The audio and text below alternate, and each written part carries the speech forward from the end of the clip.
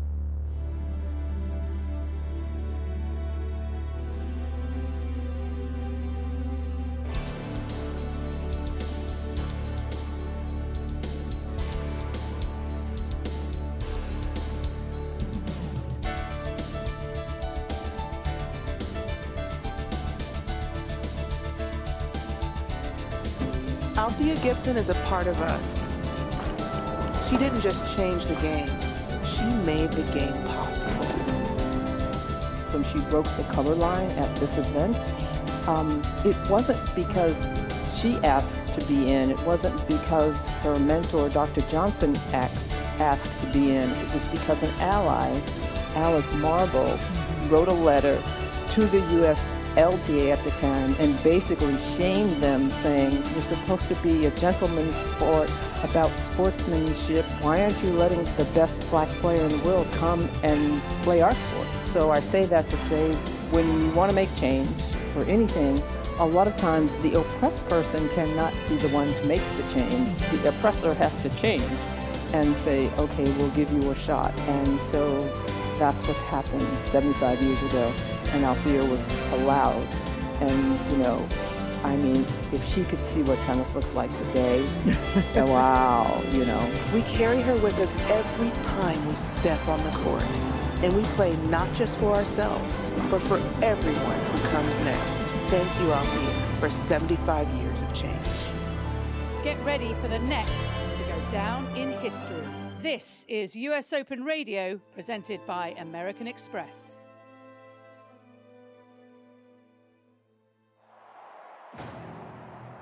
Welcome to the US Open. The dream never fades. Back in the rhythm, back in the flow. When the fans, they scream and yell my name, that definitely sparks me. The energy that I get here, I don't get it anywhere else.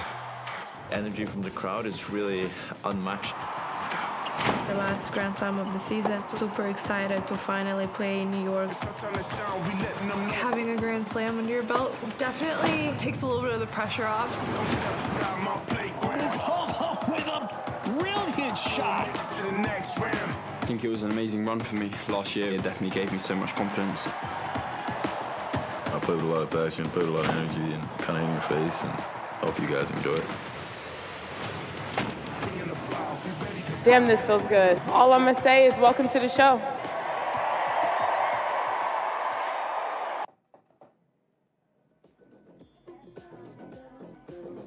The passion, the energy, the excitement is palpable here on Day 9, Labor Day Monday, 2025 U.S. Open on your airwaves. Dave Leno, Patricia He, and our entire crew, Jaime Colon on the ones and twos, Prim Saripapat around the grounds. We are inside Arthur Ashe Stadium for this round of 16 men's singles match featuring Felix Auger-Aliassime against Andrei Rublev.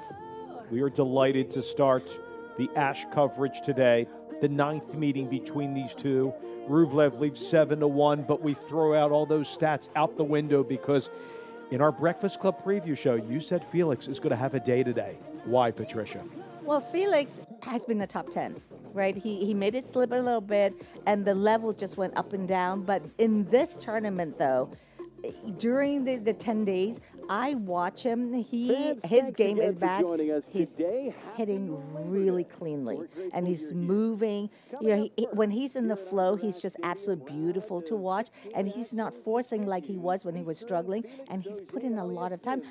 I'm not taking away time from other players. Everybody put in a lot of effort and time, but when it clicks, and it clicks at the right time, and Felix is just at a different level, and I believe he is going to win. And Rublev, as we know, wears his emotions on the sleeve, and he can go off the handle very easily. Rublev in his 4th consecutive round of 16 here. He's been to this stage.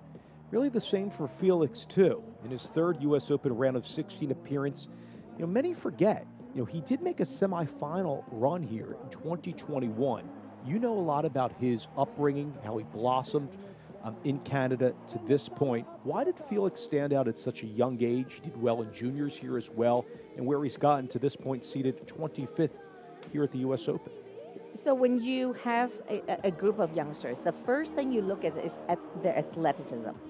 And Felix, from a very young age, you can see that there's an athlete in the making, and his fluidity on the court, which you cannot teach. You can teach impact point, you know, the basic stuff, but at the end of the day, they have this little something of the timing of their own and how they want to blossom as a player.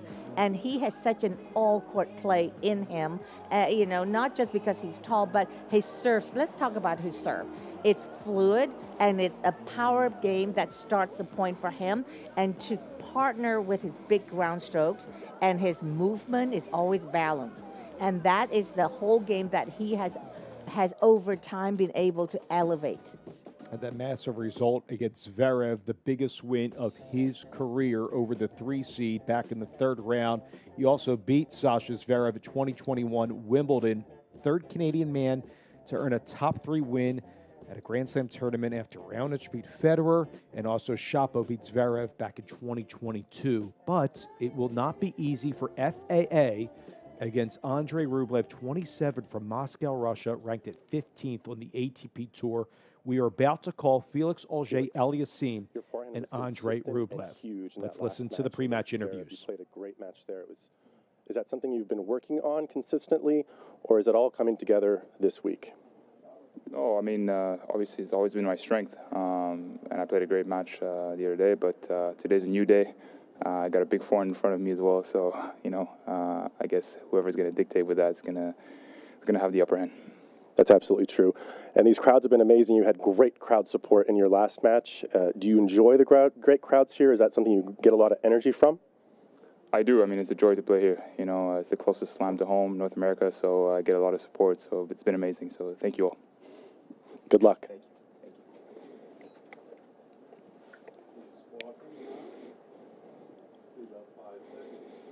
FAA speaking with Jan-Michael Gamble, and now Andrei Rublev stepping to the mic inside Ash. Andrei, Marat seems to be a fantastic addition to your team. You guys seem to have a great camaraderie. Can you talk a little bit about that? Is it good mentally, tactically? How has that been for you so far? So far, it's been so good, and I'm really grateful for him to be part in the team, and I don't know what else to say. He's helping a lot with his vision, with his opinion, in general of understanding everything, the way he sees the things. He's sharing those experiences, and it's helping me, so that's the best. Absolutely. You guys took a few extra returns on the court today. Obviously, FAA has a big serve. Has that been part of the process for your past success against Felix? No, I don't know. I didn't even, to be honest, notice because we were just warming up, and then we didn't have enough time because we were warming up too long from a baseline, and I didn't have enough time to do returns, so we took extra time. Got it. Well, good luck. All right, well done to Jan-Michael Gamble, getting ready for the 9th meeting. Here are the introductions. Please from welcome Andy the Taylor. players for today's first match. Back in the round of 16 for the first time since his semifinal run 4 years ago, Felix Auger-Aliassime. It's great to see the 25-year-old from Montreal, Canada, coming out 27th on tour, career high, number 6 in the world, 7 titles, with his Babolat bag over his right shoulder in a white kit with black shorts. U.S. Open quarterfinalist, world number 15, Andrei Rublev. Well, Patricia and I have been documenting how tough this matchup is going to be against Rublev, and it was interesting that Felix first mentioned about the forehand. Who would have the better and bigger forehand between the two? The head bag that's striped in black across the right shoulder of Rublev with that customary headband that's decked out in a light lime color here for Rublev against Felix. Going with the tactic and the stroke of the forehand today. Both players, big forehand. Who has the upper hand in your opinion there? In my opinion, I feel Felix has the more consistency of the two. Speed by speed, I think Rublev has hits a little bit harder, but he also slaps the ball. So that sometimes, when he gets under the pressure or when he gets in his own head, that side goes away. But Felix, he's very steady with his speed, with his stroke, with everything. I feel like he's the mastermind of his own game. Nothing really goes off the rail, and they just stay pretty consistent at a very good level, at a very good pace. I agree with you. The last Grand Slam quarterfinal appearance for Felix Auger-Aliassime that has to be creeping maybe in the back of his mind. 2022 Australian Open, where he lost to Daniil Medvedev there.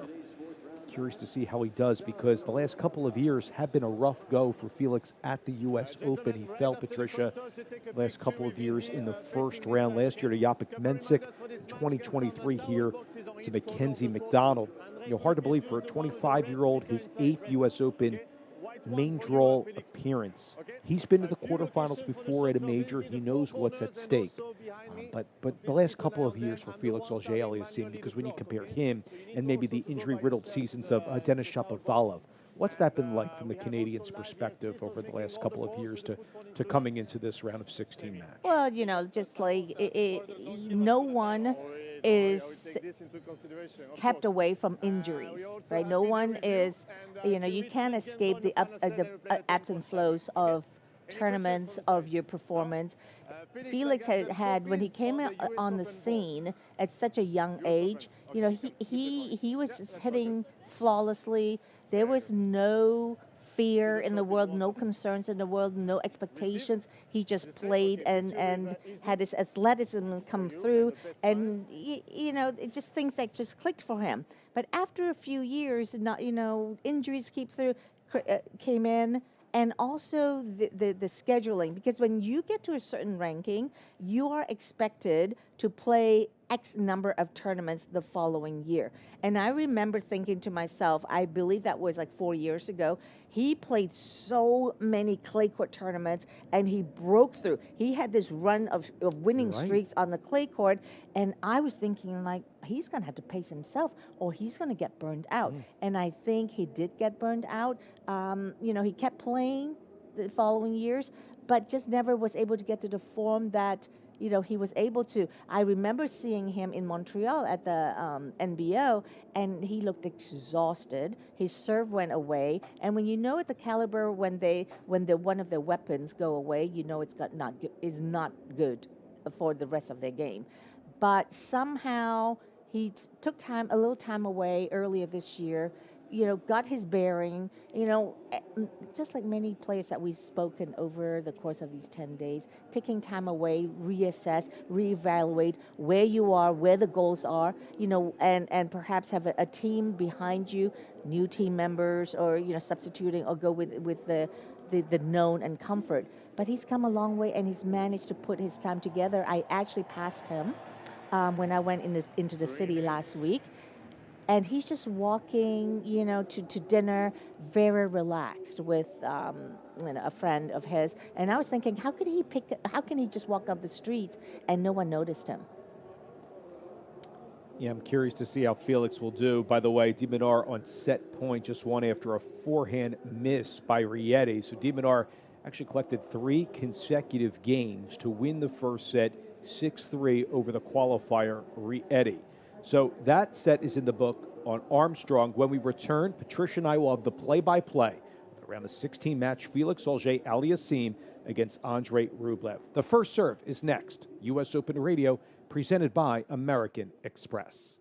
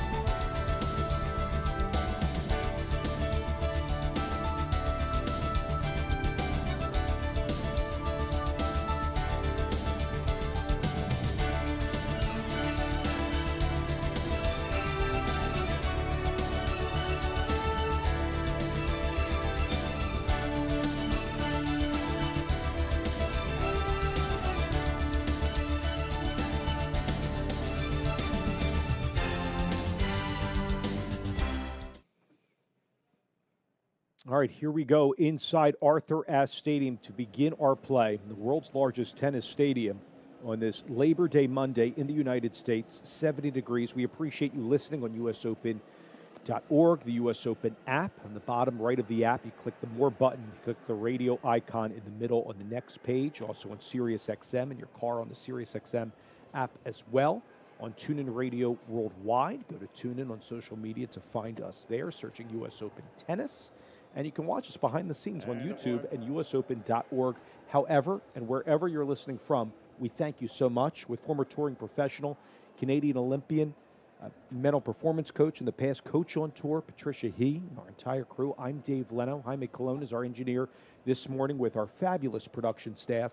This is day 9 of the 2025 U.S. Open. And again, you're about to hear Felix Auger-Aliassime tussling with Andrei Rublev. We've documented several times about Auger-Aliassime. Now, how about for Rublev? He's 27 from Moscow, Russia. In his third round of 16 appearance at a major this year. He also did so at Roland Garros in Wimbledon. And for our big zealot tennis fans that really know Rublev, often I affectionately call him Mr. Quarterfinal, because a guy that gets to the next stage. This is a round of 16, but he's used to going to the next juncture, the quarters. That kind of one Achilles heel is not getting to a semifinal. But what I'm getting at, Patricia, it's a player that's very comfortable at this stage in a tournament, especially at a major. He's so dangerous, when he is on. But really, I think what's keeping him back is those moments where he just had these outbursts, and he let those negative emotions, affect his play.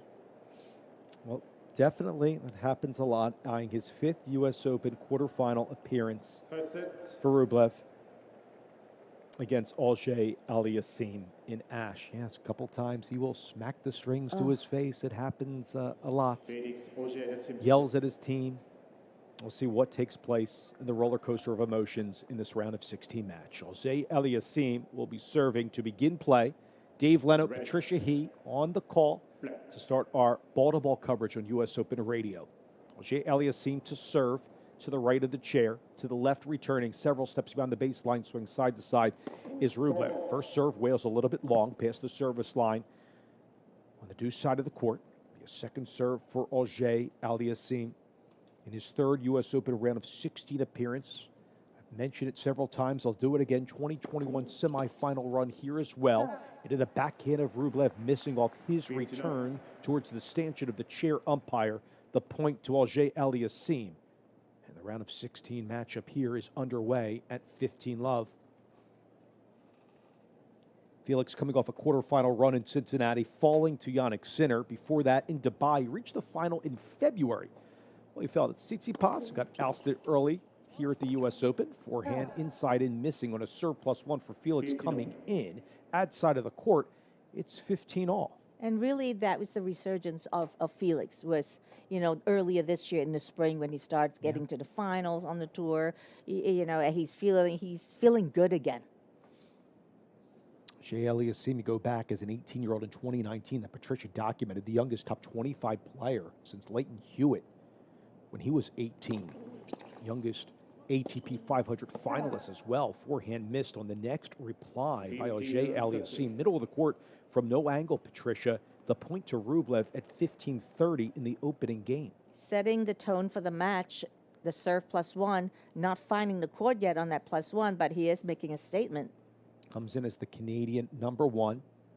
So far, we've seen a couple serve +1s from him, meaning after he serves, he trickles inside the baseline, trying to take it early and dictate. First serve powers to the backhand, flat backhand return missing by Rublev. Good at depth serve out wide, ad side by Jay Eliassime to get the point. It's 30 all.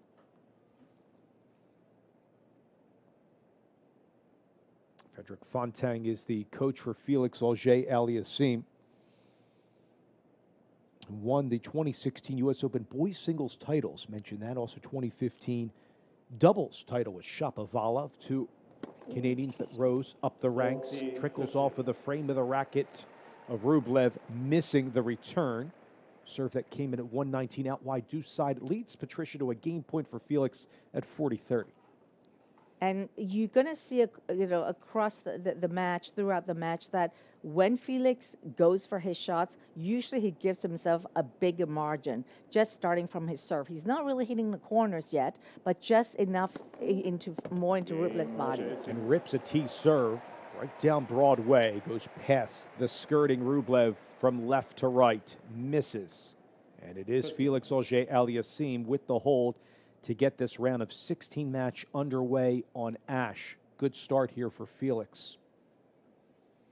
Got to remember, at 18, he beat Carlos Alcaraz in the youngest U.S. Open quarterfinal several years ago. He also advanced, Patricia documented with Felix from 2020 to 2021 the quick rise. 2021 Wimbledon and also 2021 U.S. Open, he became the youngest man to reach consecutive Grand Slam quarterfinals since Juan Martín del Potro, the 2008 U.S. Open and also 2009 Australian Open. But again, going up against what I would call the veteran presence of Andrei Rublev today. Now the two will switch ends, and Rublev will be serving for the first time in this round of 16 match. Good take back, powers into the ball, wallops into the middle of the net for Rublev in his 10th U.S. Open main draw appearance, 9th consecutive to be exact. Kicks the second serve into the backhand. Felix Auger-Aliassime is there, rips the forehand right down the middle. Forehand swipe off the slice by Rublev. Backhand up the line on the next exchange, missing from the Russian. The point to Auger-Aliassime in the second game at love 15. Felix taking the ball so early on his forehand, not only with power, but his footwork is just going around the shot. He's hit a lot of balls with his forehand from left side to right side. Rublev didn't like his toss. It came into the court, Patricia, so he'll go into his motion. Again, ball at the throat of his racket. Wide take back. Again, he rams into the ball, collides into the side of the net, opposite the chair from the ad side. Ball crew collects in unison, all on the same page. We thank the ball crew and their Ralph Lauren gear for all that they do. Forehand right down the middle, missing off the return. Auger-Aliassime, a couple inches deep towards the tee. The point to Rublev at 15 all. This is when Felix was at his best. He's doing exactly the same. He has a huge forehand, huge serve as we know it. But when he takes that forehand and takes the ball early and it comes so deep, that was when he played his best. And of course, he's going to miss some. But the level, as he gets settled, when he finds his range, this is going to be a spectacular Felix match. All right, here in the second game, 15 all. Felix did hold to get this one underway. Twists the hips, goes inside in high part of the net, misses the forehand. So we've seen a couple of forehands go deep, Patricia, from Felix with time. Ran around a backhand to the inside in forehand. The point to Rublev serving at 30-15 with Fernando Vicente All right, Safin, the coaches here for Rublev, looking on. Rublev tied 7th amongst active players in total U.S. Open wins, with Nishikori at 27 wins. Attests to his longevity. Rublev has reached 3 Grand Slam 4th rounds in a season for the 4th time in his career, starting in 2020. In the midst of 30-15, clips off the tape on the next exchange. It falls on the side of Rublev with the miss. It's 30-all. I'll go back to your description of the forehand from Felix. What are you noticing so far? Well, Felix, to start off with the forehand, he's got really good footwork. You can see that, mentality-wise, after his serve, he is going to look for that forehand, unit turn, footwork, and the spacing. He's got this, the take back is medium take back, not huge, but then his timing it, he flattens it out with a little bit like Federer, like extended arm on the impact point. That's a good description there. Big unit turn here on the return by Felix to Patricia's point. Backhand wallop, cross court into the Auger-Aliassime backhand. Felix goes right down the middle. Powerful backhand with a little topspin from Rublev. Twists the hips. Left hand rolls on top of the right. Bangs it into the backhand of Auger-Aliassime in a lengthy rally. Felix, that big unit turn. Inside out. Twists over the left shoulder. Good to Rublev with a backhand. Stretched by Auger-Aliassime. Gets into the outside service box and a backhand up the line. High part of the net by Rublev to get the point at 40-30 in the second game. How about that power toe-to-toe after 10 shots or so? And it is Rublev that was able to shift gear to take the ball that backhand a little early. Inside-out backhand. That's his signature shot. What I love watching about Rublev over the years is the deceptiveness, the quick take back from him, and how he hides, how he shadows the backhand. You think at one moment he's going to go cross, that time high part of the net, down the line for the winner. As his first serve hastens into the middle of the net off of Rublev's first serve. It's 40-30. Again, if you're just tuning in, Rublev against Auger-Aliassime. First matchup on this day 9, Labor Day Monday at the U.S. Open. He rocks back 2 feet together, powers into the court, into the forehand. Walloped right down the middle by Auger-Aliassime. Twisted the hips, inside out, off of the cross-court forehand by Rublev. And it's a backhand miss by Auger-Aliassime. The hold for Rublev on serve at 1-all. And we're going to look for if Rublev will continue to pound on Felix's backhand, because that is the side, not just height, but the pace. There's a big gap between his backhand and his forehand pace. And Rublev, as soon as he get an opening, he's going to dictate with his forehand to an inside in. Rublev has the inside in forehand to look out for, and the inside out backhand. And I'm curious on those lengthy rallies that go, 10 to 15 shots. Patricia, how does Felix hang in with Rublev? Because watching Rublev, especially here over the years, he's a guy that's going to play those long exchanges. But another serve +1, which has been a tactic very early, folks, and it's good for Auger-Aliassime. Cross-court forehand, 3/4 of the way down. 15 love. I'm okay with the serve +1 tactic. How do you see it 3 games in from Felix? And that's definitely his game. We saw he missed that forehand early on, but that you got to have to keep going, because that is his game, the serve plus the forehand, which you have seen Felix trying to cover even from the do side. He moves all the way to the ad side to hit his forehand. Clean toss, pendulums back, clocks forward, and rips a serve down the tee. Another ace for Auger-Aliassime, his second collected at 30 love. Now, you have to have very, very good footwork to be able to move from right corner to the left corner, and not to mention, after that second shot, you have to cover back to the right side. Felix is very fit, and he's got a spectacular footwork. Good toss, about 1.5 feet to 2 feet in the air, but it detonates on the first service attempt, bottom of the net. Be a second serve for Auger-Aliassime, the 25 seed, tilting with the 15 seed Rublev. Spot to the quarterfinals on the line between the two. The kick serve bellies, bottom of the net. The first double from Auger-Aliassime. The point consequently to Rublev at 30-15. And Rublev is so dangerous when you lock in cross-court with him, because of his ability to shift quickly inside the court and take the ball early, taking time away from Felix. That's something that we will continue to pay attention to. His orange Adidas sneakers just striding behind the baseline, brings both feet together, and he gallops into the ball, letting in a first serve called by the chair.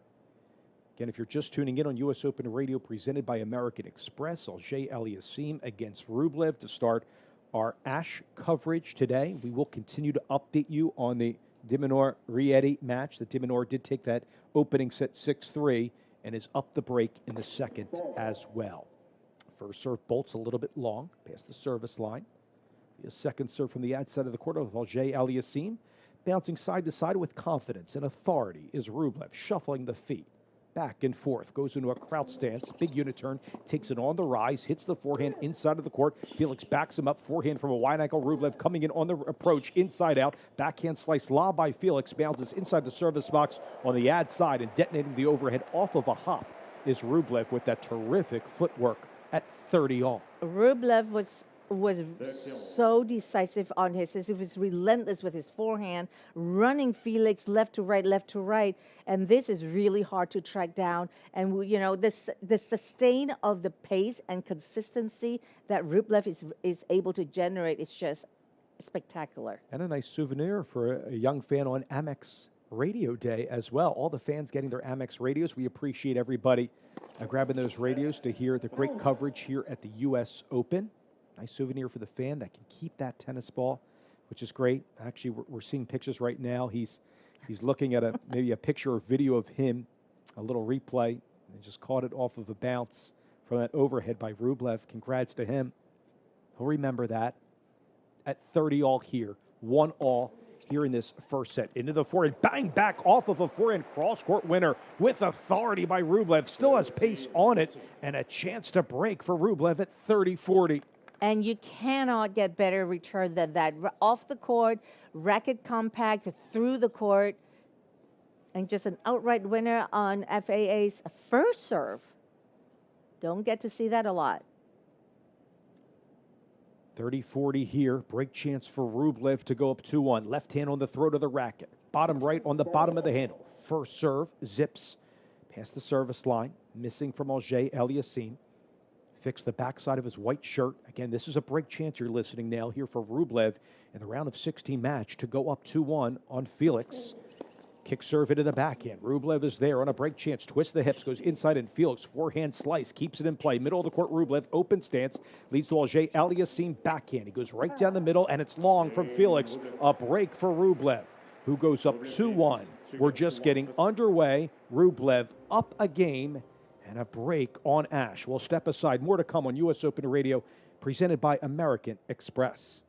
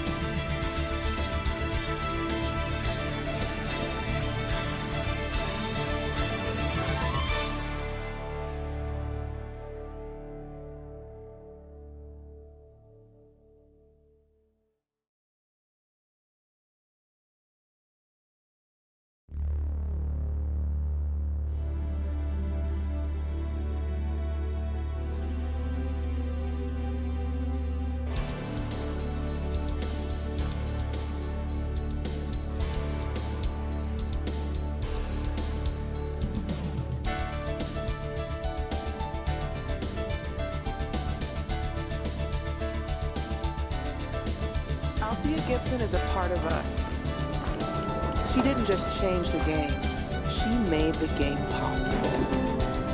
I think it's an opportunity to learn. We forget those that made this opportunity possible for everyone. So I think that is a key component to her. And also really about having the conversation around what more do we need to do to reach inclusion on an equal playing field and to reduce racial bias and discrimination and ensuring that everyone can belong. That will happen. Marissa Grimes will be leading a number of Be Open conversations throughout the remaining 2 weeks of the Open. We'll start our tribute. We begun earlier today with a nice reception with her family, with former WTA Tour and ATP African American players. We have Ann Koger here today. She's one of the first black women to play on the Virginia Slims Tour. Peachy Kellmeyer was first employee of the WTA, and she always said to me, Stace, history is our future. And it is so critically important that we do not forget where we came from and those that helped us get here today. So today is just the beginning of a 2-week tribute to Althea and to continue the conversation around how we achieve equality. Get ready for the next to go down in history. This is US Open Radio, presented by American Express. We continue to tell the story of Althea Gibson breaking the color barrier 75 years ago, 1950 U.S. Nationals at Forest Hills. Trailblazer, no question, across sport and life. Dave Leno, Patricia He, and our entire crew. We're picking up the fourth game now, Patricia. What have you seen from Rublev in the fourth game, up 40-15, trying to consolidate the break there on Felix a moment ago? That last game when Felix was serving, you could see Rublev really picked up his power game. He just stepped inside the court and started using his forehand relentlessly, dictating point and going after Felix. And that backhand of Felix right now, it is a liability. He's pulling up on the shot, not really hitting with the type of conviction he needs to. That little bit of lack of pace actually allows Rublev to run around his backhand and dictate with his forehand. And Felix really needs to step in behind that backhand. Does he need to rip the backhand a little bit more, put a little bit more step pop on that? Yeah, he's going to have to step in and hit through it. And, his forehand, he hits it with convincingly with the racket speed, with extension of his arm. But the backhand, he pulls up. Rublev with a game point backhand slice return by Felix on the stretch, leads to a serve +1 for Rublev, consolidates the break, and he's up 3-1. Dealt out wide, adds serve. Nails that point with the forehand winner up the line. Again, Rublev up 3-1 over Auger Aliassime, first set. I agree with the footwork also you were explaining by Rublev. And if you give a player in Andre Rublev time to run around the backhand, wallop a forehand, or on the opposite wing, we've seen him be very effective in his career.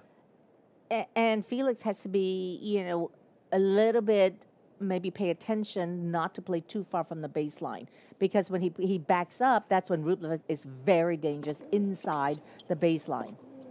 First serve goes into the backhand of Rublev. Auger Aliassime twists the hips, goes inside in. Rublev fights off, kind of flails it, and leads to a forehand winner, spring up the line from Auger Aliassime. Now, I like that play by Auger Aliassime, taking advantage coming into the court into no man's land. It's 15-love, but he's down the break 1-3 in the opening set. And you see Rublev mimicking his backhand. He knows that he needs to keep swinging on the backhand too and not let Felix dictate from that forehand side. So they are preventing each other really from the same game style, that backhand and then taking charge with the forehand. First serve is good in the backhand of Rublev, goes up the wing. Here is Felix on the run with the pass. Felix on the run and sideswipes his racket down the line. Well done by Auger Aliassime into the deuce side service box. Rublev moves so fast, transitioning in that short ball from Felix, and hit actually a really good approach shot that actually hit the line, but Felix's short cross-court passing was just a bit too good. Yeah, and you mentioned how well of a mover Felix Auger Aliassime is. 20 minutes in, you're listening to Auger Aliassime down the break 1-3. As the first serve scoots into the doubles alley, deuce side. First serve came in at 1:15. Auger Aliassime against Rublev for a spot to the quarterfinals against either de Minaur or Rieti. Backhand return missing. Inside in Rublev. Chance for a love hold for Auger Aliassime to make it 2-3. He's up 40-love in the game. Body second serve is so effective when you have an opponent who is looking to punish that second serve. They're looking to stretch out wide, but the last few times we've seen Felix just going straight in the body and got some errors from Rublev. First serve bolts a little bit long here, Patricia. So maybe a second serve for Auger Aliassime, who's won 2 of 5 second serve points. A few bounces the ball, goes back, trophy pose, collides into it, and it's a forehand ripped up the line off the return winner from Andrei Rublev at 40-15. Such a dangerous side. He was expecting a body serve from the second serve, and just no question about it, and just ripped it. That's the Rublev game. You know, he never second guesses himself. He sets up and just go for broke. And he goes for it. Yep, I'm right there with you. At 40-15, Auger Aliassime trying to make it 2-3. Scurries into the forehand and shanked and missed centrally by Rublev. So Auger Aliassime gets back on the board. He is down the break 3-2 to Rublev. We'll step aside. We'll continue this round of 16 match when we return on U.S. Open Radio, presented by American Express.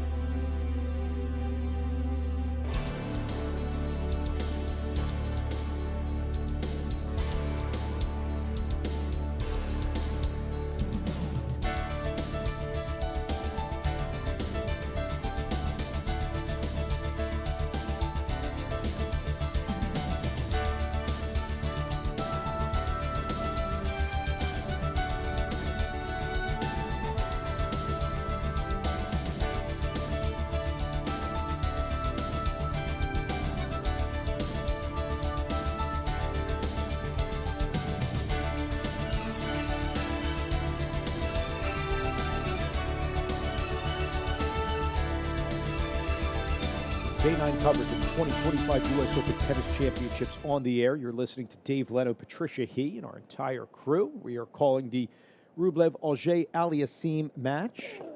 Inside Ash, it is Rublev up 3-2. If you're just tuning in, goes behind Felix, who puts a white cap on because the sun is glistening on the side of Auger Aliassime. That's to the left of the chair. Shaded side is to the right where Rublev is serving. Again, Rublev up the break 3-2. He is serving here in the 6-game opening set.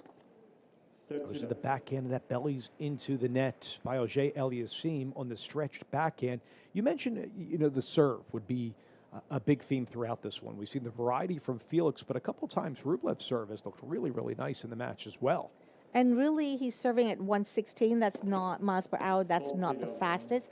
But somehow Felix is not reading the serve. And Rublev's been serving, due side wide or backhand wide, just really stretching Felix off to the side.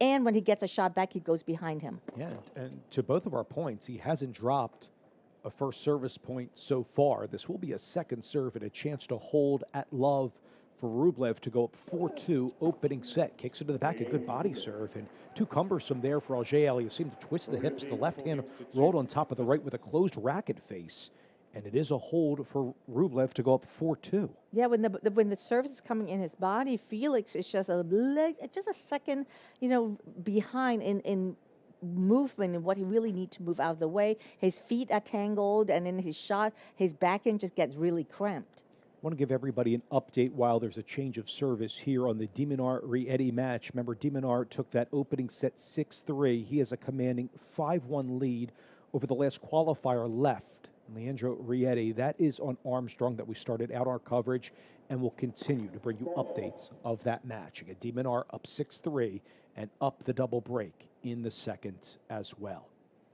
Again, here on Ash, it's Dave Leno, Patricia He, our entire crew. Back to the Auger Aliassime service. He is down 2-4. Trickles into the forehand of Rublev off of a hop. The left foot was up, the right foot down. As a result, Rublev misses. Point to Auger Aliassime from his serve at 15-love. And Rublev is very composed so far, Dave, as we know that he has a tendency to be on the other side. Wipes a little perspiration off of his right hand from the back side. Pulls up the sleeves. Rublev, this is him returning. Backhand stretch return leads to a serve +1 forehand by Auger-Aliassime. And too much mustard on that. Unable to handle it is Rublev up the line. Felix did just enough off the approach, even though he went right at Andre, the point to FAA at 30-love. Again, he's down 2-4 in the set. Rublev is so strong on that forehand side when he has to move with that big open stance, stabilize his feet, and let the top, do the talking. Checks the tension from his strings. Rublev at a crouch stance. He has the big unit turn here. Patricia bangs the forehand, gets Felix out wide on the stretch, and misses the forehand slice on the run. I mentioned a lot about he crouches down the footwork. What impresses you about the returns of Rublev? Because to me, he sees the ball so early and effectively, Patricia. Well, with return, you're absolutely right. Right now, he's seeing the serve coming from Felix racket really, really well. As we saw that last one, he gets pushed to the forehand outside, one cross step over, but the top stay is so stabilized that allows him to swing through the racket, through the ball very simply. Small unit turn, one step across, and extend your arm. Yeah, and a 3 really steps. Compact, swift impact points. Love it, Patricia. Here at 30-15, second serve, kicks into the backhand, left shoulder high. Rublev is there, into the backhand of Auger-Aliassime. Twist the hips, goes over the low part of the net. Into the Rublev backhand as well. Auger-Aliassime sees a forehand miss on the next reply by Rublev. And that means Auger-Aliassime has opportunities here to get the game at 40-15. Make it 3-4. And Dave, pre-match interview, it was noted that Rublev was taking extra returns during his warm-up, pre-match warm-up. Yep. He was doing extra returns. He knows that's the part that if he can deflect, if he can make Felix hit another ball from his serve, he'll have a good chance. Backhand return stretch miss by Rublev. It is a hold for Auger-Aliassime. So he gets his third game. However, Rublev is up the break, 4-3 in this round of 16 match. And we'll continue right after these words on U.S. Open Radio, presented by American Express.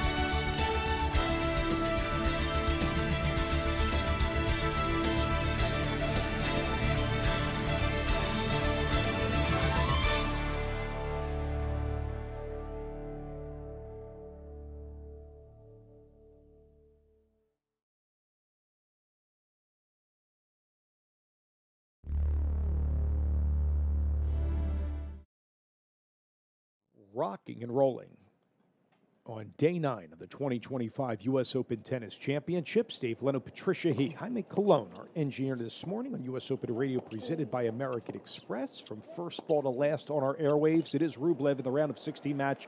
Up the break, 4-3 on Auger-Aliassime. Twists the hips inside and forehand off of the frame of the racket of Rublev. And the first point of this 8th game opening set to Auger-Aliassime at love 15. And so far, Patricia, 8th game of the set, as I mentioned. What's been your temperament of this match to this point? You know what it really comes down to? It's interesting that in the pre-match preview, where Rublev was practicing a lot more on the returns, because he knows if he can make Felix hit another ball from the service position, that he will have a chance. And you and I talked about how compact Rublev is on his returns. That is something that I is not mentioned enough is his returns. If you watch him technically, he's just a few feet behind the baseline. As the serve comes his way, he makes that split unit turn, but he doesn't take his racket back. It's very small, and then with a full extension on the shot, that allows the ball goes back a lot quicker. Contrast to Felix's return. Felix is a lot further back, which is kind of strange because Rublev doesn't serve as hard as Felix does. Right, but there's a forehand return winner just sliding past the baseline there to the left of Rublev, outside of the court, and chances now to break at love for Auger-Aliassime. Oh, the crowd loves that in Ash. They sense it here for Felix to get the break back and to get it back on serve in this round of 16 match. First serve, rams into the forehand. Auger-Aliassime is there on a break chance. Backhand, barrels into the backhand of Rublev. There, outside of the court, backhand Auger-Aliassime for an inside out. Into the backhand of Auger-Aliassime. Twists the hips, goes inside in off the forehand. Backhand missing by Rublev. The break back for the Canadian. 4-all opening set. Wow. At love. And now Rublev was winning his serve quite comfortably until now. It is the difference of all of a sudden Felix is locking in on the returns. And there, whereas we saw that he was having trouble even identify which side that the serve is coming at. And again, important distinction that Patricia just documented. Broken at love there was Rublev. Back to Auger-Aliassime, who takes a breath, a confident stare at his opponent. And this fantastic crowd on day 9 of the U.S. Open, Labor Day Monday, wherever you're listening, we thank you so much. 4-all here, forehand swipe good. Off the return from Rublev. Coming in, Auger-Aliassime slips into the service box on the ad side, but it's a backhand missed by Rublev. Hopefully Felix is okay at 15 love off of FAA service. He came in so quickly, actually slipped. Okay, so on the slide, right? Yeah, he slipped the shoe. Yeah, he lost his balance with at the net, landed kind of like on his left hand. He slid with an open stance, and the left shoe kind of got caught on the hard court. Then he fell, but seems to be okay. First serve, barrel, side of the net, opposite chair. Again, Auger-Aliassime took that point coming in. 33 minutes in, if you're just tuning into this round of 16 match, Auger-Aliassime just broke at 4-all to Rublev. Into the back end of Rublev, that scurries middle of the net. And that was in his wheelhouse, belt high by Rublev. So we've seen some misses off returns. Last couple of instances from Rublev, it's 30 love for Auger-Aliassime. And a spectacular timing, just as I was saying, how his returns were just spot on.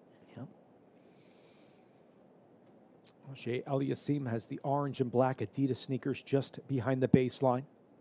Quality toss here, powers back, pendulums into the ball, into the backhand, shoulder high, and that's what I said a moment ago. Missed returns from Rublev, that's another one, and a chance here. He's won 7 straight points, Auger-Aliassime, from the last game, breaking at love. He's up 40 love now. And all of a sudden we see that dip of ground stroke. He's making errors, not just from the returns, from the ground strokes. This is going to be interesting to see. We mentioned the emotional control that Rublev sometimes loses. Wide take back, behind his back, right hip extends and barrels an ace down the tee. Auger-Aliassime on serve and goes up 5-4 with much more confidence in the latter stages of the first stanza. We'll step aside. More to come on U.S. Open Radio, presented by American Express.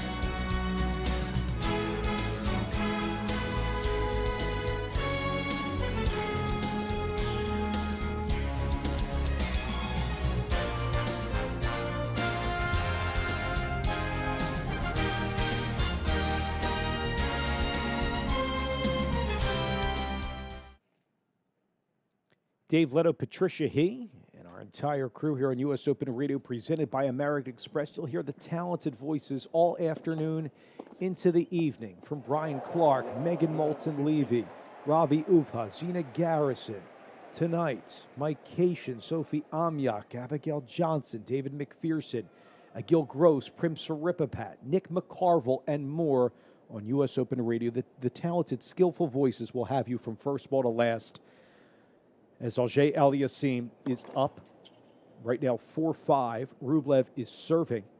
It's been Alger Aliassime. In the recent point series, won 3 consecutive games. It's love 15. Alger Aliassime with a backhand return into the short backhand reply by Rublev. Inside in for it. Alger Aliassime with the one hop there, and he can't get the half volley. Shoestring high. Rublev does just enough to go low, Patricia, at 15 all in the 10th game.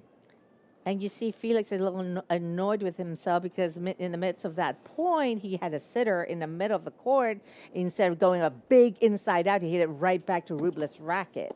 Powers into the forehand. Alger Aliassime on the stretch. Backhand right down the middle. Alger Aliassime gets there. He scurries to his left with a backhand cross court. Sliding there to his left. Backhand by Rublev. Has the stretch backhand with the next reply. Bottom of the net. Alger Aliassime goes inside out from no angle, middle of the court. That was a beautiful approach. And now it's 15-30. So much confidence from that backhand, beautifully struck deep in the corner to Rublev's backhand, and ended up with another shot inside the court around the service line.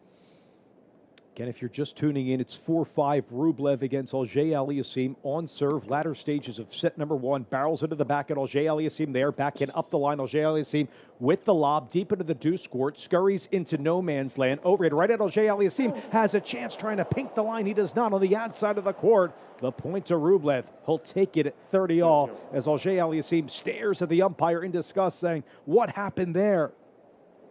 Oh.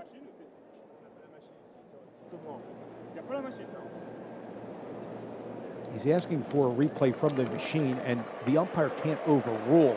Felix thought that one maybe was long off of a Rublev shot, and it's 30 all now, Patricia. 4-5 Rublev serving to Alger Aliassime. Oh, he thought the Rublev shot was long. I think that's what he thought first before he just hit that next attempt that was well wide.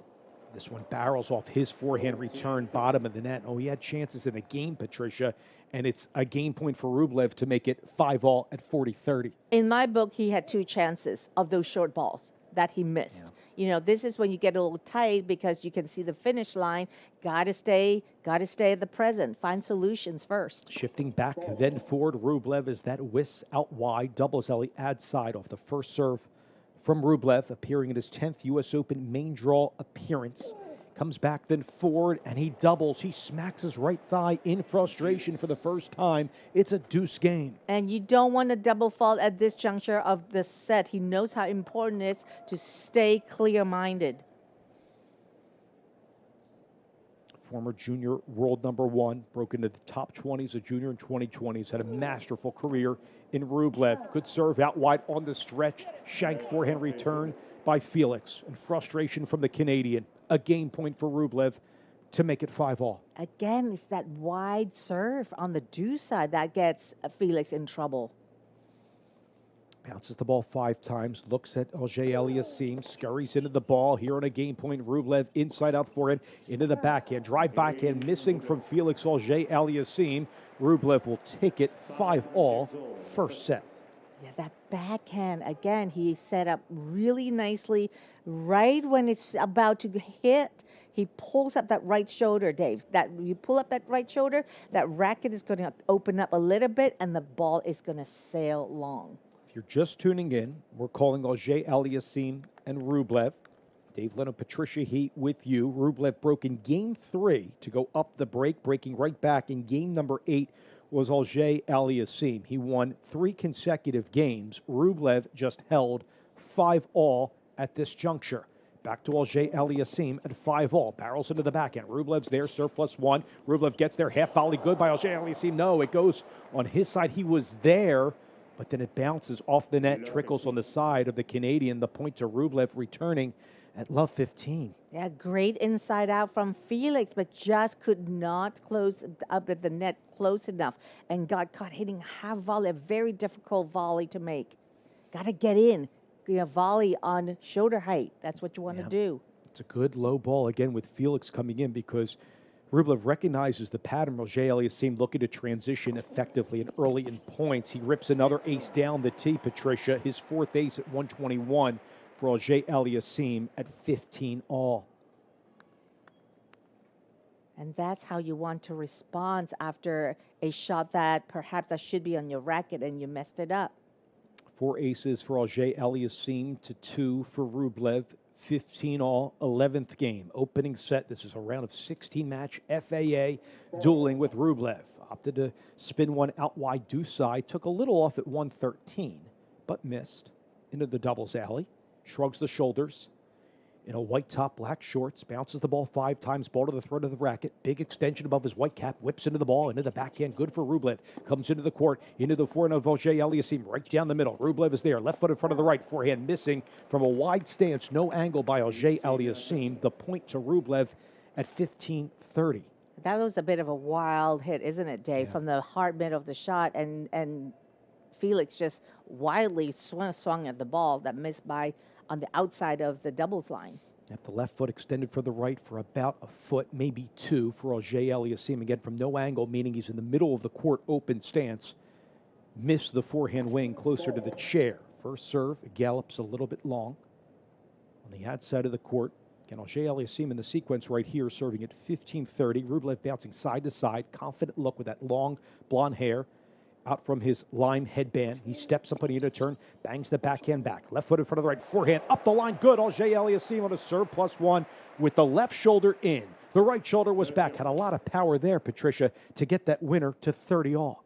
Felix was ready for that hard power return back up the middle. Much better footwork this time. Got around it and able to extend his arm into an open court, cross court. Yeah, he made that arduous shot over the high part of the net so easy, Roger Aliassime. And here's a pivotal moment. We talk about it a lot, Patricia, at the U.S. Open. 30 all games, 5 all, first set.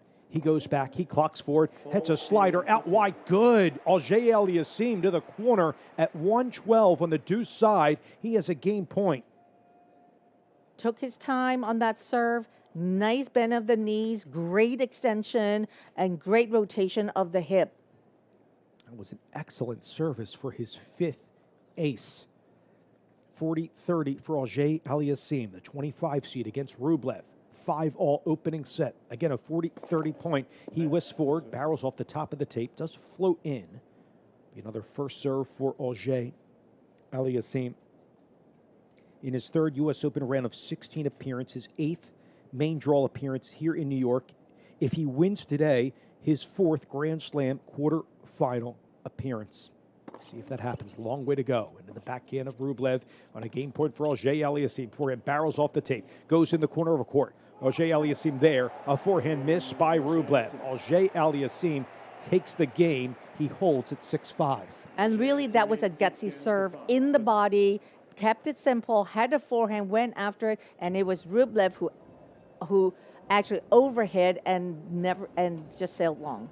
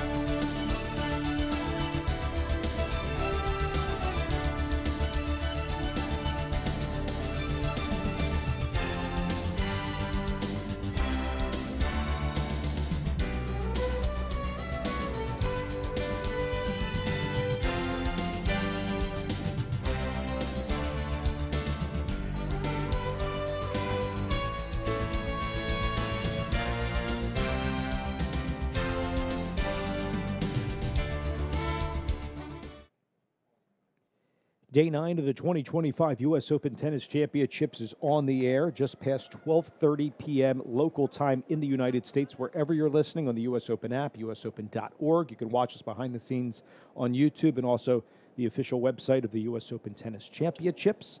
Also can be heard on the radio on Sirius XM, in the car, also on the Sirius XM app, and tune in as well. Patricia, can't believe it's already Labor Day here in the United States. What a match we're starting out our coverage on. Ash Rublev, 5-6, up 15-love against Auger Aliassime. And so far, Felix breaking back in that 8th game, and we're on serve really at the summit of this set. He won like 10 points in a row, right. didn't he? After that, but then Rublev, to credit to him, he's staying in, he's staying calm, and trying to just use his power to hit through Felix. But Felix doing a really good job countering those hard shots. In fact, he's the one that pulls the trigger first now. Left hand's on top of the right for Auger Aliassime, picking up this 12th game at 15-all. Barrels a backhand to the forehand of Rublev. Backhand good. Auger Aliassime gets Rublev on the ad side of the court, and he misses a slice backhand. Good ball on the run on that approach by Auger Aliassime at 15-30 now. Moves so quickly to that backhand through his entire body. Quick transition to the net, and that transition was what's affecting Rublev's passing shot. Took his eye off the ball. Again, Rublev serving at 5-6. Auger Aliassime now is 2 points away from capturing this first set. This belly's off the top of the tape, goes out of play in the doubles alley to the right of the chair umpire stanchion. Auger Aliassime adjusts his black shorts. His left hand's on top of the right. He is returning here, 15-30. Big point. Auger Aliassime with the forehand. Stab back by Rublev. Forehand up the line. Good on the approach by Auger Aliassime. And it's a couple of set points at 15-40. A much better return from Felix. Inside the court, short take back. Took the return early. Down the line, and Rublev had to scramble, and just enough to get the ball over the net. Easy put away from Felix.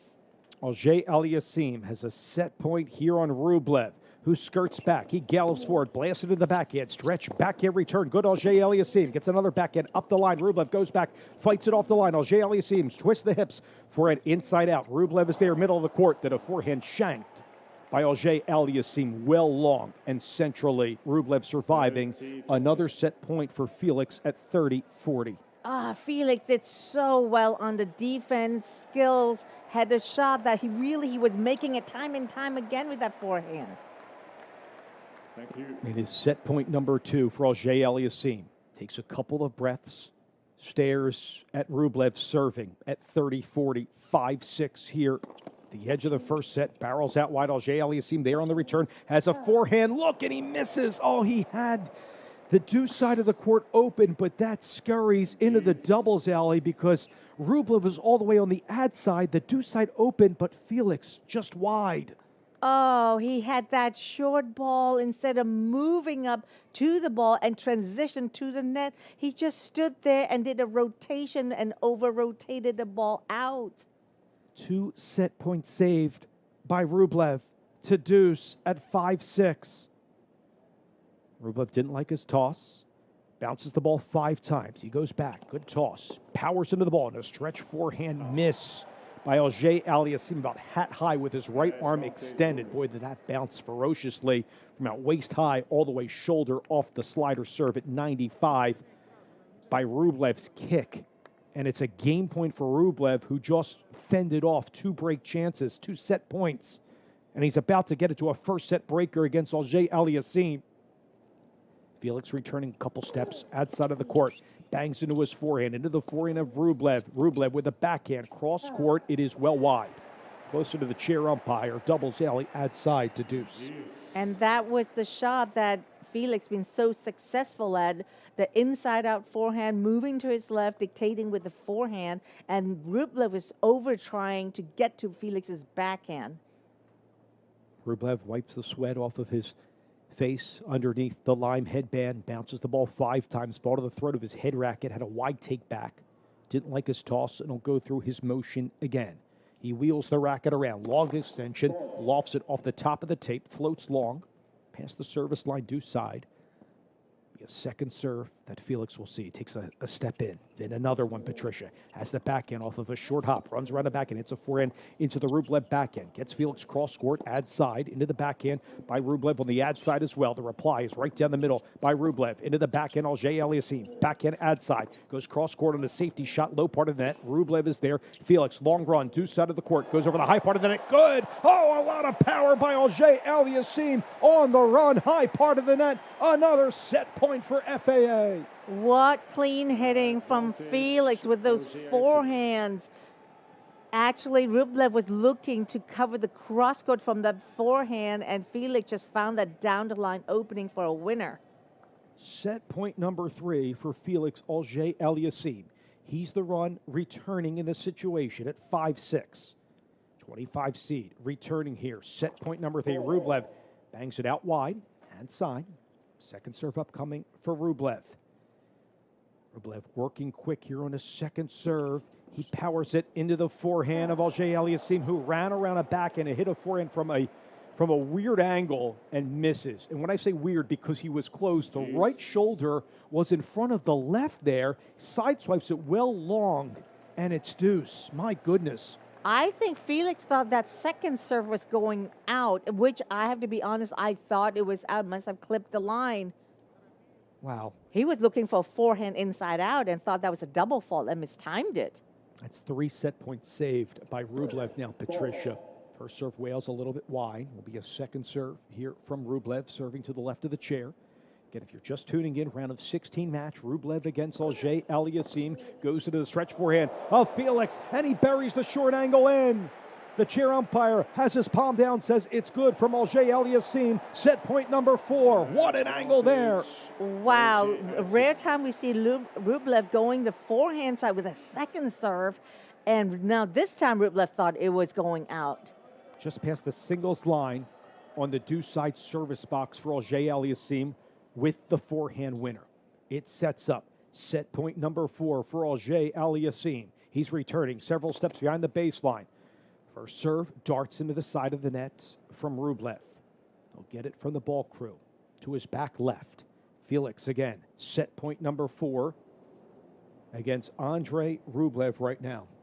Rublev goes back, brings both feet together. He wallops into the backhand of Auger-Aliassime on set point number 4. Rublev backhand right down the middle. Auger-Aliassime backhand, low part of the net into the Rublev backhand. Auger-Aliassime wide angle, outside Rublev there.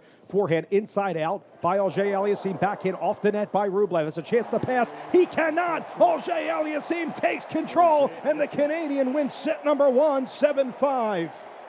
What a great adjustment from Felix on that ball. It clipped the net and came over that he had to quickly change his grip from a western to an eastern and just sliced it deep into the corner to Rublev's backhand. And Rublev just could not find a passing shot. A colossal finish to the first set for Felix Auger-Aliassime, who takes 4 of the final 5 games, and now we see Andrei Rublev going off the court. When we return, we'll update you on the matchup also on Armstrong and continue this call of Auger-Aliassime up on Rublev. This is U.S. Open Radio presented by American Express.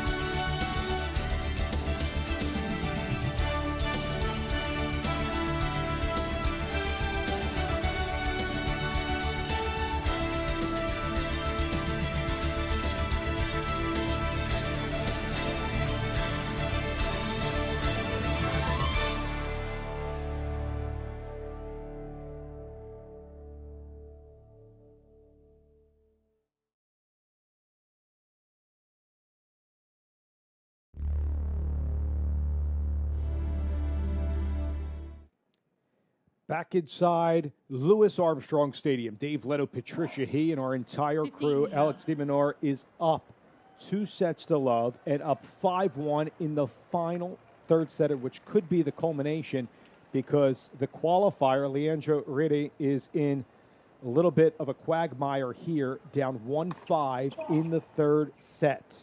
Again, he fell in the first 2 sets, 3-6, 2-6.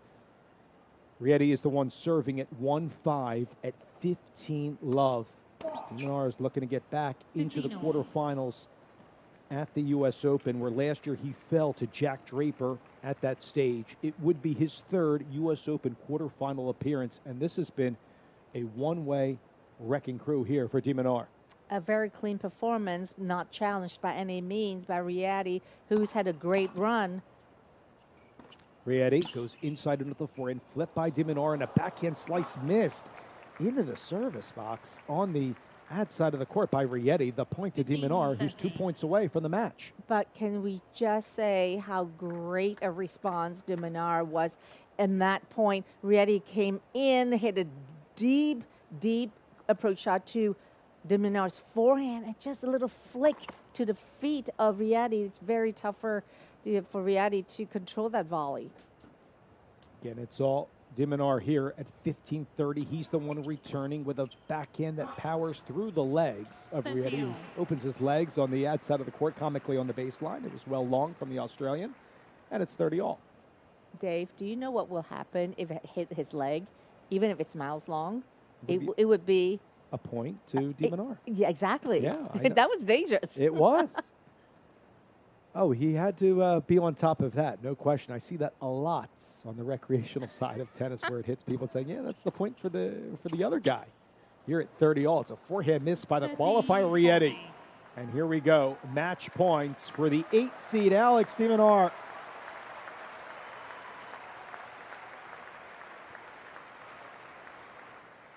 He has been terrific. Trying to punch our first guy into a quarterfinal. This is a backhand stretched return. First serve a little bit long from Rieti. de Minaur sways side to side. It is a double fault to end the match. Alex de Minaur in back-to-back U.S. Opens is into the quarterfinals. He wins routinely 6-3, 6-2, 6-1 over the qualifier, Leandro Rieti.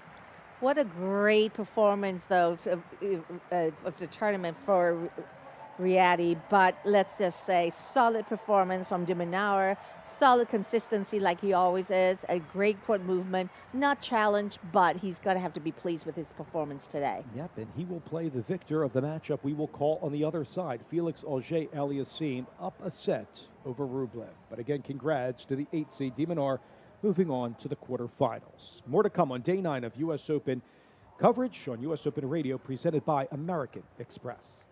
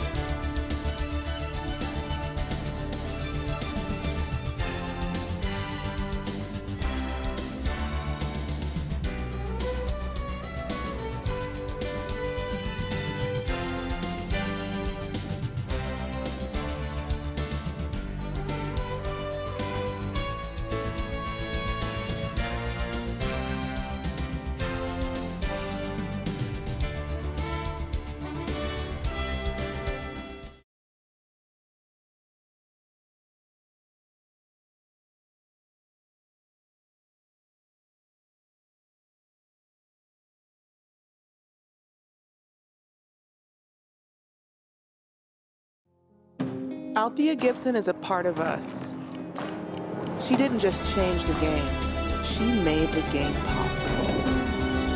Althea was my very first shero, and I was about 12 or 13 when I got to see her play at the Los Angeles Tennis Club. She's the one that told me if you can see it, you can be it. She didn't tell me, she told me by her actions, because she was #1 in the world. She was just so great. And of course, then I'm a history buff, so I knew all about her. And a lot of people don't know, but she was the first person of color ever to play on the LPGA as well. I had the privilege of knowing her the rest of her life after I met her. And then I used to sleep with her book. I always wanted to be somebody. She wrote that in 1958. And she was a great person, great champion. Also went through a lot being the first. I always appreciated her, but I stayed in touch with her and knew her. I don't think Althea Gibson's appreciated enough. And the reason for that is they keep forgetting that without Althea, there wouldn't have been Arthur Ashe. Because the great thing about tennis is we have men and women in our sport. I really think people should think about what Althea did for us in 1950 by being the first black ever to play, in the U.S. Nationals, which is now the U.S. Open. And she also was the first black ever to win a major, the French in 1956. And also the Queen gave her the plate at Wimbledon, which doesn't happen very often. What she did for so many of us, and such a shero to me, a hero. I think I'm really one of the lucky ones because I actually knew her. She was in my life until she died. Get ready for the next to go down in history. This is US Open Radio, presented by American Express. This is where barrier breakers meet dream chasers. What an incredible story at this U.S. Open. And the OGs meet the next to be. The greatest of all time turns back the clock and is moving on. Where the stars, under these lights, meet a whole new electricity. I'm loving this crowd, and this is where tradition meets trendy. And every moment, history. The U.S. Open, spectacular awaits.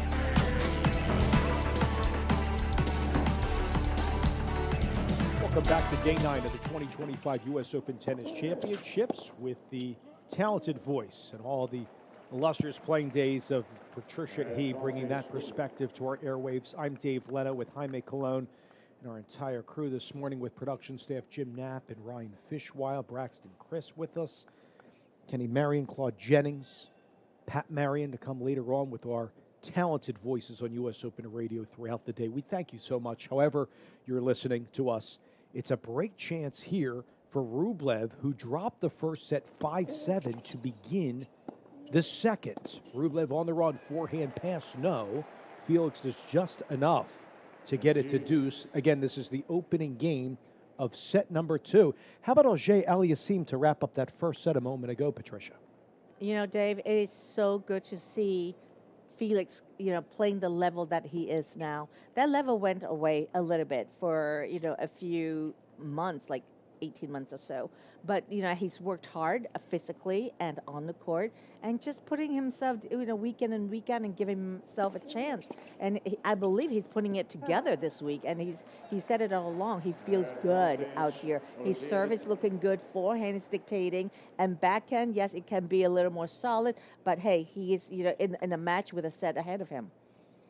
No doubt. He has won nearly 80% of his first service points. Patricia and I documented how much the serve would be meaningful and maybe a difference maker between the two. And we heard from Felix in the pre-match interviews how much the forehand would be dealing as well. He has 9 forehand winners to 6 for Andrei Rublev.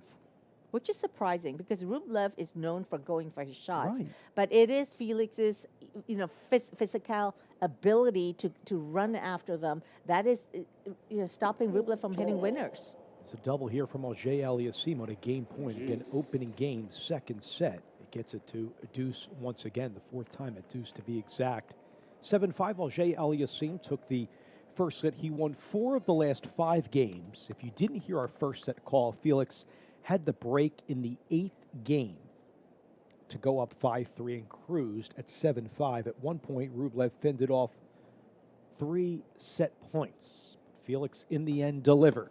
Deuce game, powers into the side of the net, close to the chair umpire. Ball crew collects in the Ralph Lauren gear. And this great crowd on hand here in New York on Labor Day Monday. Hopefully everybody's enjoying this extended holiday weekend in the United States or wherever you're listening from around the world here. Forehand, inside in by Auger-Aliassime. Meeting it as a backhand about shoulder high by Rublev. quick unit turn, thrashing hit here by Felix Auger-Aliassime. Backhand exchange into the backhand of Rublev. Ad side of the court. Backhand low part of the net. Bounces into no man's land. Ad side for Felix. Goes right down the middle. Rublev with a forehand cross. Then a backhand down the line. Stabbing the forehand slice. Auger-Aliassime bangs off the net. Forehand inside in. As a result, Auger-Aliassime read it perfectly after the bounce off the twine. Gets the winner for a game point. And both players are relentless on their shots, going after each other. I love the way that Felix moves with those middle balls with a close stance. A lot of players are hitting with open stance when the ball comes fast at them. And this is the quick footwork we've been talking about all morning. Quickly rotate and have his close stance and able to counter those hard shots back. And when he has to move to the left side, just had a nice space on his racket, let the extension happen for him. I love that breakdown with the close stance forehand by Felix Auger-Aliassime. Has a game point, and consequently to your theme, Patricia, it's a backhand missed from a close stance wing of Auger-Aliassime. The error by Rublev, and Felix takes the first game with a hold at 1-love in the second. And Felix is not being outpowered. He's not getting intimidated with the power that Rublev has shown his opponents that he's able to hit winners on them. Felix is standing toe-to-toe with that power and shifting to take the ball to hitting outright winners on both ends, both forehand and backhand. If you're just joining us, Dave Leno, Patricia He with you. You heard a moment ago on U.S. Open Radio, Alex de Minaur cruising to his 6th Grand Slam quarterfinal appearance in his career. He beat the qualifier, Leandro Rietti. And I just want to congratulate the Swiss as well, coming from qualies, the last guy to be here in the round of 16, falling today, but still quite the accomplishment. As we said, a guy that was ranked, outside the top 400, and he's going to go inside the top 200 now? Around 160, and no small feat, coming through the qualifying. As we know, players in the initial cutoff, just so to put it into perspective, was 98 in the main draw. So if you're ranked 99, you're playing in the qualifying. That is tour level players having to play qualifying. That is something. But keep an eye on that name, Rietti, as it goes into the end of this year. And in right to qualifying for Australia as well, correct? What's that? For qualifying for Australia for Rietti. Listen, there's still many months to play. So it just, he is guaranteed, at least in the qualifying right now of the Australian Open. But if he has a nice stretch for the next, I would say 4 or 5 tournaments, he could be looking at main draw, depending on how he does. Okay, important distinction. Great stuff. 15-love here for Rublev. He is down love 1 in the second set. Remember, he fell 5-7. Set number 1. He misses the forehand again. Open stance by Rublev. Patricia, a lot of open stance forehand misses by Rublev today so far. 15-all. Well, forehand open stance is the norm now. It is Felix's penetration of the shots that is not giving Rublev the luxury of hitting winners on him.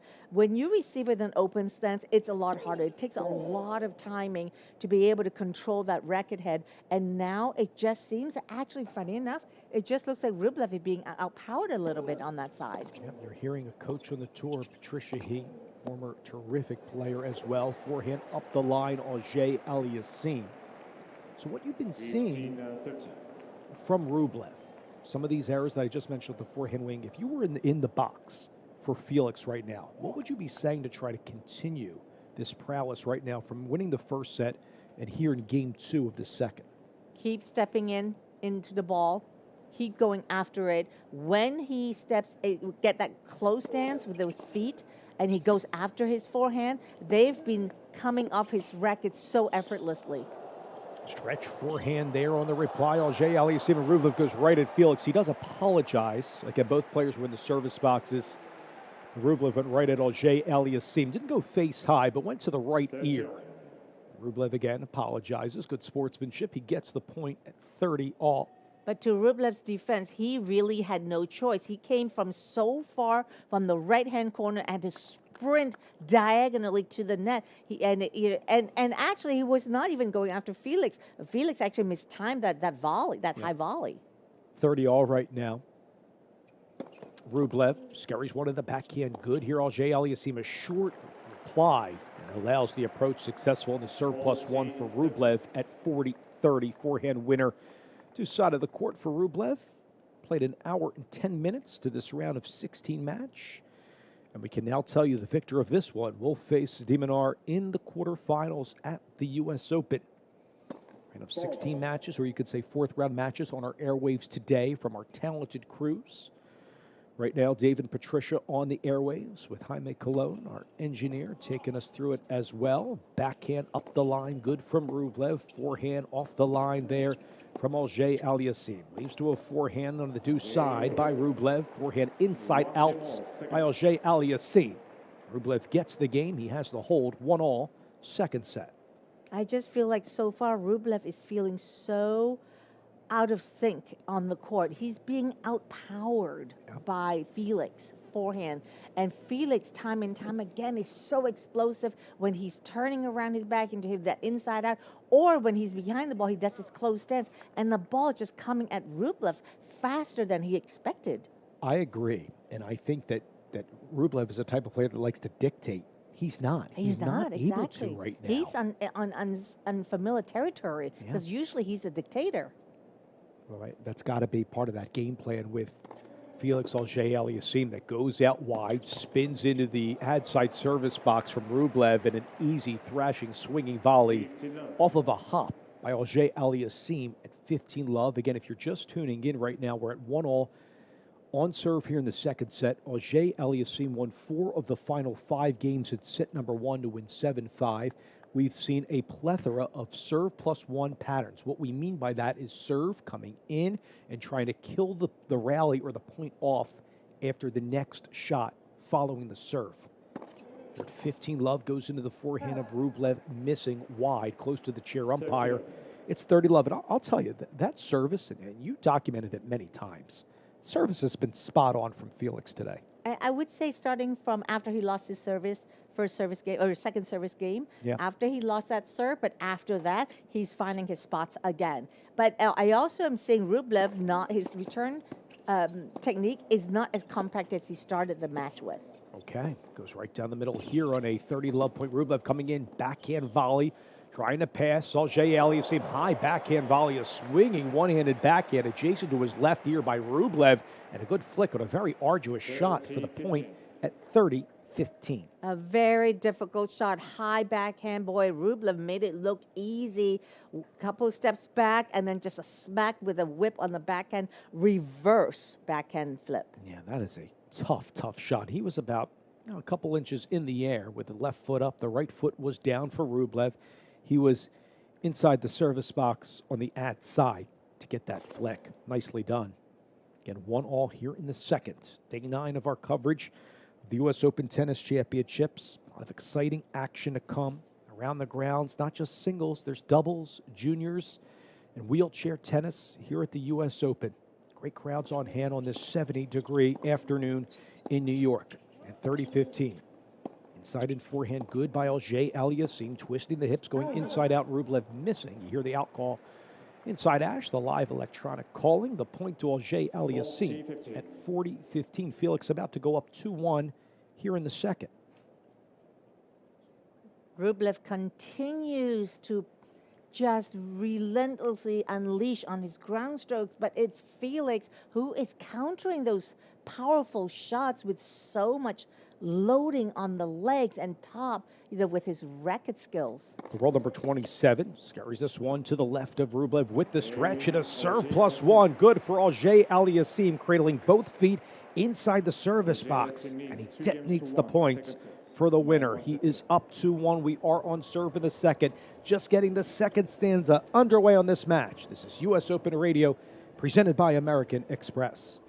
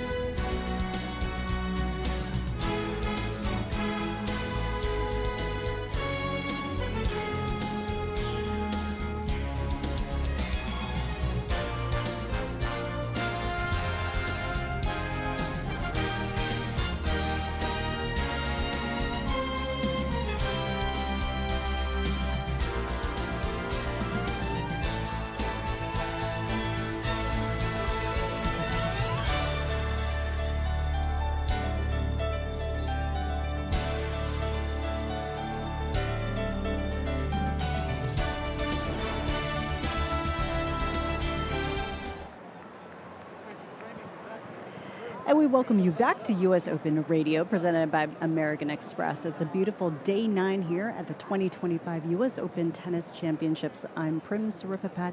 We're live here at Arthur Ashe Stadium as the 15th seed Andrei Rublev takes on FAA Felix Auger-Aliassime. This place is completely packed. Dave Leto, Patricia He back inside the studio. And Dave and Patricia, this is obviously a very good one. Now, Rublev, as you probably discussed before, he leads this series with a commanding 7-1 lead over FAA, but I would say the X factor has kind of been FAA's proven play, especially this year, kind of finding the form that mimicked his 2022 run, where he was able to reach a career high ranking, number 6 in the world. He's got a couple of top 5 wins so far, coming off that Alex Zverev upset. And one thing that I'm really noticing is his ability to just hug the baseline. He's really being the attacker today versus Rublev, picking the balls up on the rise, squeezing the court. And Patricia, I'm not sure if you're noticing this, but it almost seems as though Rublev is just constantly on his heels. Yeah, that's unfamiliar territory, isn't it, for Rublev? Because he's usually the one that's dictating points. And what I've noticed, and I'll be curious from on court side, they are relentlessly going after each other with those heavy, powerful ground strokes. How is that sounding on court side? It sounds loud. It sounds magnificent. I'm sure everybody here sitting in the stands is wishing they could hit the ball like they do, as cleanly and as crisply. Of course, you know that feeling, Patricia, and I'm sure Dave does too, considering. Sometimes. A lot of unforced errors in my territory. Yeah, same. You know what I'm a little surprised, though, at this point? I'm expecting Rublev to be showing more emotions. But so far, he's like keeping it under control.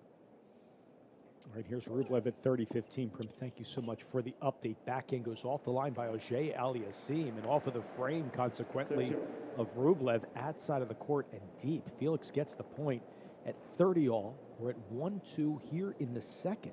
Good return stepping in early from that ad side. I'm telling you, Dave, Felix is so locked in. His returns are putting Rublev in trouble. You see Rublev after the returns, he's bent belly down with open set, just trying to retrieve the ball. Rublev has the forehand to the backhand slice of Auger-Aliassime at side of the court. Auger-Aliassime now powers a backhand into the backhand of Rublev at side. Rublev a couple steps behind the baseline. Drop shot by Auger-Aliassime. Here comes Rublev with a forehand slice. Lob attempt off the backhand wing. Auger-Aliassime, it's good. To the digital backdrop. Rublev at a 90-degree angle leads to an overhead by Felix, and he misses it well wide. It wails long.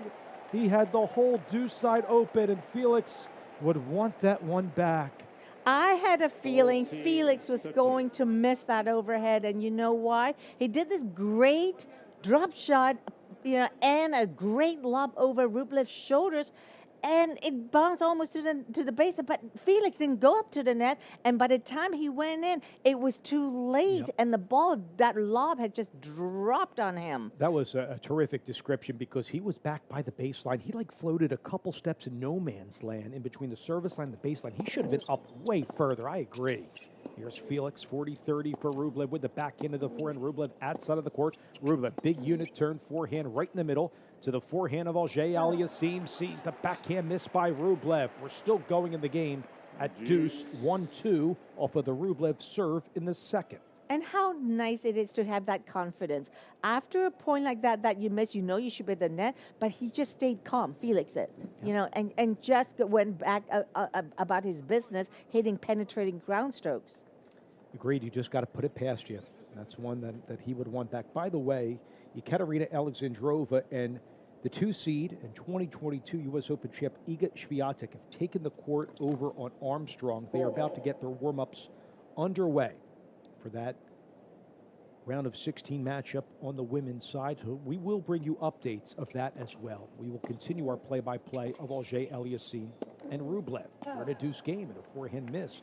Kind of a close stance there from Felix. And the point to Rublev has a game point to make it 2-all.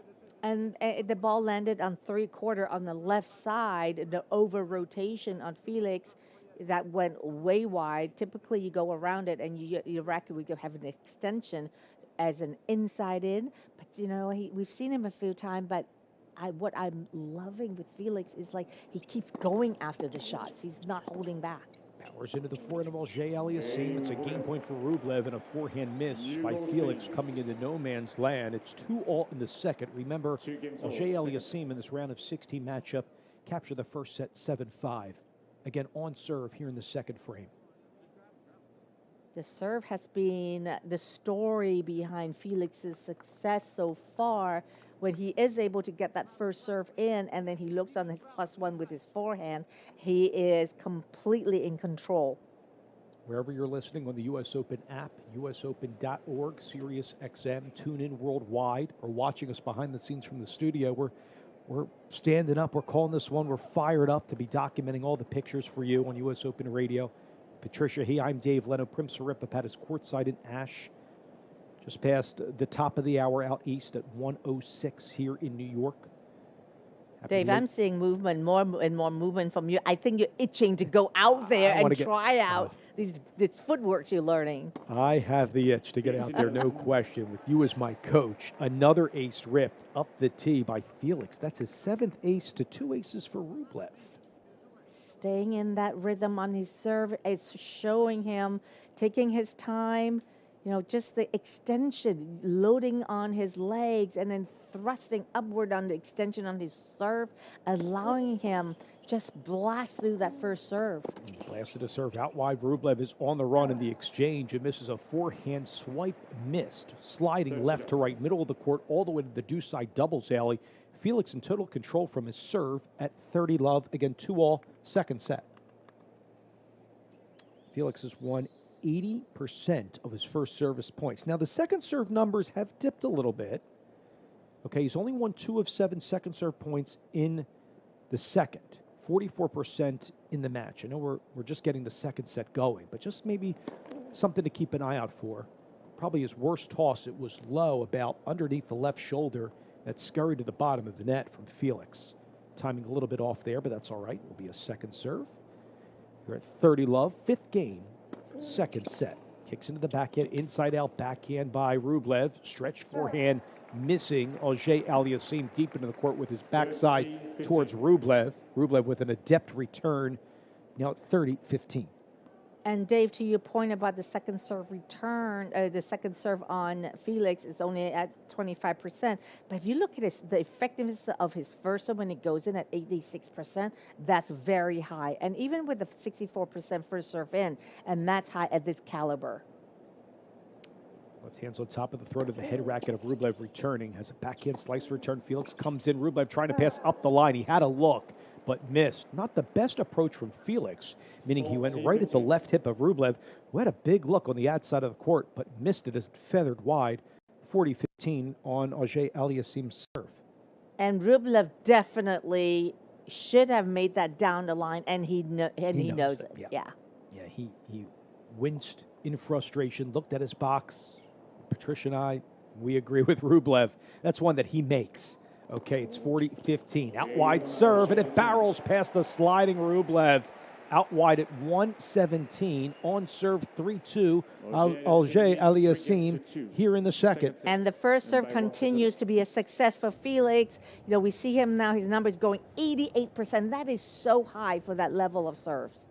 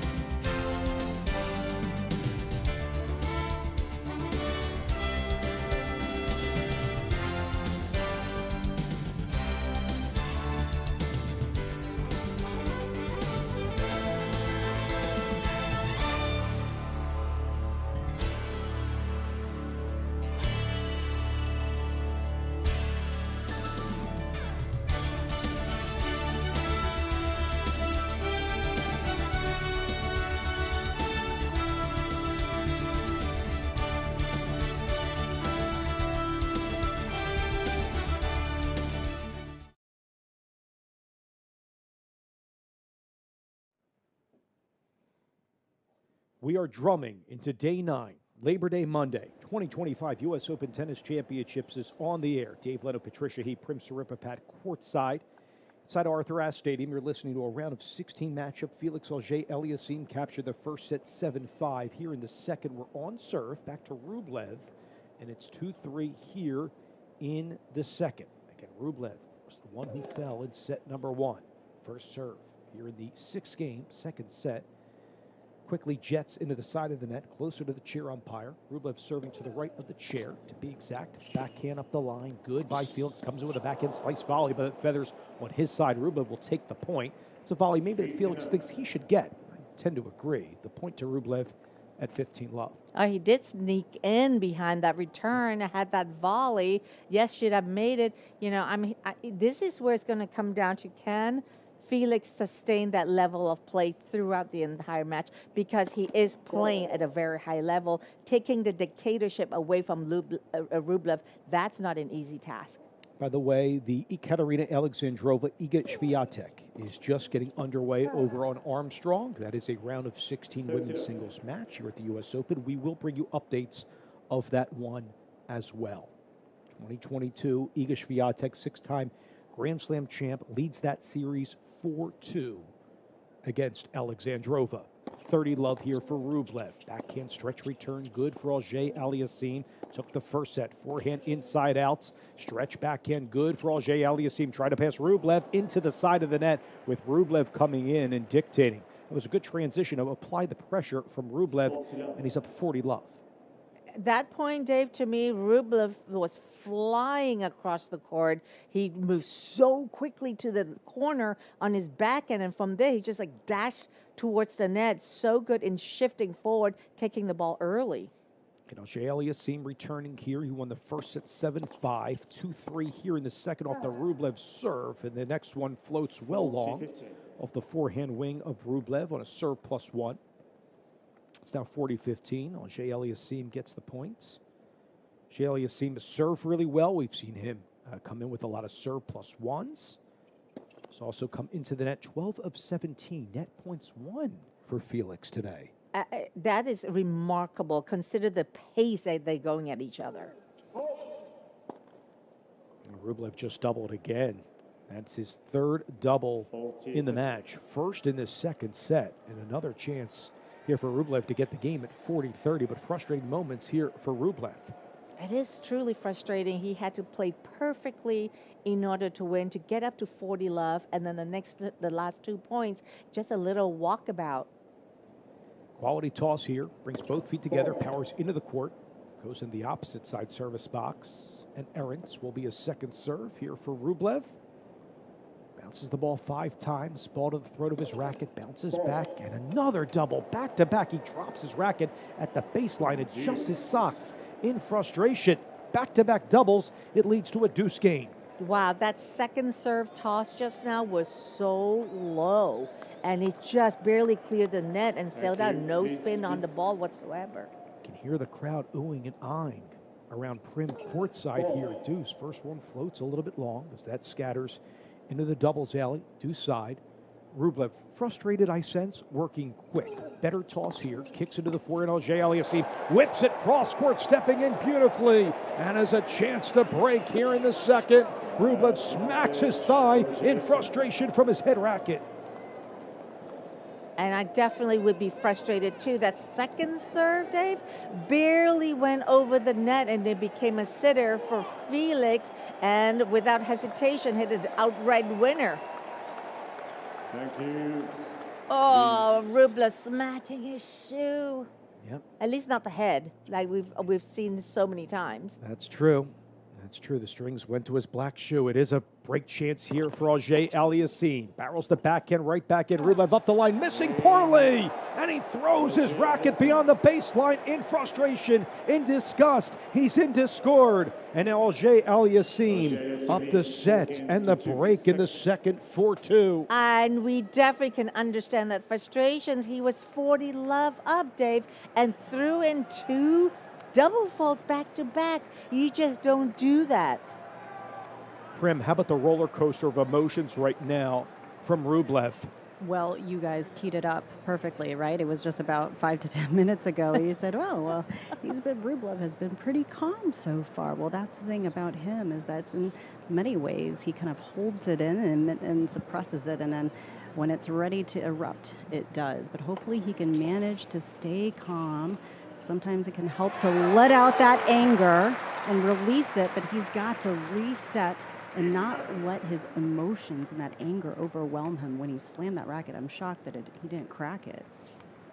You know, more importantly, when he smacked it, but he's throwing, hitting balls left and right from the ball crew, and he better not be hitting the ball crew because you know what that happens when you do. Yep, that would be a default. Not there right now. Left hand's on top of the throat of his racket. He has it here. The backhand missing from Auger-Aliassime. It's now 15 all. 7-5 Auger-Aliassime. If you're just tuning in, he captured the first set. He won 4 of the last 5 games in set number 1. He just broke Rublev in the 6th game of the second. That's where we stand right here. Just a quick update on Armstrong. Swiatek started off with a break of Alexandrova's serve. So Iga, the 2022 U.S. Open champ, up 1-love in that one.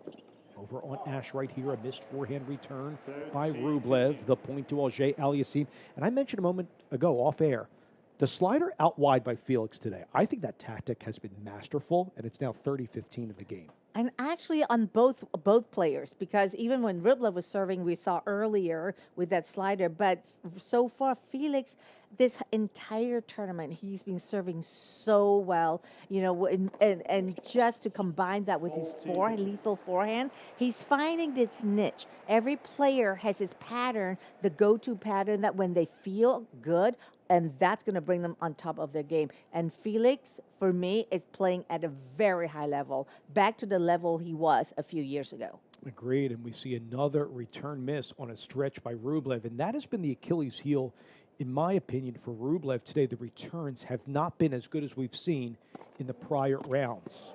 And another ace walloped down the tee by Auger-Aliassime, his biggest one at 125 in the set, and he's up 5-2 over Rublev in the second. And he's on cruise control, serving beautifully, cleanly, and then, his ground strokes, this is where Rublev needs to be calm, but more importantly, Felix just needs to hit that cruise control and ride it. Prim, what are you noticing from Felix Auger-Aliassime? You've watched him closely here in the second and with the lead up a set and a break. Yeah, I think the thing that sticks out to me, as we mentioned before, is just like his ability to hug the baseline and really squeeze the court. But he also does a really good job finding these kind of minute moments to break up the pounding from the baseline, whether that's throwing in a drop shot and breaking up and throwing off Rublev, or deciding to come into the net and also very decisively and quickly. And it's certainly paying off. And I'd be curious to throw a question back to you all, right? I mentioned earlier that he's kind of this year finding the form that mimicked 2022 when he was able to achieve a world career high world number 6. And I'm curious maybe what's transpired over the past several years that has allowed him to get back to this moment here this year. Prim, and I overheard that, Felix, he is a hard worker anyways. But when things were when he had that slip of the level, he was burnt out a little bit just from the scheduling. And of course, he had to deal with some injuries that sidelined him. So, and then when he came back, he just worked even harder. And he looks great. He looks like he's put in a lot of work behind his fitness, which is showing because those shots that he's receiving from Rublev, I'm looking at his legs, the way he moved, the way he stayed down, the way he loads, and they look fantastic. He does. He's certainly playing with a lot of confidence. And sometimes those burnout phases, Dave and Patricia, sometimes that can be really helpful because you might get to a certain threshold for a lot of players where it forces them to reassess how they're handling their season, what they're doing right, how they can better rest and recover and maybe take a break, but in a good way where it boosts their performance. Yeah, as a player, you always think that I have to go back out there because everyone else is competing until you're forced to take a sideline you for just for a little bit to reset mentally, physically. It's kind of how you reset, Patricia, right? When you step away from the studio, take a little moment away as FAA misses that down the line return. But to your point, you take the time to step away from the crowd, right? And I do as well. We're on air for many hours, but it's nice to reset and take a break from all of this. Yep. Go to the city. You reset with a little show. We love that. And speaking of theatrics, Prim and Patricia, Rublev up 40-15. He is down, though, with the set and the break to Auger-Aliassime. This is a round of 16 match on U.S. Open Radio. By the way, over on Armstrong, Alexandrova broke right back to Iga Swiatek. Swiatek is down. They are on serve 1-2 at a changeover there, but 2 breaks to start off that round of 16 match. Backhand missed up the line by Auger-Aliassime's return. The game to Rublev, and now Felix will be serving for the second set, 5-3 on Ash. It's the belief there. This is we're going to see serving out for the set. When your belief is only a belief when you get tested. Serving out for the set, Felix been serving very convincingly after that little hiccup in that first set. And, the out wide serve, Dave, that you've noted has been so effective. And we're going to see if he's going to continue using that. He's only dropped 3 first service points in the second. 8 total in the match at 81%. Auger-Aliassime again captured set number 1, 7-5. You're listening to a 5-3 second set, round of 16 match. The winner of this one will face de Minaur in the quarterfinals at the U.S. Open. Part of our Day 9 coverage. Osaka, Coco Gauff coming up as well. Sinner, Bublik later on. Anisimova tussling with Hadaja Maya. Oh, that's going to be a wonderful one. Inside Ashes, our nightcap there. Backhand on the run. Good Rublev forehand. Inside in. Good on the run by Auger-Aliassime, cradling into the ad side of the court. And he gets it down from a thin margin of error. And he cradled to the left with the full extension on that impact for an inside in. Did not over-rotate that we sometimes see he does. That means he's 3 points away. Prim and Patricia here. Now we're in 38 minutes have flown by in this round of 16 match. Auger-Aliassime serving up the set in the break. 15-love scoots off of the frame of the forehand and whisks a little bit long from Rublev. I mentioned the returns have been errant. They have not looked good all afternoon from Rublev. It's 30-love.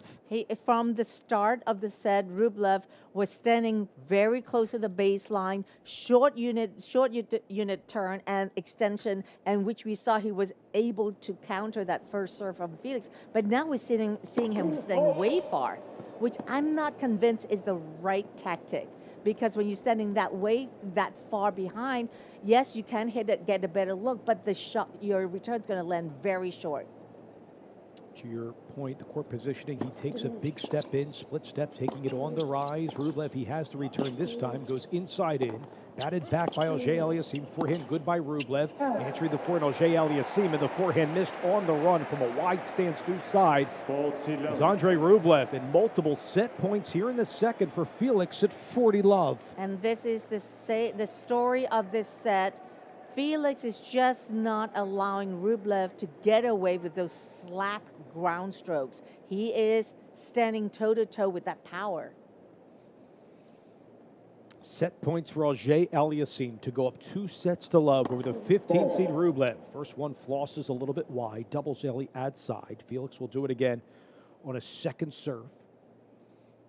Takes a breath, looks confidently at his opponent Rublev, who we keep saying has had trouble returning. He winds back, he squibs forward into the forehand. Rublev's there, but it's long off the return and a big come on from Auger-Aliassime, who takes the second set 6-3, and the Canadian up 2-love over the 15-seed Rublev. And Felix, first set, he had to fight hard, but the second set, though, is just as clean as it comes.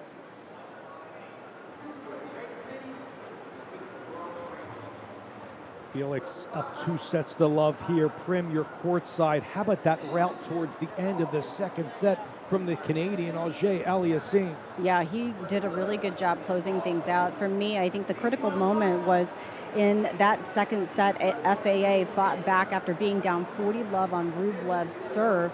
And when he was able to tie it up to deuce, we kind of all saw Rublev's anger get the best of him. And when you're playing against a player like that and you know that their emotions can kind of get the best of them, in a maybe negative and unhelpful way, that's the key, is to kind of remain calm, look for those moments, and really capitalize on that moment when Rublev is really getting down and out for himself. And that's exactly what we saw just not too long after that moment, and all of a sudden he's closed out the second set and is out 2-0. And you know what, Prim, you're right on it, because this is a good example for the listening audience, and tennis enthusiasts or parents that's got, playing athletes at home. The emotional control, while it's difficult, it's a good disciplinary to have, and to nurture the difference between results, because sometimes I think Rublev is all about results. Because when I've watched him over the years, he slaps the ball, he outpowers and dictates the shots.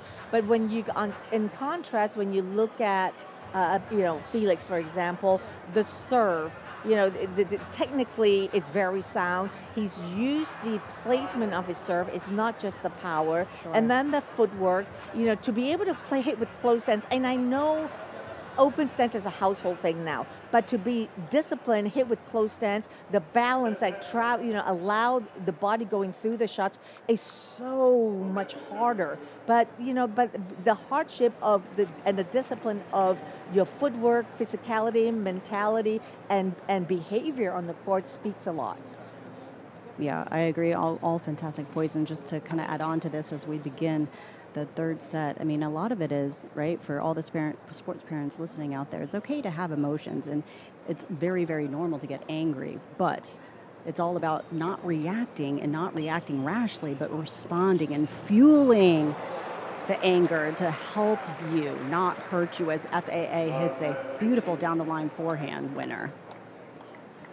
Well done inside out for Felix to come into the court. Prim, Patricia, great conversation. Thank you so much, and we'll see how Rublev can overcome this obstacle of being down 2 sets here in the third. So our third stanza underway with Rublev serving to the right of the chair. Inside Ash, Dave Leno, Patricia He, Prim Saripapat courtside. Jaime Colon, our engineer, this morning through the afternoon, just approaching the bottom of the hour here at 1:27 local time in the United States. We're at the U.S. Open Tennis Championships on Labor Day Monday. Forehand whist a little bit long from Felix. So, Patricia, take me through the coaching hat now of the camp of Rublev. You're down 2 sets. We've mentioned footwork maybe is not his strong suit today. Returns a bit errant. How does he get back here and just buckle in here in the third? His serve, I would start with the serve. He's rushing his serve, not getting a lot of first serve in, and I would say, go back to basics. Wide serve or in the body. If he's having trouble with wide serve, which we're seeing now, get a lot of first serve in the body, because that is underrated. The first fast serve, because everybody's going to the corners. It's either wide or T. The body is just as effective, and also it gives you a bigger margin to hit into. It's at 16 unforced errors to 15 winners for Rublev at 15-30. This is the first game of the third set. He's down 2 sets. It's a forehand inside out, missing the forehand on the run. Skirting to the deuce side is Auger Aliassime, now at 30 all.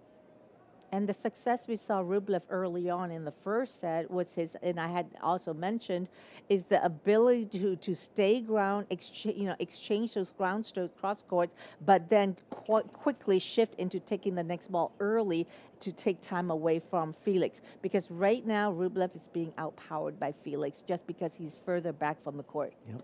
Hour and 45 minutes have gone by. Kick serve into Auger Aliassime's forehand. It leads to a sitter approach for Felix after the slice backhand by Rublev.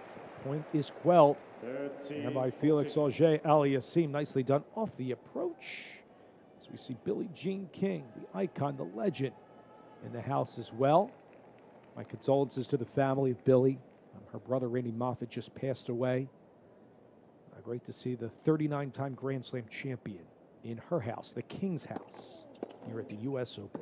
Great chance here It's Auger Aliassime that gets the break as he went right back at Rublev after his serve, and Rublev nearly smacks the racket onto the court. It's all Felix now up 2 sets and a break to begin the third. I'm telling you, Felix is on cruise control, did beautifully, and that second serve did not rush it, took it early, and you can see Rublev was almost knocked backward by the less time that he had to deal with on that return.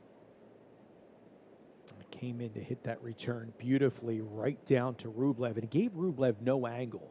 You know, on returns from players, it's often looked at, okay, move someone on the pattern side to side, but sometimes not a bad idea for a guy that's standing on the baseline. If you hit one very deep and low with their feet, it's not a bad idea, and Felix executes it perfectly. And the key is to take it early. Okay. You know, because Felix was, like a good few feet inside the court to hit that return. He took it so early, hardly any backswing, took it early, down to the middle, and as a result, they will lose balance. You'll make your opponent lose balance that way.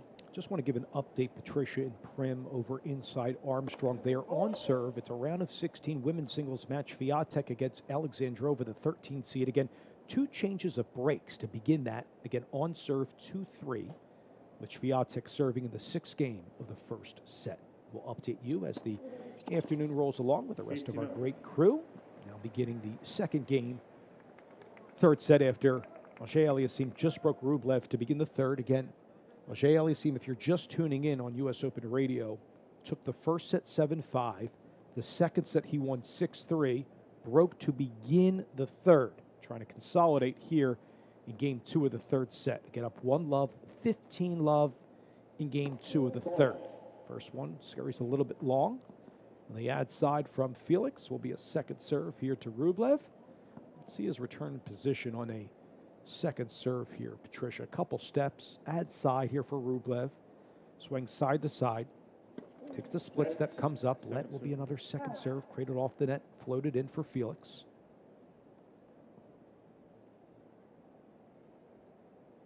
Won 52% of his 2nd serve points, but that does not tell the story in this match. Kicks into the backhand, shoulder high, handled cleanly by Rublev. Forehand right down the middle to the crouch backhand of Auger Aliassime. Forehand up the line is good from Rublev, missing the forehand on the run. Auger Aliassime on the due side, and that's better vintage Rublev at 15 all. And he did not overplay. He positioned himself, placed the ball, hit it cleanly, and then with the last shot, it gave him a lot of margin to hit into that actually Felix had to backtrack quite hard and unable to retrieve that forehand. 15 all for Auger Aliassime, ball to the throat of his black gold Babolat racket. First serve, black's a little bit long. Opted for a T serve at 127 and just missed.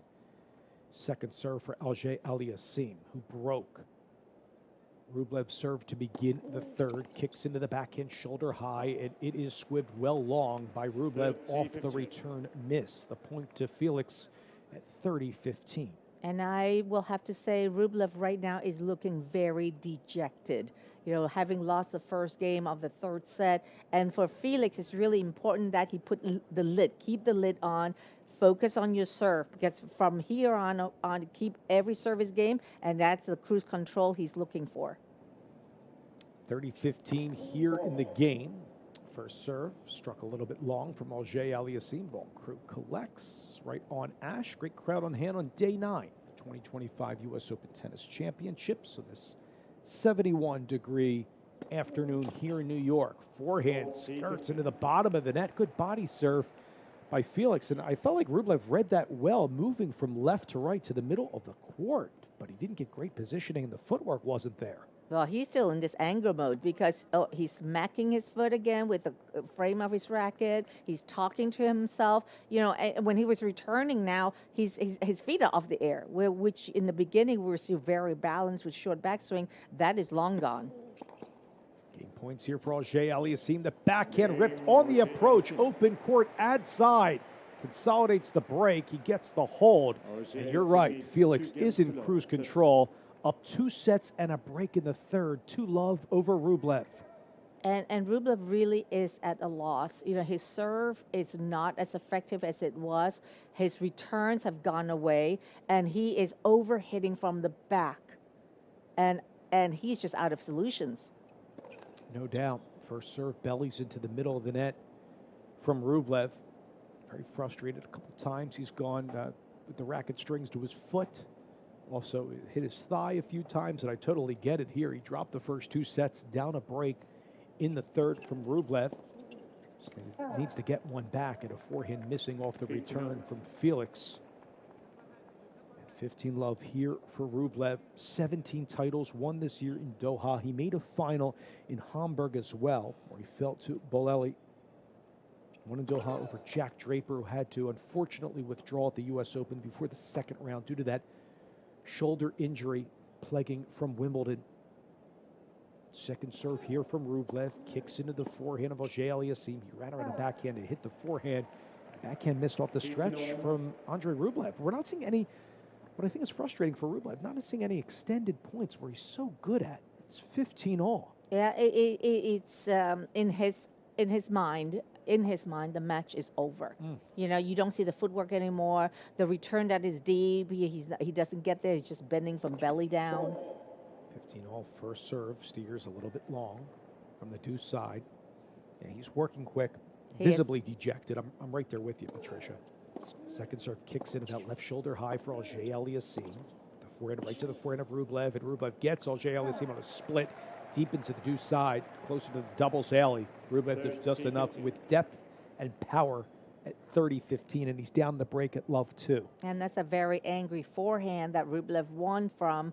But, you know, he's just hoping Felix will give him something. 3 points. First serve powers into the backhand of Auger-Aliassime at 15-30. Forehand slice. Auger-Aliassime forehand up the line, goes off the tape, and falls in there for Rublev. Auger-Aliassime misses the approach on the next pry coming up on the ad side of the court. 40-15 for Rublev to perhaps get on the board. And this is where, for Felix, mental lapse, and it's okay. He's still got serves, plenty of service games, but you don't want to be missing too many of those short balls. First serve, scampers a little bit long here from Rublev. 40-15, he is tussling against Auger-Aliassime. Down 2 sets and a break, and finally Rublev gets on the board. But it is Auger-Aliassime up 2 sets, and that break, as I mentioned, 2-1 here in the third, and Rublev needed that desperately. Desperately. He's hanging on by a thread. He is just waiting for, he'll take any points that Felix throws his way because he's not winning anything. He's not earning any points. And for the first time, let's get to some play-by-play inside Armstrong. The 2022 U.S. Open champ, Iga Swiatek, did just break Alexandrova. She is up 4-3 here in the first set, 40-love. It's a round of 16 match here on Armstrong, second largest stadium on site. Wide take back Iga and rips an ace out wide to go up 5-3 over Alexandrova. The 7th meeting between the two. Swiatek leads the series 4-2. You just heard from the chair, 5-3 in the set. Iga over Alexandrova in her first U.S. Open round of 16 appearance. The serve, Iga, when it's on, is looking very good. I know she's worked hard to add more pace on her serve, but technically, too, it's a lot cleaner. She takes an abbreviated take back on her serve, toss it up, and just smack it, which we actually saw her warm-up is with this 2-pound medicine ball, where she's mimicking throwing the ball. And when you can throw a 2-pounder well, that racket onto the ball is going to give you that power. Yep, I love that pre-match routine by Iga Swiatek. Was only dropped 2 first service points to Alexandrova, serving at 15-love. She's down the break 3-5. She goes off the line on her forehand. She handles a moon ball, takes it on the rise. Iga fights it off with the forehand right down the middle. Flat backhand Swiatek. Into the backhand of Alexandrova. Backhand low part of the net from Iga. Iga turns to her right, whips the hips, has the forehand cross court. Alexandrova there with a backhand slice. Little variety. Iga takes it on the rise with a backhand up the line. Good. Well placed by Iga Swiatek to hang in for the points at 15-all. Such compact swing Swiatek has on her backhand, and it is more of the solid side that she can depend on however the match unfolds.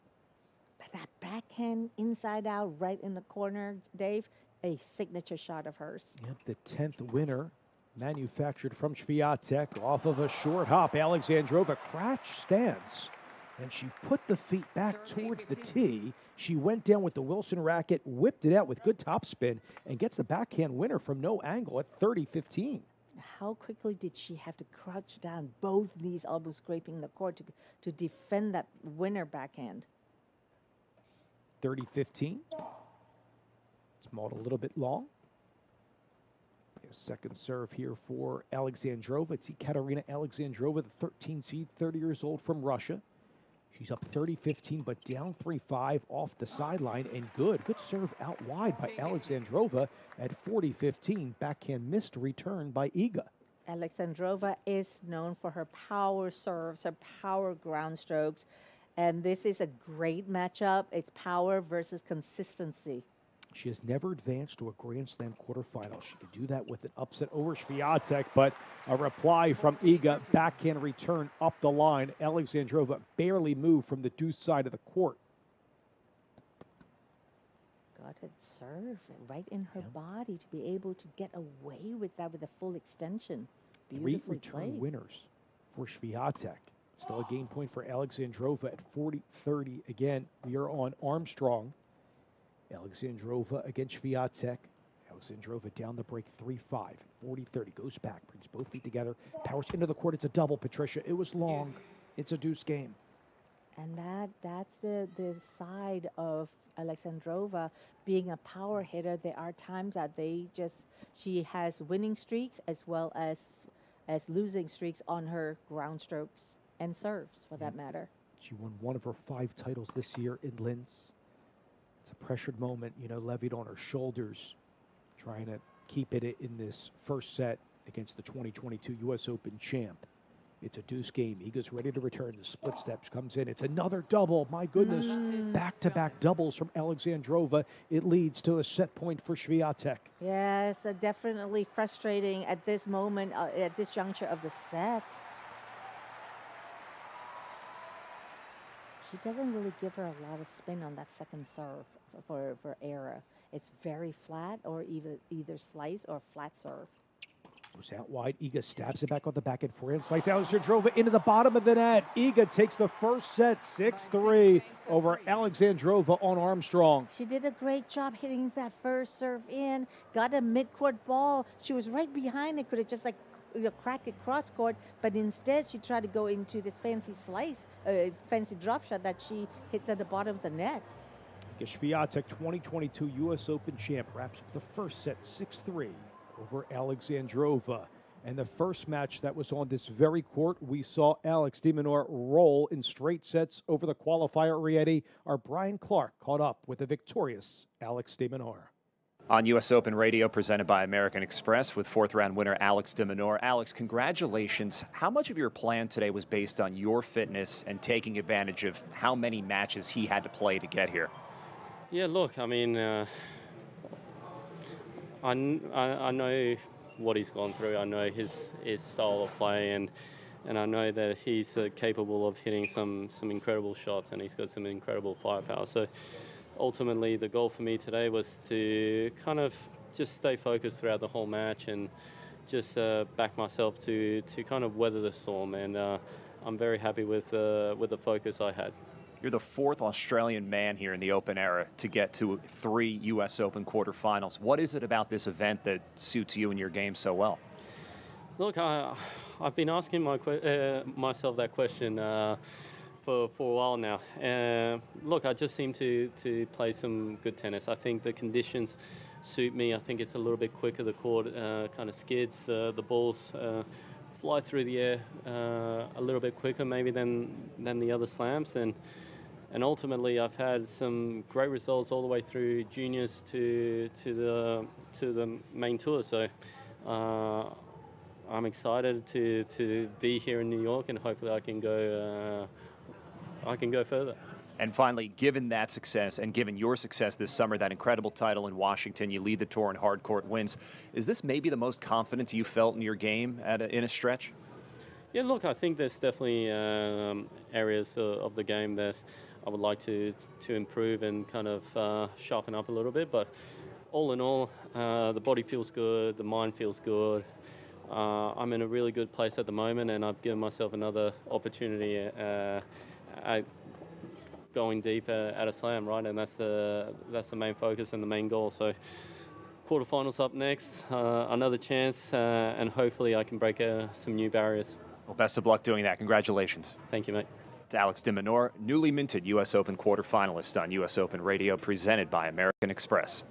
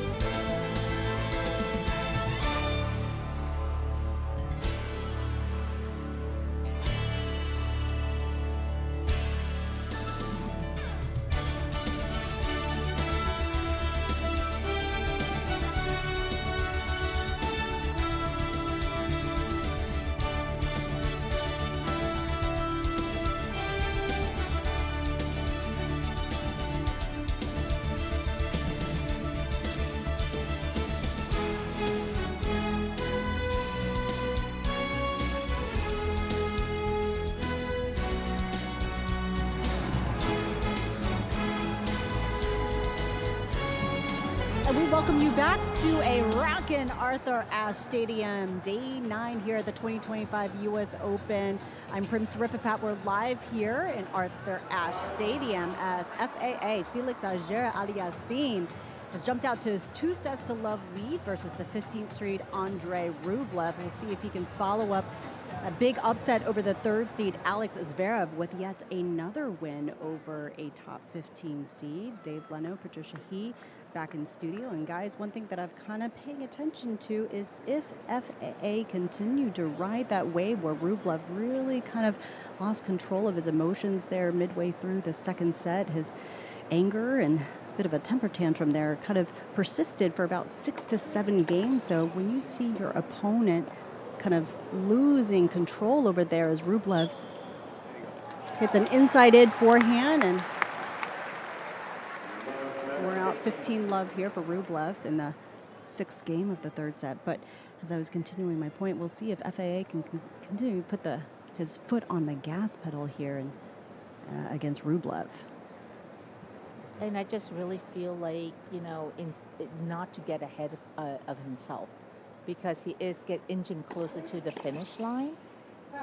We saw that in that last service game. Felix actually had a break point against him, and you don't want to just sway back like this. You want to continue, your grounds of dictating, because that's what he was doing so well. Well, Auger-Aliassime took the first 2 sets. If you're just checking out our call right now, 7-5, 6-3. He is up 3-2, 2 sets and a break over Rublev. As the first serve down the tee. Rublev misses the stretched backhand reply. 30-15 for Auger-Aliassime. The last Grand Slam quarterfinal appearance for Felix, 2022 Australian Open, where he fell to Daniil Medvedev there. Left hands on the throat of the head racket in a crouch stance here. Big split step at first. So first serve miss by Felix. Rublev's the one returning here, down 2 sets and a break. This is the 6th game of the 3rd set. This one scurries to the backhand. Rublev there, but misses the backhand reply cross court. And that's what I've been documenting with you, Patricia and Prim, the last couple of hours. These returns that are questionably going long, not a high percentage of them are going in my opinion, from Rublev today. Yeah, he started the match with very compact swing on his returns and giving himself a bigger margin to hit into. Race ripped down the tee from Felix. That's his 11th, Patricia. He is 2 games away. He's 4-2 up in the 3rd. Yeah, and it's just like after a while, he's standing further and further back, perhaps trying to give himself more time. But then he's lost complete timing of his returns, hasn't he, Dave? No doubt. And it goes back to the Rublev service. Big one. Must-hold situation. Felix comes in, takes it on the rise, misses the approach. This time is a wish long on the ad side of the court. Not a bad idea from Auger Aliassime because the approach shots today have looked really, really clean from Felix. Well, the entire game, I feel, is looking very clean from his serve, to his ground strokes dictating play, and he, coming forward. 30 love for Rublev off of the missed backhand return from Auger Aliassime. And Felix took the opening 2 sets, 7-5, 6-3. Up the break, 4-2 in the third. Backhand chip by Auger Aliassime, inside and forehand. Rublev coming in, dry forehand volley, good for Rublev. Middle of the court, splitting the two service box because Felix was out wide stretched off the backhand wing. Rublev, I know he typically plays fast anyways, but I just feel like for the last set and a half, he's just like on a train. So very quick here, trying to win this one at love. Reed Love stabs it, and this is going cross-court the whole way to the left of the chair, all the way to the right of Auger Aliassime, deuce side. It's a miss off the forehand on the run by Rublev. 40-15, Rublev gets Auger Aliassime in the 7th game, 3rd set. Left hand on top of the right from Felix, rips the forehand into the backhand of Rublev, and a good deep return by Auger Aliassime. That was nice with a lot of depth at 40-30. And Felix read that wide serve that came to his forehand, but that return, how about that? Almost took Rublev to do a 360 on the baseline. It was terrific from Auger Aliassime.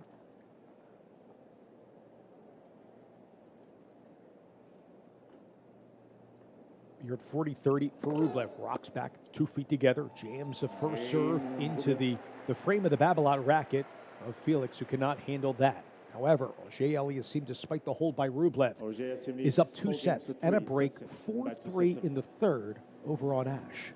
Wow. This is where Felix really need to get his serve. This is coming up is the big game, the 7th game, Dave, because mentally we can see that Rublev is a bit on a deject. He's hanging by a thread. And Felix just needs to heads down. Don't get ahead of yourself because it's easy to do. For Felix, it would be his 2nd U.S. Open quarterfinal appearance. The last, we keep remarking, was in 2021 when he went to the semifinals. Remember that year? That was quite the run, if you recollect, Patricia, because round of 16 he beat Tiafoe. Alcaraz retired, where Felix was up 3-1 in the second. I mentioned he fell to Medvedev, but that breakout that we talked about from the top, and in case we have a new audience, from 2020 to 2021, Felix was on the rise. What did you see from you knowing Felix in Canada as a youngster? He won Junior Boys U.S. Open, propelled to a great career. And from that point and then into 2025, what's that trajectory been like for Felix? You know what? Transitioning from juniors to the pro levels is not always easy.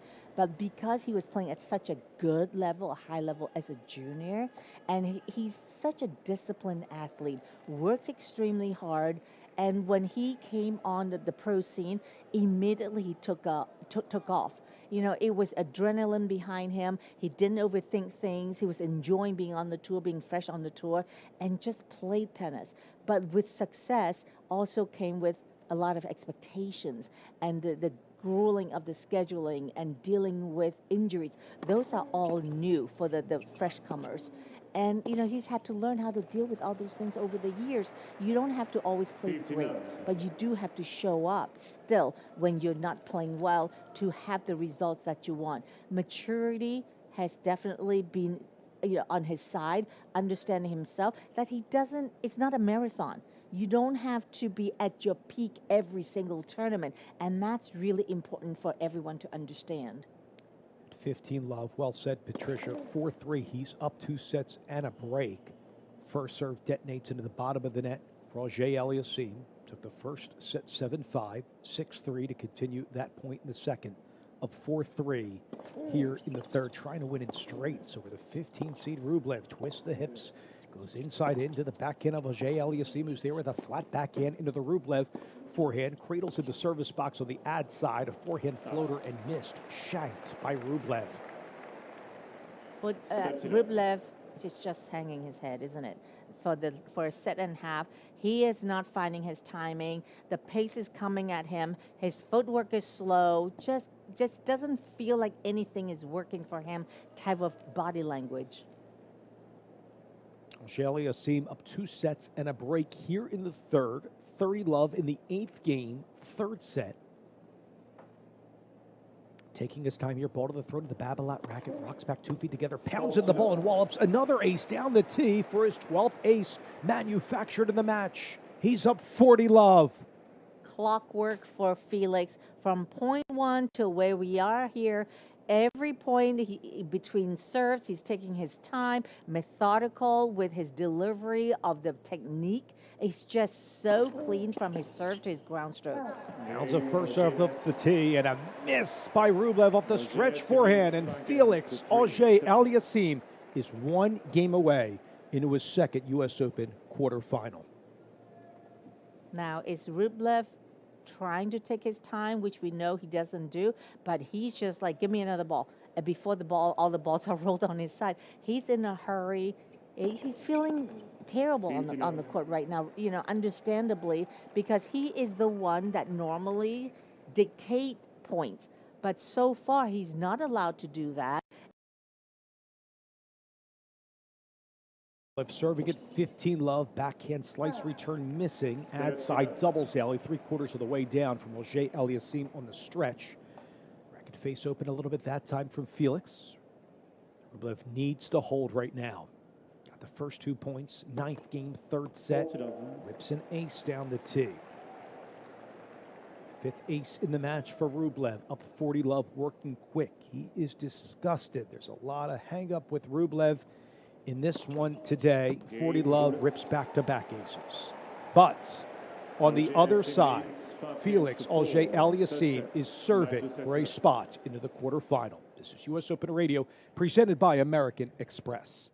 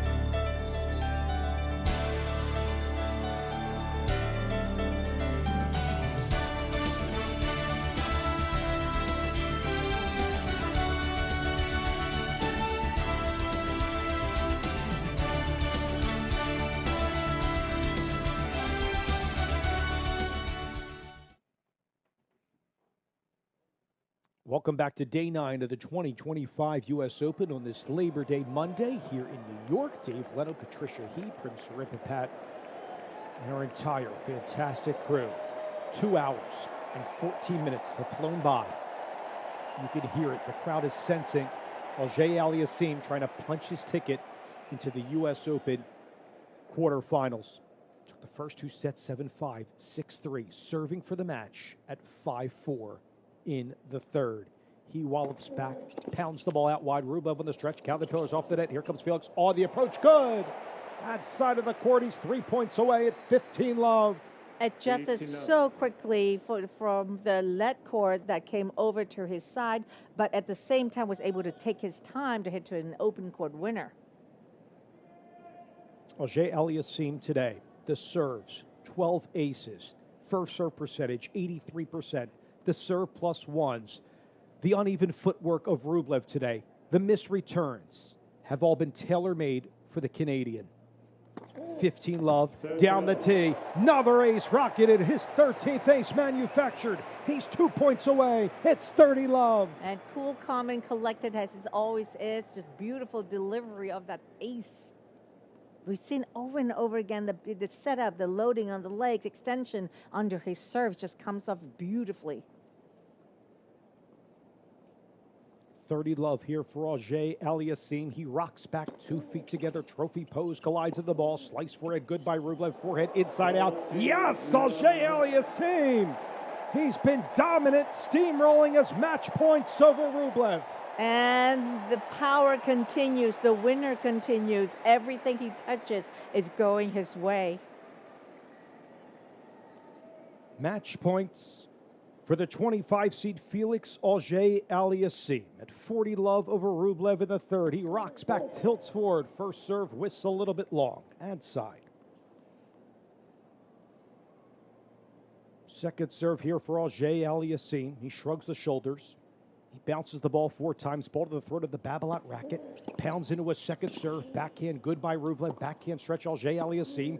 Forehand is good by Rublev. Backhand up the line. Winner Auger Aliassime. Felix is flawless into his 4th career Grand Slam quarterfinal. His 2nd at the U.S. Open. Wins in straight 7-5, 6-3, 6-4 over the 15-seed Rublev. And flawless, Felix, it is the level that he played at the entire match. Great serve, great footwork, great mentality, and just they focus all the way. Just so good to see him to be able to come back at this level. Got to be excited. He's got to be pleased with his performance today. It was a scintillating performance from Felix Auger Aliassime.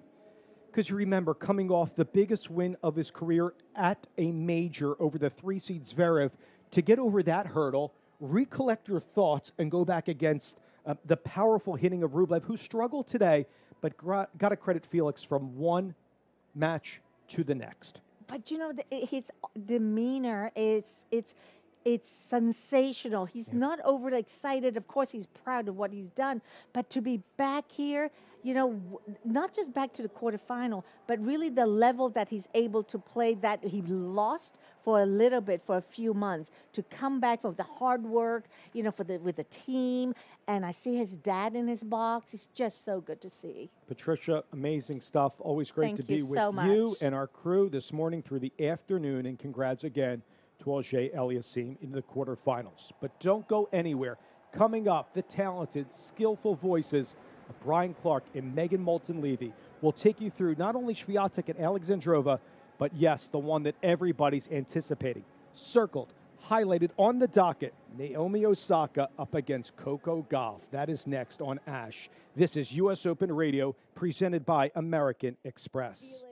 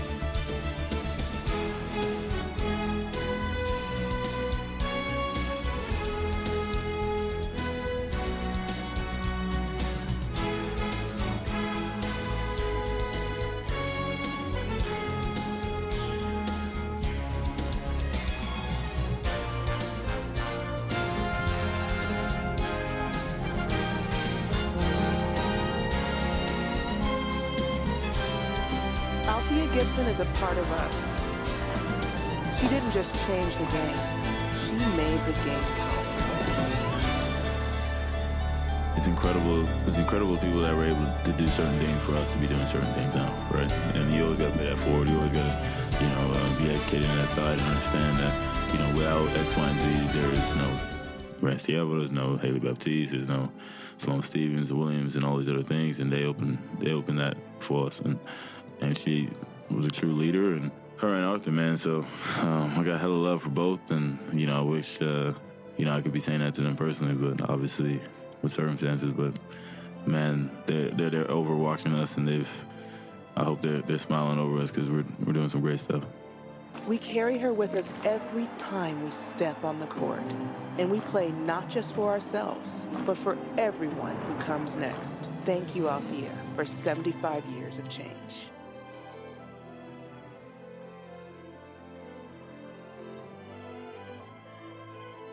Get ready for the next to go down in history. This is US Open Radio, presented by American Express.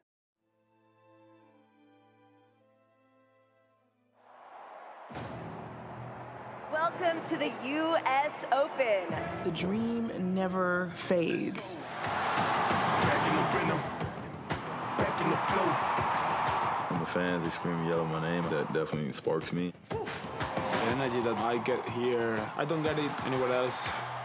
Energy from the crowd is really unmatched. The last Grand Slam of the season. Super excited to finally play in New York. Having a Grand Slam under your belt definitely takes a little bit of the pressure off. With a brilliant shot. I think it was an amazing run for me last year. It definitely gave me so much confidence. I played with a lot of passion, played with a lot of energy, and kind of in your face, and I hope you guys enjoy it. Damn, this feels good. All I'm gonna say is welcome to the show.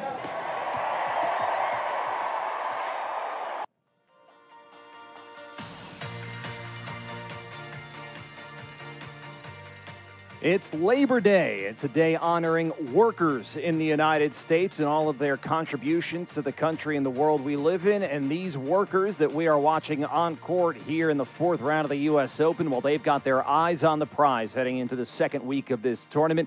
Felix Auger-Aliassime is into the second week of the U.S. Open.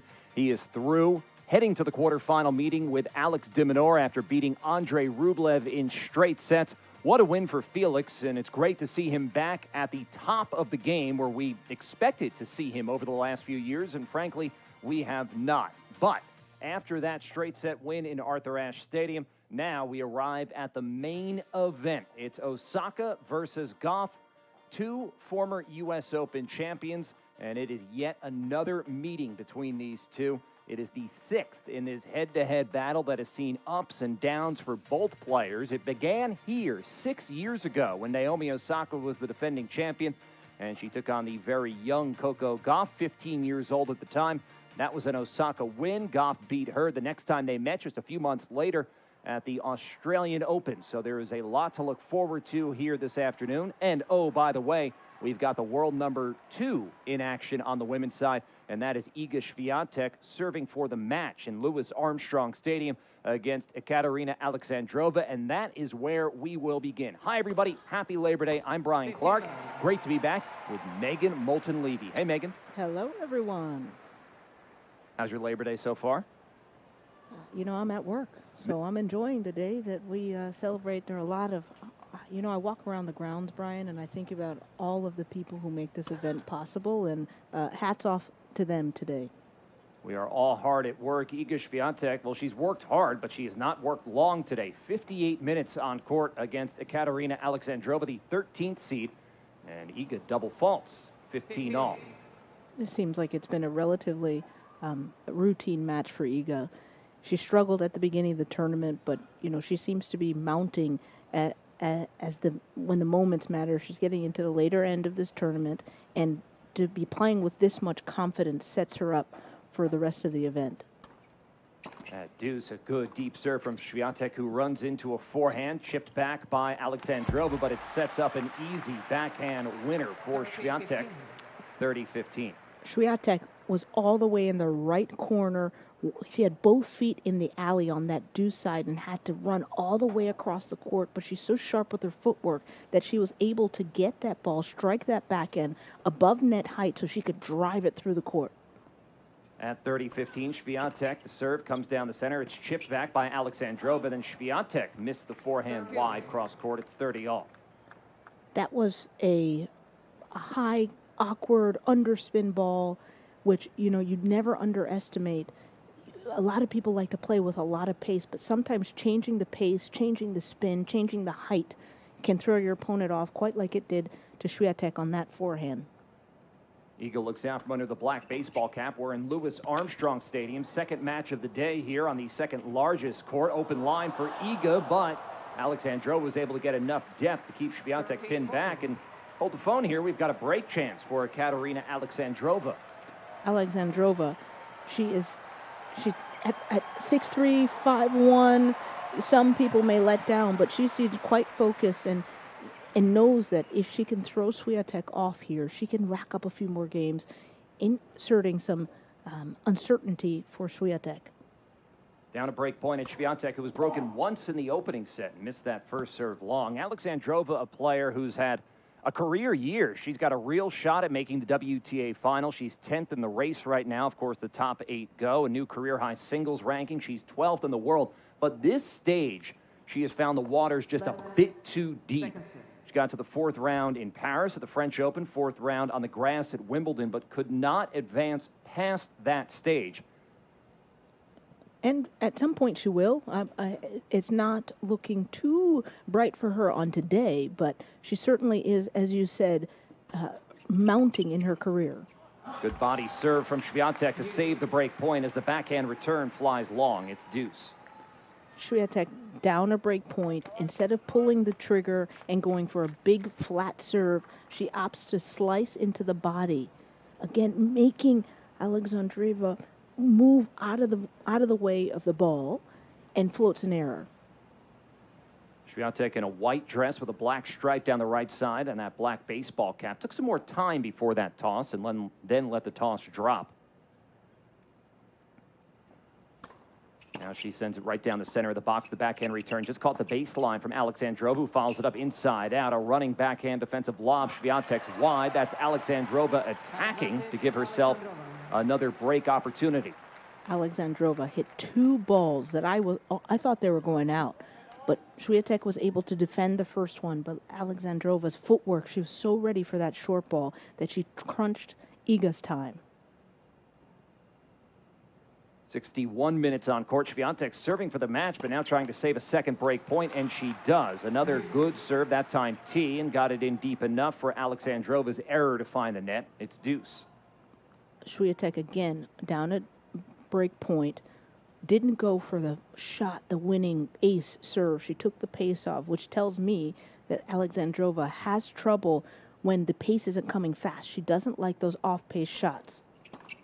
Swiatek gives her one of those out wide, but a great return from Alexandrova, who got some added depth into that forehand. Swiatek tried to widen the court, but didn't get it wide enough, and it's break opportunity 3 in this nearly 5-minute game. Alexandrova has been excellent on the wings. If you get her stretched, she's able to keep her balance, composure, and really whack that ball. Now she struggled at times when the ball's coming straight to her body and she has to get out of the way.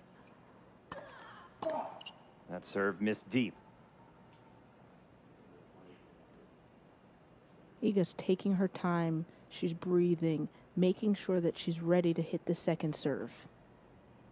Alexandrova sways from left to right. Second serve, Swiatek down a break point. She saved the first 2 in this game, and now it's a forehand from Alexandrova. Forehand cross Swiatek, forehand line. Alexandrova well long, and she is 0 for 3 on break points in this must-break game, down 1-5. Just sailing that forehand a little bit, Alexandrova. She's not getting the proper rotation on the ball. Her swing path, I'll talk about path angle suite, her swing path is a little flat, linear, not getting that brush needed to put the top spin and rotation on the ball to bring it back in the court.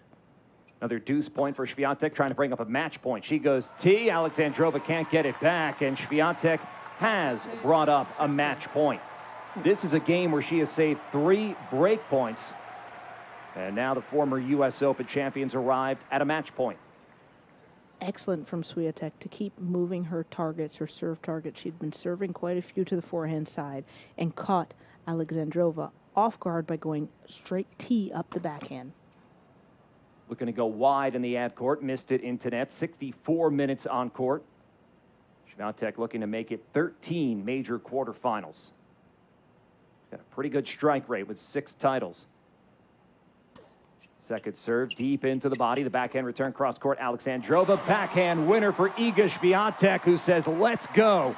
She is a U.S. Open quarterfinalist for the 3rd time in her career.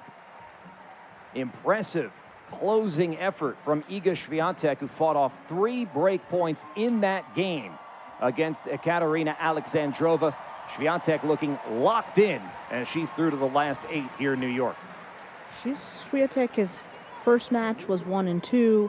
Her second match in the tournament was a 3-setter, followed by her third match being a 7-6, 6-4 match. And this 3-1 is pretty routine, which saves her body, saves her mind, gives her the confidence to know that she's playing a top 15 player and can just kind of take care of business. But to her credit, she's standing clapping as Alexandrova walks off the court. She applauds Alexandrova off the court. Swiatek awaits either Amanda Anisimova of the United States or Bia Hadanja Maia of Brazil. They will play a 4th-round match later tonight. We've got another 4th-round match going on right now. That's on the grandstand. Karolina Mahova is serving for the opening set over Marta Kostyuk at 5-3. The winner of that match will meet the winner of the headliner we await in Arthur Ashe Stadium between Coco Gauff of the United States, seeded 3rd, and the 23rd seed, the 2-time U.S. Open champion, Naomi Osaka. Those players should be out shortly. Iga Swiatek's got her cell phone out as she heads to the on-court interview. We'll hear from Iga a bit later. We're hopefully going to hear from Naomi Osaka, who looks to be in the tunnel, ready to rock with Mary Jo Fernandez. You played Coco here 6 years ago. You were the defending champion. What does it mean to share the court with her again this year?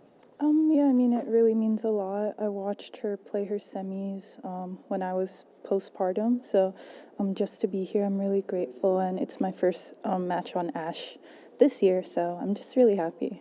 You've talked a lot about your journey back, and you're having a great summer, reaching the finals in Canada, 3 great matches here. What has been working so well in your game?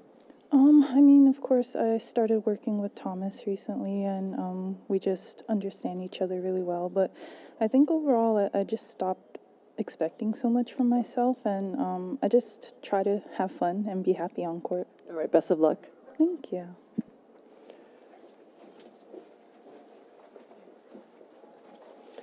Coco, 6 years ago, you were playing in your first U.S. Open. You were only 15, and you played Naomi. How excited are you to have another opportunity to play her on Ashe at this stage in the tournament? Yeah, I'm really happy to be up back and do another opportunity to be on this court, and I'm excited to play today. This is familiar territory for you to get to the second week of a Grand Slam tournament. How has your confidence grown going into this match? Yeah, I think it's grown a lot over the course of the week. I've learned a lot about myself, and, today there's no pressure. I'm just going to go out there and have fun. All right, best of luck. Thank you. We'll hear the big introduction. Here we go. Please welcome the players for today's next round of 16 match. From Japan, 2-time U.S. Open and 4-time Grand Slam champion, Naomi Osaka.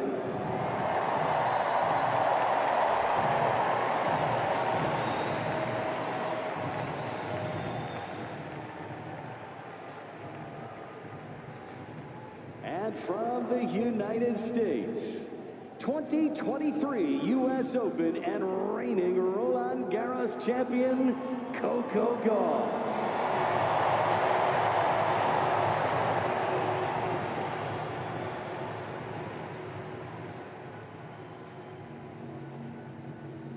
Andy Taylor announces the players out onto the court. It's Osaka first, a position you weren't used to hearing Naomi Osaka introduced as traditionally a higher seed, the former world #1. But since she left the tour to give birth to her daughter Shai, and since she's made her return and has had to rebuild that ranking, she's found herself in a new role on the tennis court, and she's out first, even though she's got one more U.S. Open title than Coco Gauff, who was out second. Brian Clark back here with Megan Moulton-Levy getting set for this fourth-round matchup. But, Megan, I think something that we've heard a lot and seen a lot from Osaka, and you heard it in that interview with Mary Jo Fernandez. She said, I'm just happy to be here. She seems to be truly happier and truly in a better place on the tennis court and in many ways in her life. I heard it a little bit differently. I heard that she's searching for that. That she has lowered her expectations, which may have allowed her to find that more often. But I think that it's really the journey, not the destination. And I think she's trying to figure out how to be happy and have fun on the court, as she said. Okay, we'll see how we can both our separate interpretations of that. We should have Prim break the tie. She's got the PhD in that field. You and I, or I don't. You've got a lot of stuff going on, so you might. But language is the art of misunderstanding. That's very well done. Yeah, Allison Hughes is the chair umpire. She's going over the procedures before the match with these two players. And there's a woman who is ready to do the coin toss. Do you know who Dorothy is, who's about to flip the coin here? She looks to have attended many U.S. Opens, many U.S. championships perhaps, and she looks very excited to be on the court for this match between Naomi Osaka and Coco Gauff and doing the coin toss. And the players now pose for a picture. Did not quite hear who actually won that toss, but they are posing for the photos.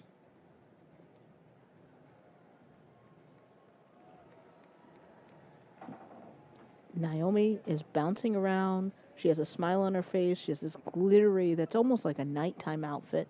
But she looks great. This is her first match on Ash. As she said, I know she's used to playing really glitzy night matches on Ash, but I almost think that that's probably better for her. She had to compete and find her highest levels, and now she's ready to take this big stage and use the crowd's momentum, because this is the crowd's going to be equally pulling for both of them. They want to see a great show from Coco and Naomi.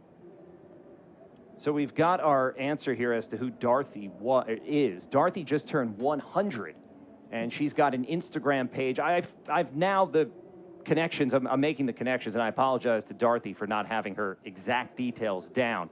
But she was obviously bereaved when her husband passed away a few years ago. She looked to social media. She's a big tennis fan and started followed the game more through social media. She's has been a tennis player, and her accounts gained fame, and awesome to see her out here on Labor Day at 100 years old. I think I'm underselling that, performing the coin toss and looking spry doing so ahead of this match. I mean, she had both fists up, just rocking, so excited, like Rocky looking up there. She had a lot of energy. I am completely shocked that she is 100 years old. She looked fantastic for 100 years old. So, Dorothy, I hope you are having a fantastic day here at the U.S. Open. We've got the warm-up going on now in Arthur Ashe Stadium between Naomi Osaka and Coco Gauff ahead of their fourth-round match. But Prim Siripipat caught up with the man who won the prior match on Arthur Ashe Stadium. That's Felix Auger-Aliassime. Prim Siripipat alongside Felix Auger-Aliassime. Felix, congratulations to follow up your upset over the third seed versus Alex Zverev and to defeat a player who's consistently in the second week of majors. How were you able to do it today? Oh, well, I knew I had to play very good because I only had one time against him in the past. So every time we have tough matches, and I do feel like I can win against him, but I was only able once to get over the hump and beat him. So I woke up today thinking, okay, the game plan was clear. I need to step forward first. I need to put pressure first. I need to make him move first and not be the one moving, but it was about executing, and I did it well. You certainly executed today. And back in the quarterfinals here at the U.S. Open for the first time since 2021. What do you think has changed since then? I don't know, a couple of years older. More mature, more experience, better player. Exactly. The same thing again. But on top of those, fundamentals, I do feel that I was a bit maybe unaware of how difficult the journey was. Like it felt normal at the time. It was like, oh, I'm 21, like semifinals of Grand Slam. I'll be there like every year, you know. And then it's not the case. You go through a few struggles, and you kind of now appreciate more this journey of like, okay, putting things in place, working in a way to get yourself there, and knowing now like, okay, I did put things in place to get there, and now I'm here, and I kind of understand more, you know, the process and how difficult it is to get to those stages of a Grand Slam. It's like having an appreciation of how difficult it is. Exactly. Yeah, congratulations on the win and best of luck in the next round. Thank you. All right, guys, back to you. I mean, two things that pop out at me are, one, he knew the game plan, step up, get out in front of the point early. But what he said is, I executed. You can have a game plan, but if you can't actually execute it, that means nothing. The other thing that I think, and I'm going to connect this to what Naomi said in her, I'm just happy. And he talked about getting to the semifinals of a Grand Slam, not being aware of how difficult this journey is, how hard it is to stay. And now that he's back in this form of play, he appreciates it more. So it's tough for these players when they get up, they climb so high, they have all the success, they drop. Some people never come back. But when people like Naomi, when Felix are able to come back up, then it takes on a different form. They lower their expectations. They're maybe a little bit more in the moment and enjoying the process. Number one seed in the girls singles won today. That's Julieta Pareja of the United States. We saw her in the main draw as a wild card. You get that for winning the girls 18s national championships in Southern California. She's older than Coco Gauff was the first time these two met at the U.S. Open. That was all the way back in 2019. It's incredible to think about what these two have been through, the ups and downs, sometimes against each other on the court since then. But now here we go in Arthur Ashe Stadium. It is Gauff and Osaka. Sixth meeting between these two, and Gauff has the 3-2 lead in the head-to-head series. And when you look at the technical comparison between these two players, the attention technically this summer has been on Gauff with the serving struggles, with the double faults, the 16 against Jasmine Paolini in Montreal. So she hires Gavin McMillan, a biomechanics expert. But there's some dividends. Only 2 double faults in her third round win here. That was by far her best serving performance of this tournament. After that win over Donna Vekic, that was frankly tough to watch. I mean, kudos to her. Like, who has the guts to kind of step up and say, okay, this wasn't working. I'm going to hire a new coach. We're going to start working on it in the middle of the biggest tournament for her, an American player playing here on home soil. And that just speaks to the strength of her mind. But I'll tell you, Brian, I get kind of irritated when people talk about her serve. They talk about her forehand. Yeah, no one is perfect. She has room to improve. So does everyone. But I feel like all the hoopla contributes to, her questioning how good she is. You don't win a Grand Slam unless you're a great player, and Coco has proved that she is. Won her second Grand Slam title at the beginning of the summer in Paris, and now second point of this exchange. She goes cross-court, but it was right into where Osaka was standing. All Naomi had to do was just bunt that backhand, popped it over the net, dropped into the open court for a winner, 15-all. 2 points played so far as Coco Gauff serves first. Oh, that was interesting.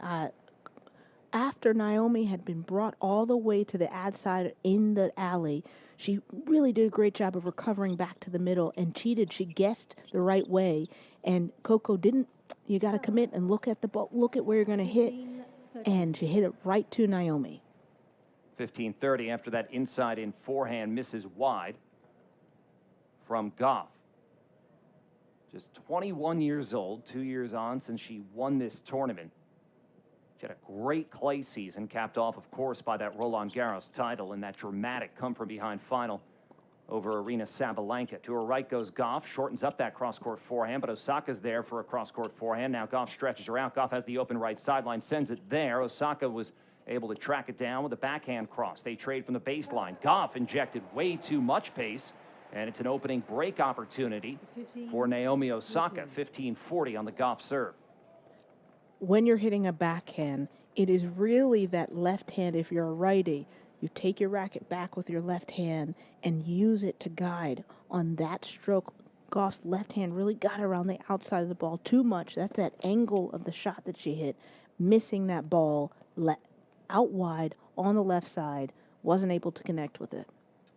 Osaka in her purple dress with the sequin front and that unusual, can't even call it a hem, it's like a cuff at the bottom, the way it curls back onto itself. Now the backhand from one knee, Gauff, who moves to her right. She's down 2 break points and gets broken, missing that forehand into net. Dream start for Naomi Osaka. Pretty easy break of Coco Gauff to begin this 4th round match. 3 unforced errors in that game to 1 winner from Naomi Osaka, but Coco Gauff had 3 unforced errors.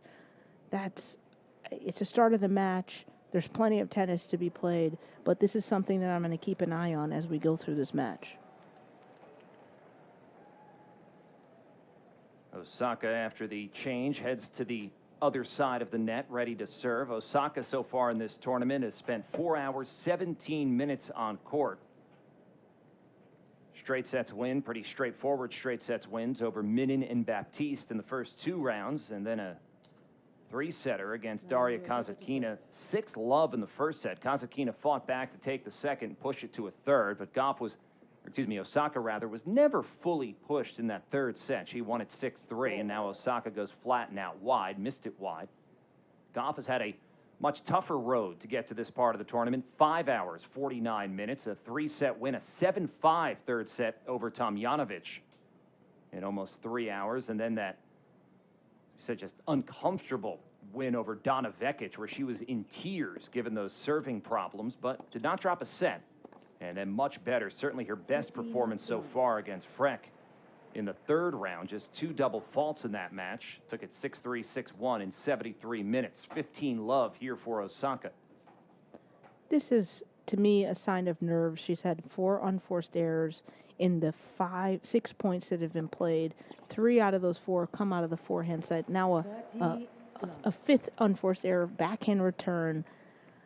This is just nerves. I want to see Coco slow down a little bit, slow down her mind, take some deep breaths, just play deep through the middle of the court, get her footing, make a few more balls. 30-love, good serve out wide from Osaka, who is good at playing from ahead.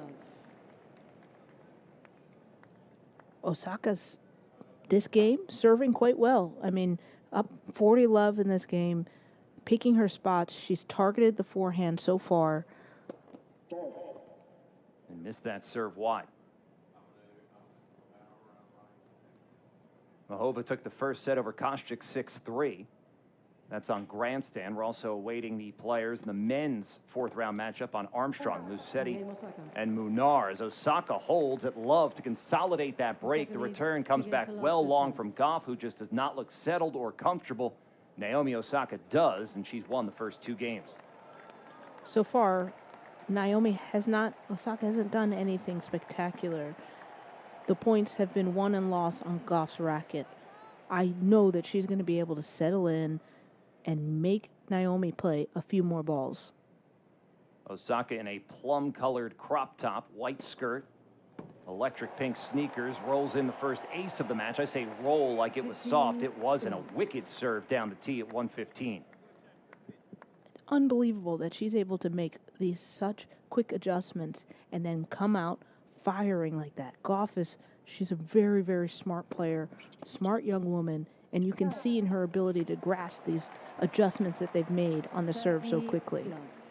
Went body serve, and Osaka could only block it wide. 30-love for Gauff.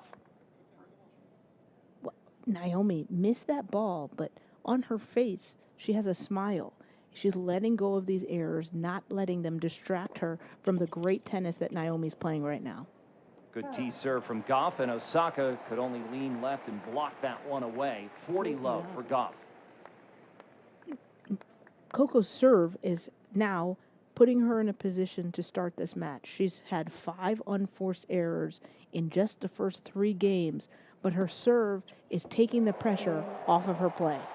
Caps it off with an ace to begin that game, an ace to close that game, and Gauff is on the board, but it's Osaka in front 2-1 on US Open Radio, presented by American Express.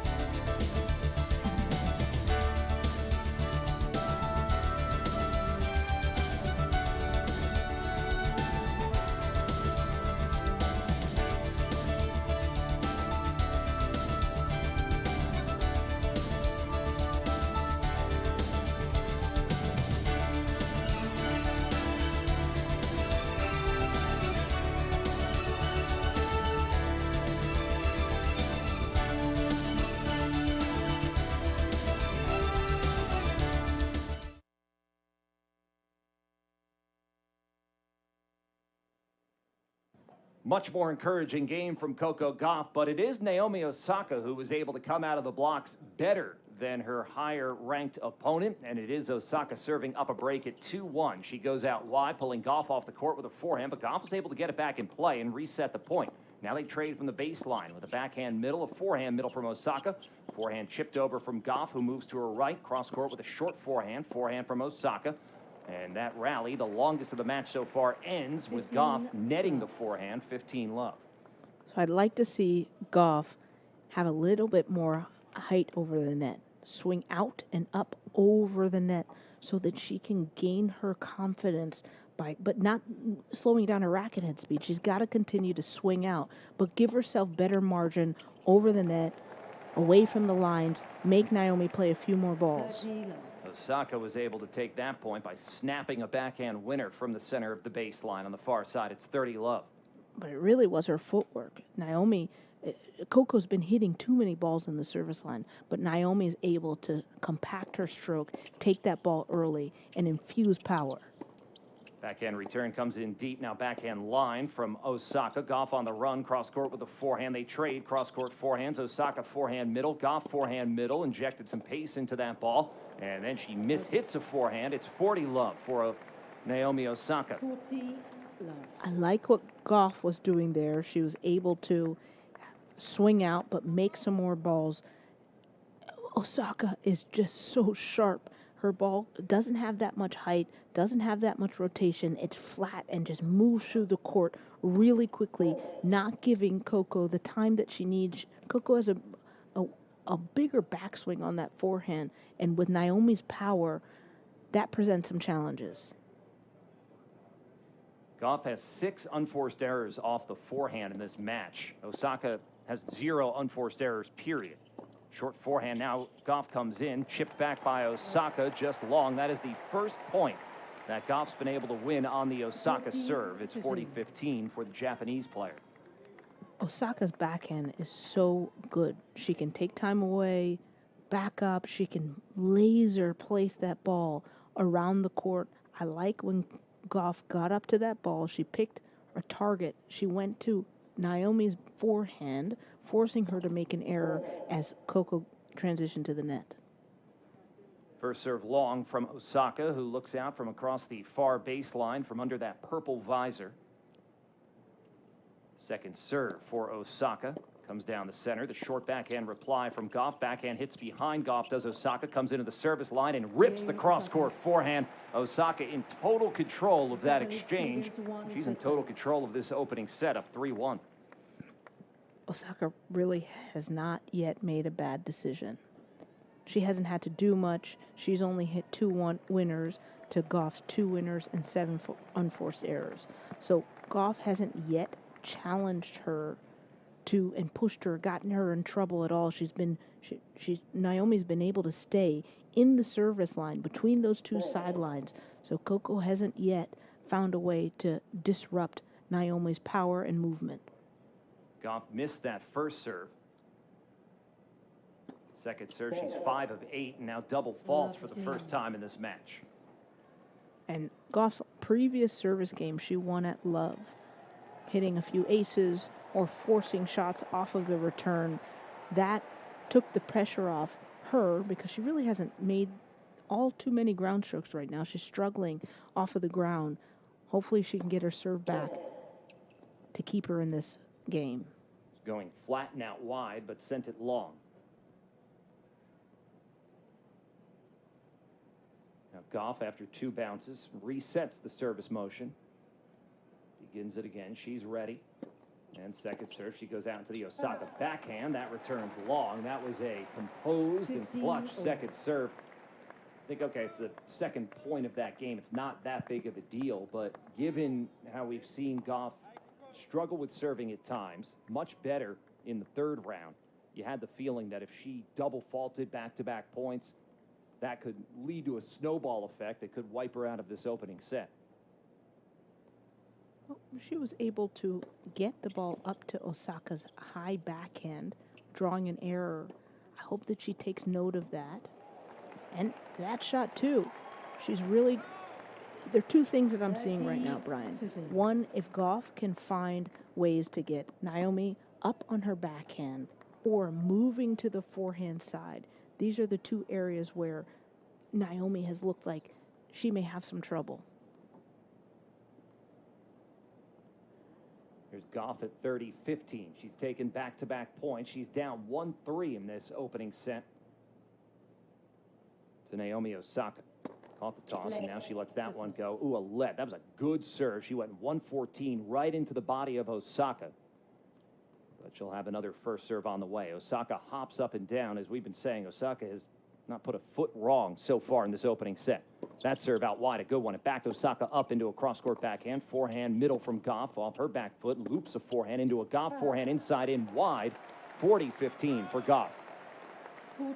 Again, Gauff being in this position, 40-15 up. On that last point, serving out of the ad side, she went flat out wide, getting Naomi off the court. Coco was able to drive that next forehand into the open court, but something she did there is she didn't keep her on the move. Coco hit the ball right back to the middle, and it got Naomi jammed and then created another opening for Coco to win the point. At 40-15, right down the center, the backhand return off the baseline. Gauff plays it short, backhand from Osaka. She was coming into net and crushed that winner. That was a huge return from Osaka that seemed to have caught Gauff by surprise that it caught the baseline. 40-30. That's Naomi on her backhand side. She's quite deceptive. She holds the ball so you don't really know whether she's going to drive that ball cross court or hold it and scoop it down the line.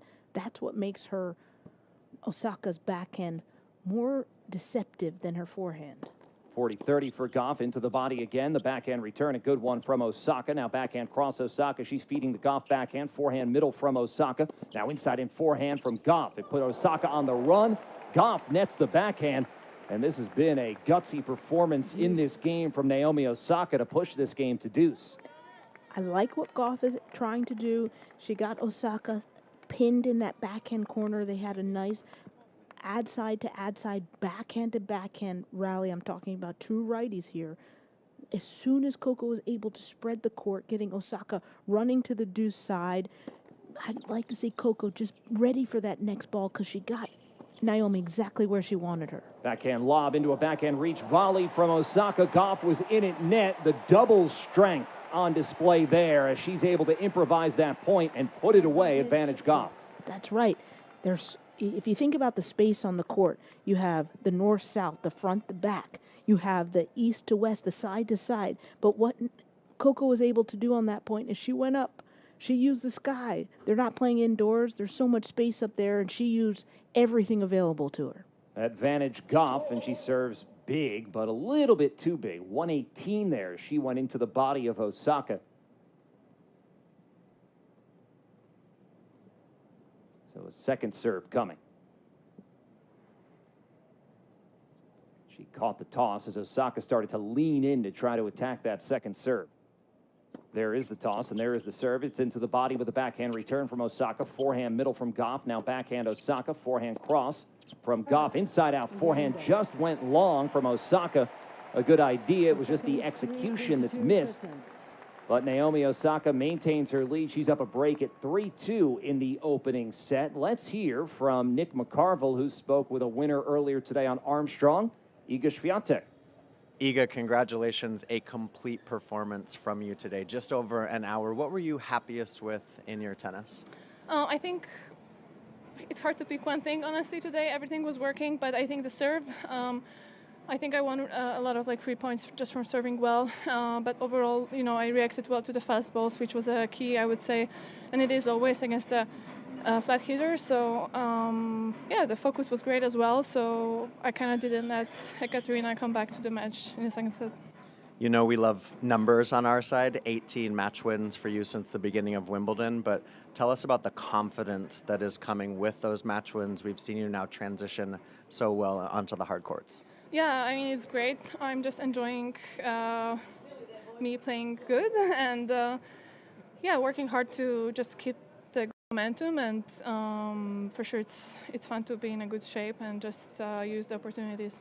Really quick, we know you've been in Central Park a little bit. Is that a morning routine just to keep yourself calm in the New York City craziness? Well, I wouldn't say morning routine because I wake up so late that I'm usually late for everything anyway. So no time to go to the park before, but after practice for sure, it's a great way to recover. So yeah.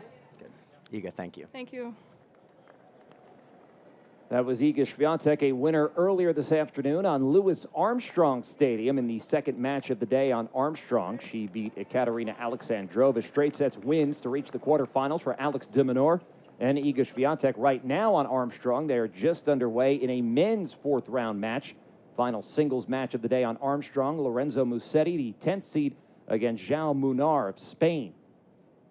And then Ekaterina Alexandrova will be back on Armstrong with her doubles partner, Shui Zhang of China, for the fan favorite duo, Venus Williams and Leylah Fernandez, in a women's doubles third-round match. But back here in Arthur Ashe Stadium, it's Naomi Osaka at 3-2 in the opening set, serving at 15-love to Coco Gauff and missing that serve into net. I'm Brian Clark, back here with Megan Moulton-Levy. It's great to have you with us on this Labor Day from the U.S. Open.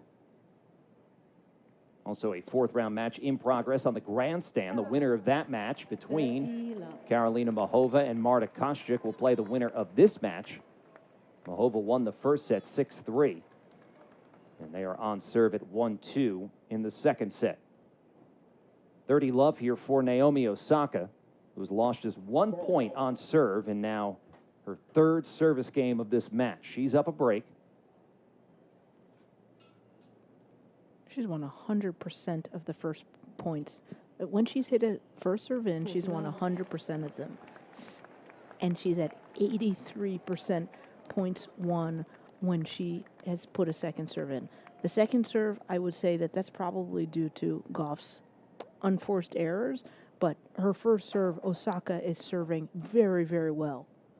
At 40-30, that serve is flattened into the net from Osaka.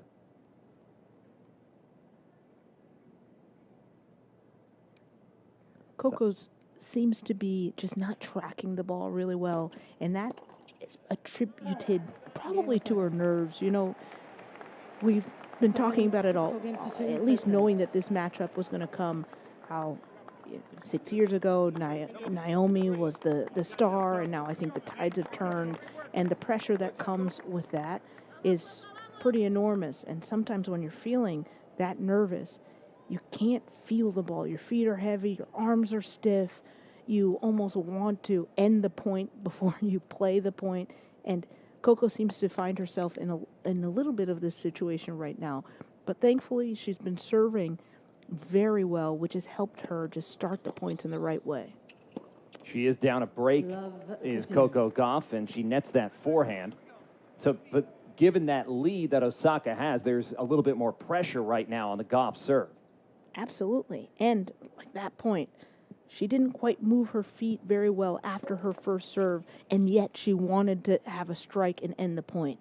I would want to see her just take some time to herself, breathe, take some time during the point, not try and rush to end the point so quickly.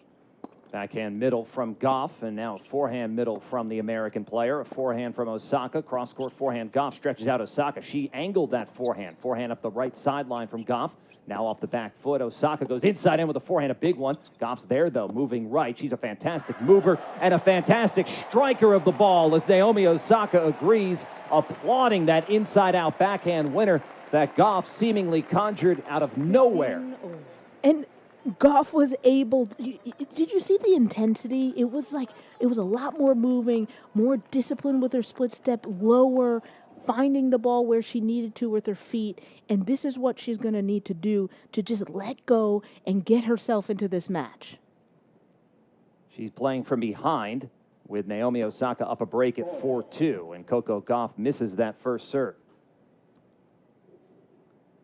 Gauff is at 68% first serve in. That's not bad. You want to be somewhere between 70 and 75. Forehand middle into the middle backhand from Osaka. Now forehand from Gauff off the tape. It floats in right into the strike zone of Osaka. They resume exchanging from the baseline until Osaka misses the forehand long. It's 30-15 for Gauff. Osaka has done really well at getting the depth on her shots, keeping Gauff off in defense or neutral. Now, there is a micro opportunity. When you're playing high-level matches, you don't get a lot of chances. But there is a micro opportunity where Osaka hit a short ball. I want to see Gauff just jump on that ball and take her time away and get Naomi moving on the run. Serve went into the Osaka backhand. Now forehand deep from Osaka into the Gauff forehand. Cross-court forehand again from Osaka. That's the corner she's burying the ball into. Asking Gauff to keep hitting forehands. And Coco's up for the challenge because then the backhand from Osaka floated wide. It's 40-15 here for Gauff. So now we're seeing a few poor decisions float in. Osaka trying to go for too much on the run, 1 foot in the alley, and she was trying to hit a blistering down the line backhand without having the proper margin. So Coco's starting to get to challenge Osaka the way that we are used to seeing. First serve into net from Gauff at 40-15. She looks to stay 1 break down at 2-4 here in this opening set to Naomi Osaka. Second serve down into the center of the box. The backhand way off from Osaka. Hold for Gauff. She stays 1 break down. Naomi Osaka leads at 4-3. She started red hot, but Nick McCarville, who was courtside. Nick, have you noticed, as we welcome you to the show this afternoon, Coco over the last game or two seems to have raised her level and maybe just gotten more comfortable. Yeah, hi, Brian. Hi, Megan. Good afternoon, guys, from courtside. Very happy to be with you here. And yeah, I just got here a couple games ago, and certainly felt like it was a flatter start for Coco, as you guys have been detailing, but really picked up the energy in the last couple games, hitting the ball with more intensity, and that big exchange there at 15 all felt like it really awoken Coco Gauff. Her entire box, Brian, stood and applauded really that maybe the rally of the match so far. But I will tell you too, the atmosphere inside Ash, it's nearly full, Brian, but just a little bit flat. I think these fans a little bit on the side of Coco Gauff and perhaps taken on the back foot that Naomi Osaka has had such a great start. But what an occasion this match, and so far Coco just staying that 1 break of serve close. I also just love how interesting, Megan, the dynamic between Thomas Witkowski and Naomi Osaka. No one would have paired them together a few months ago. They've been working together since July. Just watching the very simple, positive feedback when Naomi is playing a good point, Witkowski really showing her that from the box. Naomi mentioned that in her pre-match speech, just talking about the great chemistry that they, albeit a short amount of time, that they've developed. So it's clearly showing in her game. She's playing extremely well, being very disciplined. Although we saw a few bad shot selection, she now has more unforced errors than winners, but Naomi's playing very, very well, serving exceptionally well. As shown by that ace she uses to uncork and open up this 8th game. Osaka still perfect on those first serve points. She's won 7 of the 7 first serves she's got in. 4-3, she's up. And Thomas Witkowski joined the team, and Osaka had a funny quote earlier in the tournament. She said that before they started working together, she thought he was scary because she said he was tall and never smiled. But now that they're working together, she sees he smiles a lot, and she said it's a very kind smile. There's going to be a lot of smiles based on the way this first set performance has gone for Naomi Osaka as Gauff slices that backhand into net. It's 30-love. I don't really think that that's a bad shot selection from Gauff, because you need to find some way to disrupt Osaka's rhythm. She drives the ball. She has not very much variety. And for Gauff to try and change the strike zone, make Naomi get underneath the ball and swing up or catch the ball higher, and Gauff is going to be able to do that if she throws in some slices, rolls some balls deep, high, heavy to Naomi's backhand. So I like that even though she didn't win the point, Gauff is trying some new things. Second serve coming from Osaka off the far baseline. Now a forehand struck into net from Gauff, who puts her hand on her left hip. It's been a frustrating afternoon so far for Coco Gauff. And Naomi Osaka almost flawless on serve here in this opening set. Most of Gauff's errors have come in the net. So if I were her, I would just unleash on one, Brian. Just let it rip. Almost go for the back fence, but make sure that it has rotation. Just give away a free point to find your rhythm, hit out some of those yips that she's having. Kind of like that forehand There's one, she just Megan. drove there. Exactly. She totally took a big drive at that one. She's listening to you, Megan. Yay! She can hear me. But you nailed it, Megan. Just the problems of those unforced errors. They've been off the forehand. 12 unforced errors in the match so far for Gauff, 9 off that forehand wing. So that big forehand strike was important. Now 40-15, and Osaka misses well wide as she went tee. Just get the sense that the crowd is waiting for another great point so they can erupt and almost help her manufacture this energy needed to compete in this match. But Naomi Osaka's had the answer so far. A body serve ties up Gauff, and Osaka 1 game away from this opening set. Just a lot of frustration here, guys. You can feel it from Coco Gauff looking up towards her box off of those forehand misses, and just isn't flowing that kind of confidence that we saw against Magdalena Freck. Here you can hear this crowd. They really want to get involved as we hit this pointy end of the first set. And it will be Coco Gauff at 3-5, 29 minutes into this opening set. And Gauff's toss, ace up the center. Crowd will get behind that. Third ace for Gauff at 117, fastest she's gotten in so far. And this serve is keeping her in the match. So it's just a wonder. You know, we talk about her serve, her forehand, but the girl can play. She just needs to be unleashed to go do her thing and feel free at swinging and hitting the ball. As you say that, she badly misses a forehand into the net, hit a great 106-mile-an-hour serve, and it was a simple block return from Osaka, and Gauff just missed her forehand. That was sheer deceleration. She did not pick up speed as she was going to make contact with the ball. That can just insert volatility. She's not playing with authority and commanding. Swing out, play the point, and if she misses it, she misses it, but I'd like to just see her play. As she double faults for 15-30. Crowd wants to bring her along. Naomi Osaka slaps that left thigh a few times.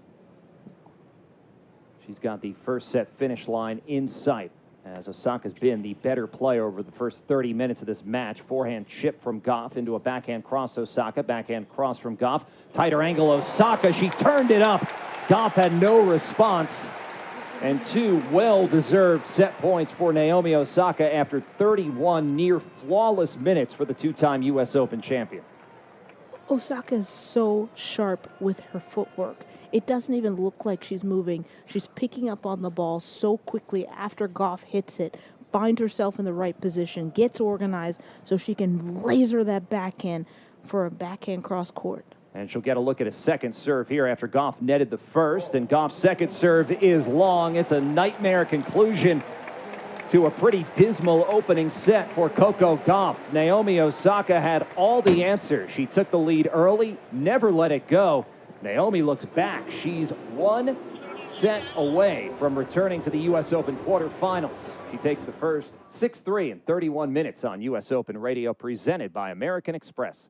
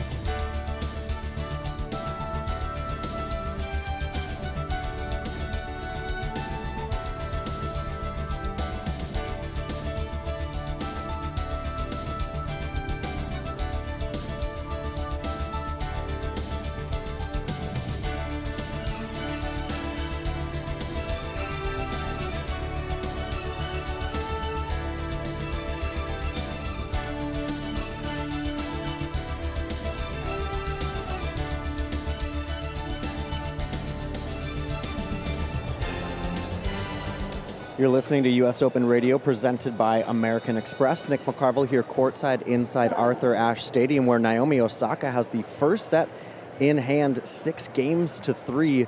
They just flashed up these stats from that first set. Coco Gauff serving at 39%. And it's not just been that stat, it's also been the fantastic ground game of Naomi Osaka. We were talking a couple minutes ago about her working with Thomas Witkarowski, who's giving her a big round of applause. The entire Osaka box now really cheering her on as she's one set away from the quarterfinals. But really interesting to hear Osaka say she's finally released that expectation of winning the last couple of months. Witkarowski helping her to see the journey, the process again. And right now the journey is she's a set away from the quarters and taking out Coco Gauff. Brian, back to you. Thank you, Nick. And I've got a question for you after Osaka misses that first serve, and she's back even this far. This is an accomplishment on the journey. She had not been to the fourth round of a major since the 2021 Australian Open. That was her last major title as Gauff misses that forehand return. Nick, Gauff left the court after the set break. Was that just a quick, maybe an outfit change or something? No outfit change. Actually just went to the toilet, and actually it kind of reminded me of the Tomljanovic match when she left after the second set. She said she went and splashed some water in her face as they start the second point of the first game. Gauff here on the approach, a lob from Osaka. Nice athleticism from Gauff here. Brian, over to you. Oh my God. Wow, what a point. Oh, sorry about that, Brian. I got stuck.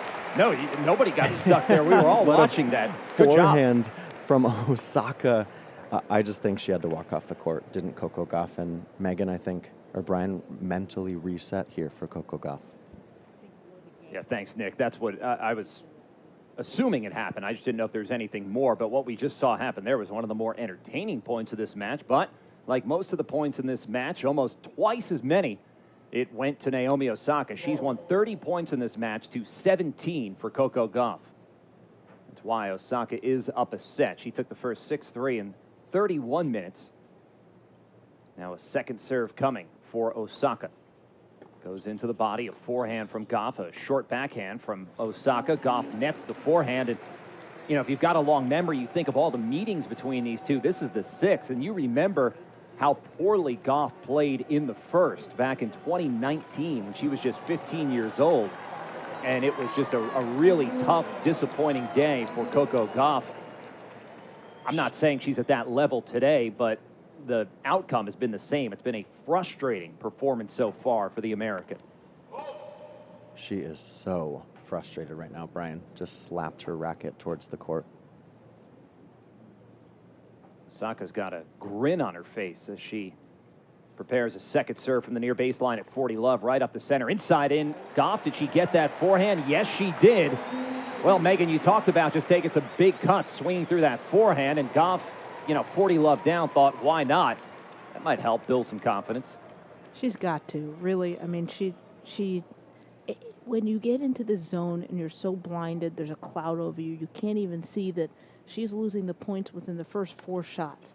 So just trying to extend the rally, making Naomi play one more ball, play herself into this match. She doesn't have to end the point. She doesn't have to be the one who's being aggressive. She is supremely athletic.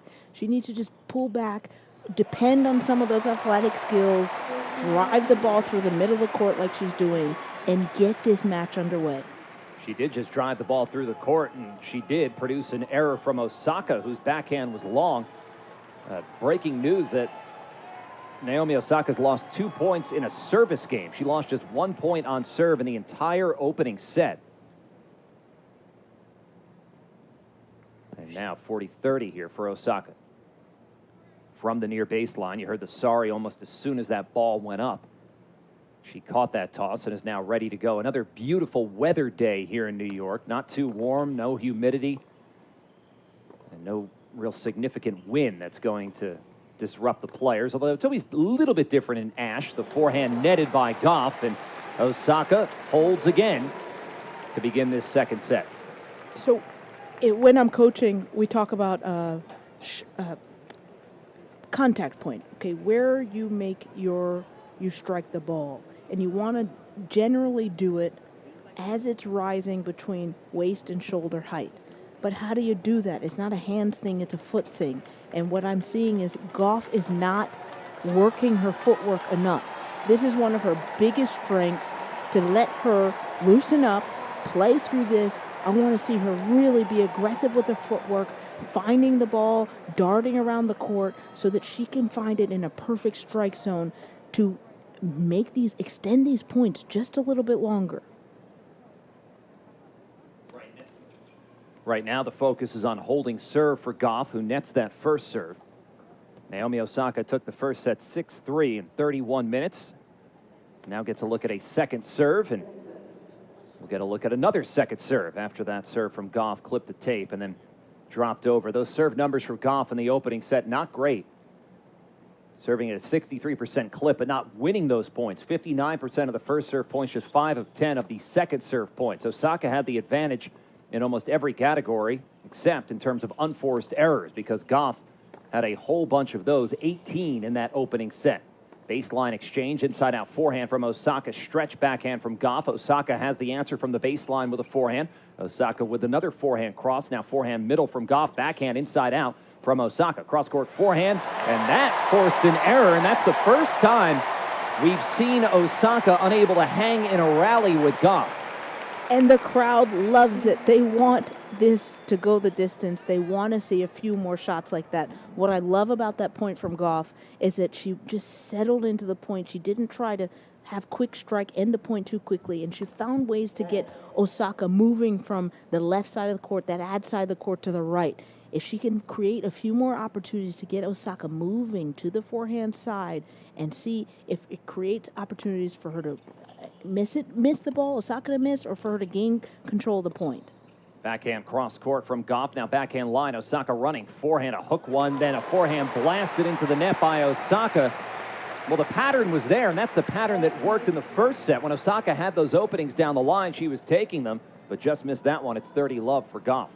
And that is what Osaka has been doing. When Gauff is able to extend the rally just a little bit, either using the cross court on the ad side exchange and then looking for opportunities to get Osaka moving, Osaka drives that ball down the line. If Coco can continue to be ready, she could find herself in this match. As she misses a backhand, though, into net. We know Osaka is a four-time major champion. She is, no slouch, but her ranking is what it is. 24th in the world, and since the beginning of 2023, Gauff has played 40 opponents at majors, or 40 matches, who were outside of the top 20 in the world, and she won 38 of them. Only losses both at Wimbledon, and now it feels like she's got some momentum going in her direction. 40-15 for Gauff. I like it. Gauff pulled out that continental grip, that shake your racket, Garrett, the one where you're going to get underspin on the ball, forcing Osaka off the baseline. Osaka is strong when she is retrieving the ball along that baseline, but getting her moving up, that was a great play from Gauff. Second serve will be on the way here from Gauff at 40-15. Her first service game of this second set. That first serve found the net. Second serve into the center of the box. Osaka read it and cheated left. Now Gauff trying to come in to cut it off, but didn't need to do anything because Osaka missed it long. Maybe the best service game we've seen from Coco Gauff. And what we're hearing, Nick, from the crowd in Ash, they know that Coco's maybe the best competitor on tour and maybe realizing that she needs a lift to get through this one. Oh, totally. You've heard that correctly, and I thought that was a huge game. Megan detailing so well what Gauff needs to do fundamentally, but just being able to compete in that game, guys. And then I'd like to see Coco Gauff really engage this crowd because they want to be a part of this match, and they want to support her, and she can use them, Megan, to her advantage. Nick, that was spot on. You used the word compete. And what that does not mean playing great, but that means problem solving, finding solutions. Because she's not playing her best tennis. It's no shock to anyone. But in that previous service game, Gauff was able to unlock. She's such a highly skilled player. She can use her slice. She can come in. And she put both of those skills on display, allowing her to hold that service game. Serve down the center from Osaka. Gauff sets up from the baseline, goes cross-court with a forehand. They trade cross-court forehands. Now a backhand from Osaka, forehand middle from Gauff. Forehand middle from Osaka. Cross-court forehand from Gauff, who moves left with that backhand. Flicks it over. Osaka drives the two-hander. Just caught the baseline. Short backhand Gauff, who moves right for a forehand cross. Now forehand middle into the backhand. Gauff, backhand inside in. Osaka pulled the trigger. Gauff that was an interesting shot selection. Osaka hit the ball through the middle. Gauff chose to run around and hit a backhand on her forehand side, pulling it to Naomi's backhand, but wasn't able to hit it quite well enough. But that she drove it right into Osaka's strength. Osaka took one step in, got on that front foot, and just hit a standard cross-court rally that resulted in a winner. 19 balls in that rally, longest point of the match, and now 30 love. The forehand cross-court. Long from Gauff on that return of serve. It's 40 love. I love that error. There are such a thing as good errors and bad errors. To see Gauff take a good cut at it, height over the net, rotation, this gives her range. She can now pull back and figure out what she needs to do to hit that same return in, but in. That first serve missed long. Karolina Muchova trying to keep the second set on serve with Marta Kostyuk. Muchova won the first set 6-3 in the fourth round match in progress on grandstand. At 40 love, Osaka right down the center. Gauff came in to attack it and returns with a forehand. They trade from the center of the baseline. A forehand Gauff, a backhand Osaka. Now backhand middle from Gauff, a forehand. Osaka pulling Gauff to her right. Now cross-court forehand from Osaka. Gauff has the open line, sends the forehand down there. Osaka got there, and the error came off the backhand as Gauff tried to go cross-court. Osaka keeps the meter running. She's up a set and on serve in the second on U.S. Open Radio, presented by American Express.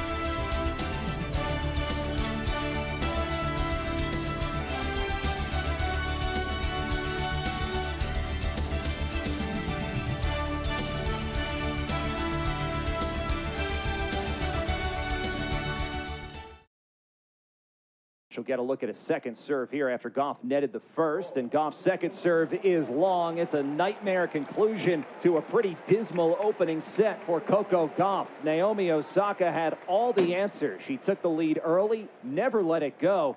Naomi looks back. She's one set away from returning to the U.S. Open quarterfinals.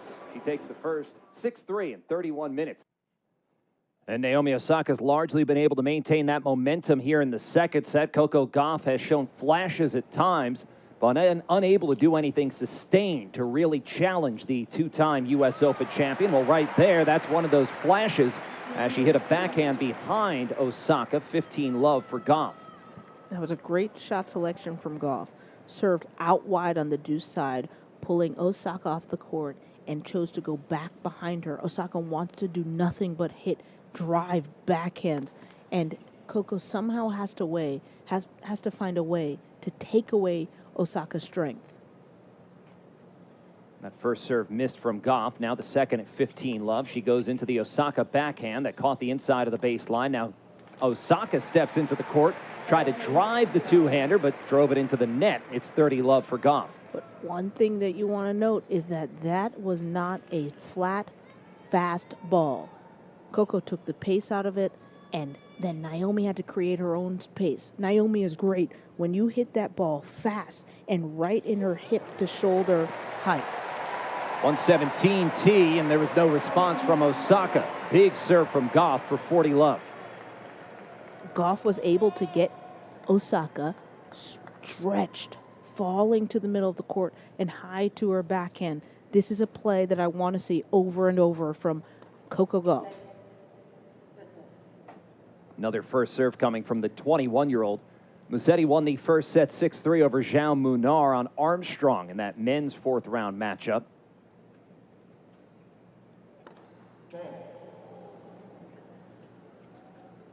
That serve missed out wide. Karolina Mahova won the first set 6-3 over Marta Kostyuk, but Kostyuk has gotten the second set to 4-all in his serving. That's on the grandstand as Gauff double faults. Not a big deal. She's up 40-15. No reason for her to panic at all.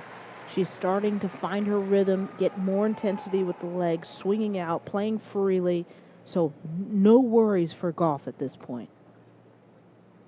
40-15 for Gauff as Osaka crouches to receive serve, and Gauff misses that first serve into net. Gauff had her best serving performance in her third round win, just 2 double faults after combining for 18 across the first and second round. She's through this game. Good wide serve that Osaka sends back long. 2-all in the second set, a must-win second set for the third-seeded Coco Gauff. Guys, Megan, I'm just thinking about, you're talking about Coco's footwork. It's just been so much better the last couple games. She's turning this into a little bit more of a clay court matchup. Now, I know this isn't a clay court, but she's the French Open champion, and she is relying on her athleticism. As you pointed out, Megan, she's in these rallies with Osaka, and I think she's turning it into more of a dirt ball, a track meet fight out here, and that's what she has to do to try to change the cadence of this match, because so far it's been played on Osaka's big hitting terms. You are so right. I mean, for Gauff to really get under Naomi's skin, she's going to have to hit a few more balls like she just did, looping high. It was a shank, but hopefully it's like, hello, that works.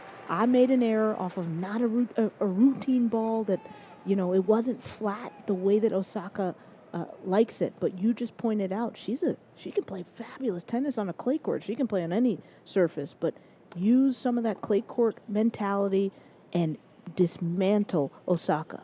Osaka now with a forehand. Gauff goes forehand middle, hits the tape, and then flies long. Unfortunate for Gauff, who had a fantastic clay court season. 38 wins on the season. 18 of them came on clay. 18-3. That includes the Roland Garros title, and of those 3 losses, 2 of them were in the finals in Madrid and Rome.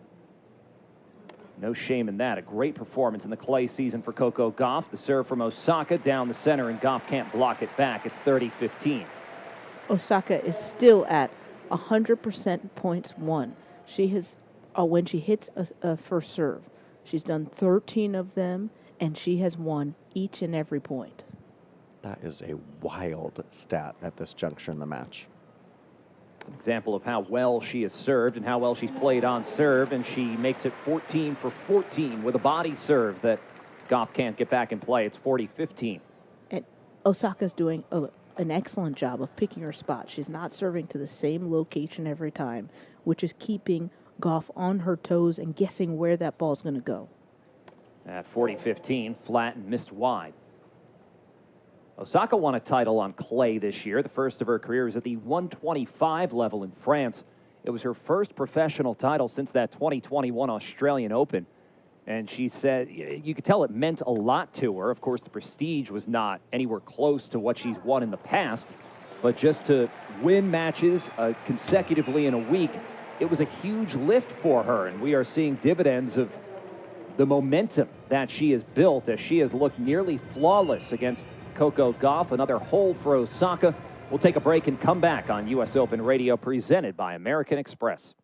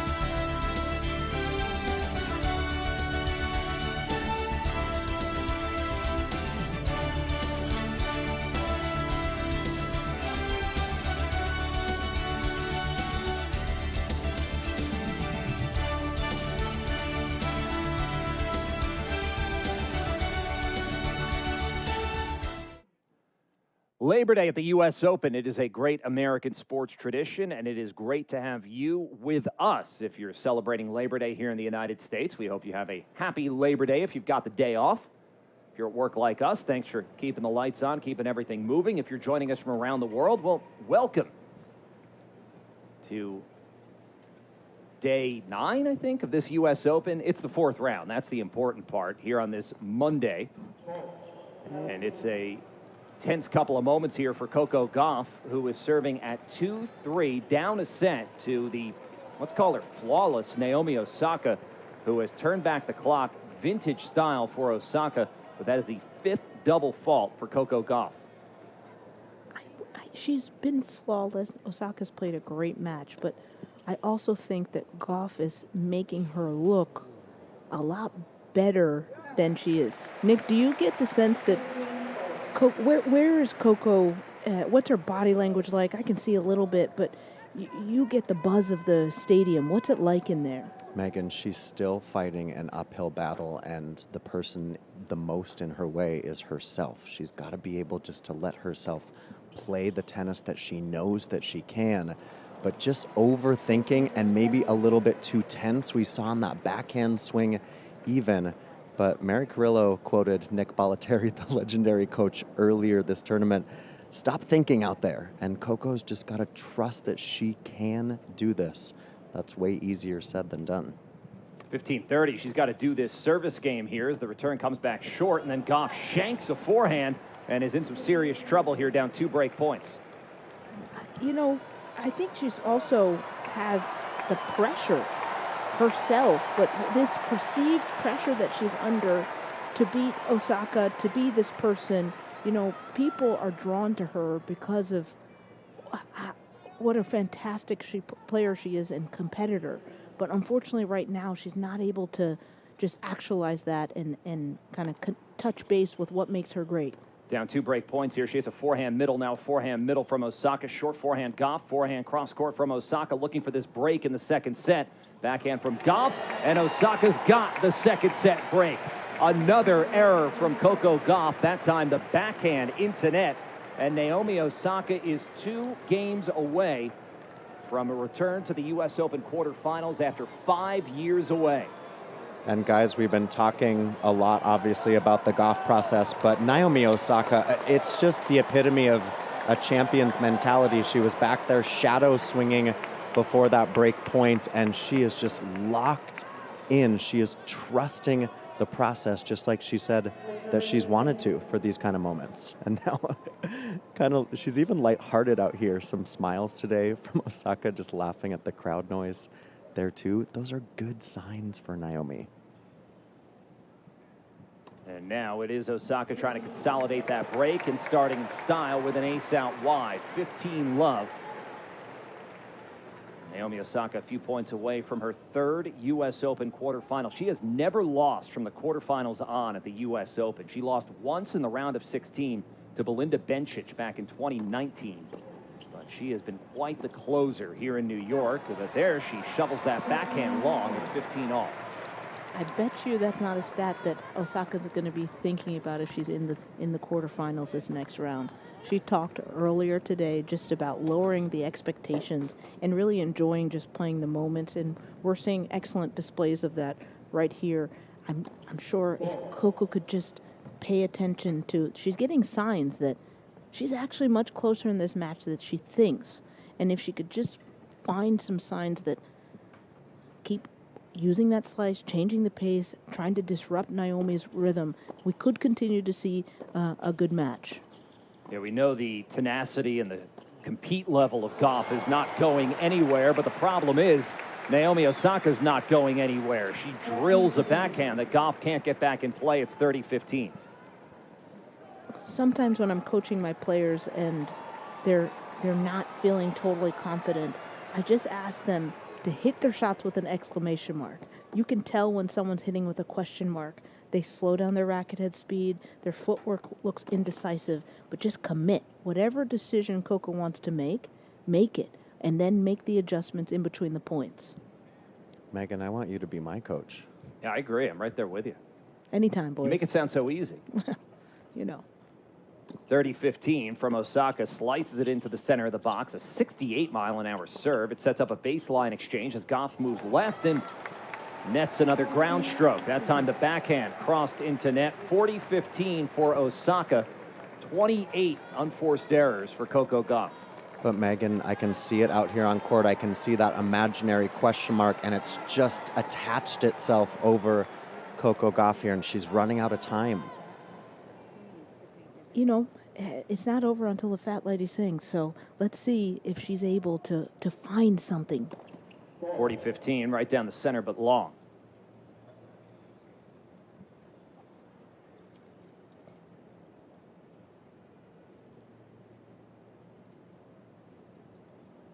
Osaka taking a little bit more time. We're 1 minute shy of the hour mark in this match. She's had things her way so far. On the run, a backhand from Gauff just wide.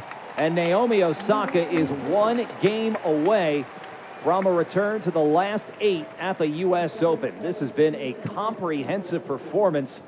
And it feels, just, Nick, from our vantage point, I know you're courtside in Ashe, kind of that sense of shock in Arthur Ashe Stadium that, wow, Naomi Osaka is really doing this right now. Yeah, she really is. And, you know, those last couple games were so pivotal. You guys, it could have been a 4-3 or a 3-4, but 5-2. And now it does feel like a steep mountain to climb for Coco Gauff. But I do think that, you know, Coco has to come out in this game, just focus on her serve, because Osaka hasn't been, as you guys have pointed out, she hasn't really been in these types of situations the last couple of years. So we never know what's going to happen. But certainly the atmosphere in here a little bit more flat, as this is a pro-Coco crowd. And going to see now Coco headed over to her boxes side of the court, maybe for some last-minute advice from J.C. Farrell and Gavin McMillan. Gavin McMillan, of course, the biomechanic expert that she added to her team just on the eve of the U.S. Open. That drew a lot of attention after those serving struggles that culminated in that performance against Jasmine Paolini in Montreal. And you look back in Montreal, and maybe that told us what we need to know about Naomi Osaka coming into this U.S. Open when she made it all the way to the final, her biggest final since she had stepped away from tennis to give birth to her daughter Shai now a little more than 2 years ago. And now Naomi Osaka is 1 game away from getting back to a major quarterfinal for the first time since. J.C. Farrell just standing up, Coco walking right over to her box, and he was pointing down at the ground right here, Coco. She needs just to take it 1 point, 1 game at a time. That's the message from the box. That serve comes down the center. Now the backhand from Osaka returned long. 15 love for Gauff. Nick, at the beginning of the second set, I saw more positive body language. After that first serve, I really would have loved to see her pump her fist, get the crowd involved, and unlock her. Yeah, it just feels like, Megan, she's really the demon inside. It just feels like she's fighting against that, but she's fighting. 30 love for Gauff, and as we've said, we know the fight will continue until the very end, but the rest of the numbers have not been where they need to be. Body serve into the forehand return from Osaka. Backhand netted by Gauff. It's 30-15. She had an open court and just missed. And seeing on her face as she talks to herself and bounces the ball she's discarding away in frustration, that's the buzzword for this afternoon for Coco Gauff. A frustrating performance here through 62 minutes on Arthur Ashe Stadium. 30-15 for Gauff in the toss. Body serve, a chip forehand return from Osaka, who moves right with a cross-court forehand that's long. 40-15 for Gauff. And that's another great play from Gauff. She's found some success when she's gotten Osaka moving from that ad side, that left side, that strong side that Osaka likes, getting her moving to the deuce side, getting her hitting forehands on the run. She's coughed up a few errors in that scenario. Body serve into the forehand return. Now a cross-court forehand from Gauff. Cross-court forehand Osaka. Forehand netted by Gauff. Not out of this game yet. It's 40-30. I really would love Coco to just, if she could almost see herself from outside. It looks like she's having a little bit of an outer body experience. I know our colleague Prim talked about that the other day, just not able to connect with herself on the court. 30 unforced errors for Gauff, who now gets to one knee and pours in unforced error 31, netting the backhand from the center of the baseline. It's deuce. And this is a point where players feel like, I just don't know what to do. I can't do anything. But it comes down to just shot selection, decision making, paying attention. Sometimes if you just release yourself, let me pay attention to what's happening on the other court and really focus more so on your opponent rather than yourself. You can eke your way out of this stuckness. Forehand from Gauff. She puts it into the net. And it is match point for Naomi Osaka. The timing just totally gone, guys, for Coco Gauff on those last 3 misses from the ground. Crowd trying to lift Gauff, but perhaps also saluting Naomi Osaka, who appears poised for a remarkable return to the quarterfinals. Serve comes into the center of the box. Now a backhand for Gauff. It pulls Osaka left on match point. Short backhand, and the forehand into net from Gauff. And Naomi Osaka back to the last 8 at the U.S. Open. What a return, as she will play a major quarterfinal for the first time in 5 years. Her comeback nearly complete. A joyous occasion for Osaka. A dismal day for Coco Gauff. The two players hug at net, but it is Naomi Osaka with the ear-to-ear smile. Jubilant scenes in her box courtside. And Coco Gauff already leaving the court. Nick McCarville, she looks like this has taken a lot out of her.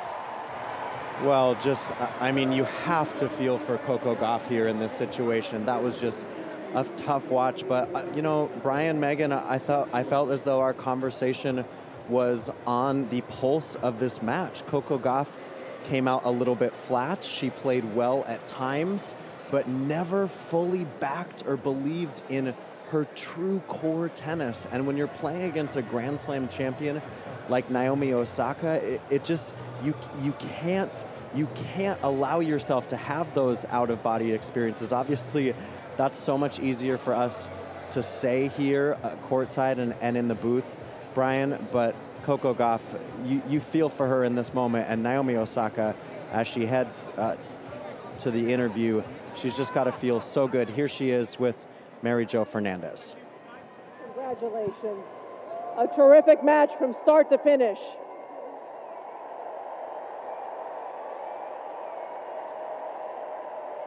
What does it mean to be back in the quarterfinals of a major event?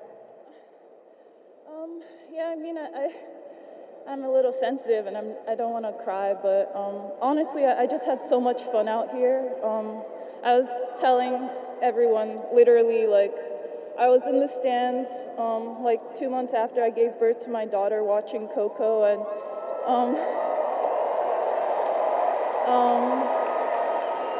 yeah, I just really wanted an opportunity to come out here and play. This is my favorite court in the world, and it means so much to me to be back here.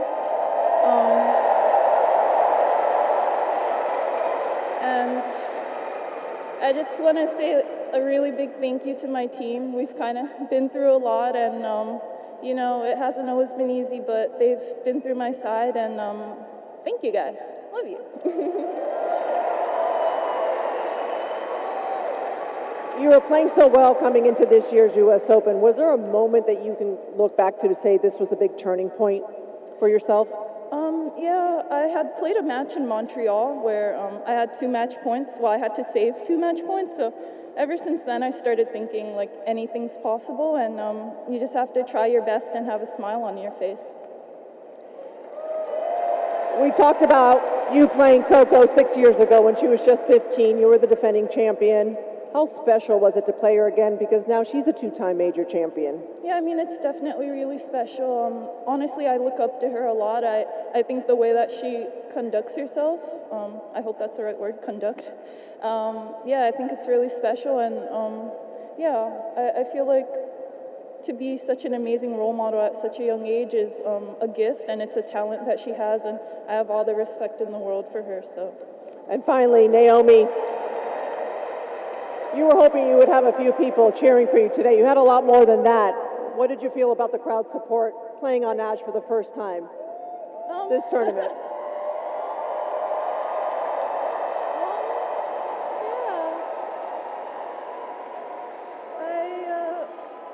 I mean, I don't don't know. I was super locked in, to be honest. You were. That was really high intensity right from the get-go. Yeah, so I was really locked in, but, you know, I felt like everyone wanted to watch a really great match, and I hope that that's what you got, and I hope that,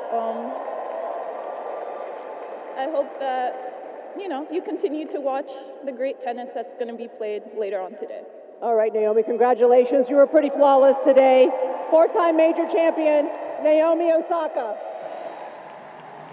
Smile, that's the word we keep saying. We're seeing from Naomi Osaka. She is saying how happy she is to be back on Ash, and she'll certainly be happy to be back into the quarterfinals of the U.S. Open. And Nick McCarville, I'm sure a lot of the oxygen will go to talking about Coco Gauff's performance in this match, but I think a lot of these salutes should be directed towards Naomi Osaka, because when she's going well, there are few players in the world who can keep pace with her, and she's going well at this U.S. Open. I mean, she's totally lethal, guys, as Osaka now going to bash some balls into the crowd here, autographed tennis balls.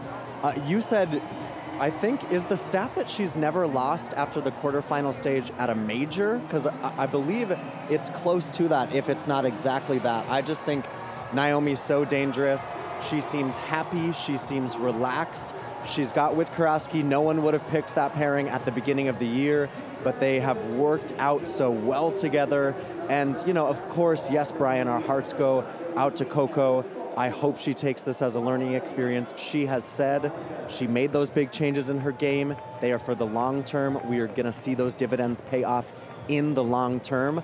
But short term is Naomi Osaka's in the quarterfinals, and she is absolutely one of the people that can claim this title in a few days' time.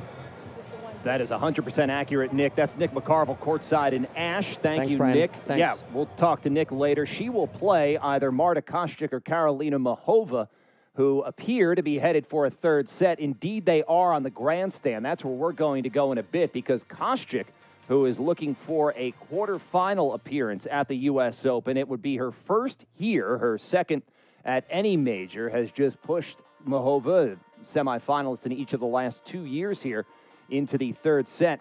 Megan Moulton-Levy, your final thought after watching that performance from Naomi Osaka. Osaka is just such a supreme competitor. She's a sharp hitter. She sees the ball so well and is just able to, she's like a sharpshooter. She was even. I love to see her smile and just her enjoying the moment. I hope Gauff doesn't take this too hard on herself, because she found someone who's just really enjoying tennis and loving every moment she's out there. So hopefully she takes something from that and Gauff is able to incorporate some of that into her own play. Coco Gauff's U.S. Open ends in the fourth round. That means there's just one American woman left in the draw. That is Jessica Pegula, who will play Barbora Krejcikova in a quarterfinal tomorrow. We'll talk about tomorrow's schedule, but it's not the main attraction. We've got more tennis. We've got fourth-round matches, women and men, going on right now. Lorenzo Musetti about to go up 2-0 on Zhao Munar on Armstrong. Prim has been all over that, so we'll check in with Prim in a bit, and we'll head to the grandstand. But right here on Ash, it was a dominant performance from the two-time U.S. Open champion. Naomi Osaka takes it 6-3, 6-2 over Coco Gauff. We'll be back on U.S. Open Radio, presented by American Express.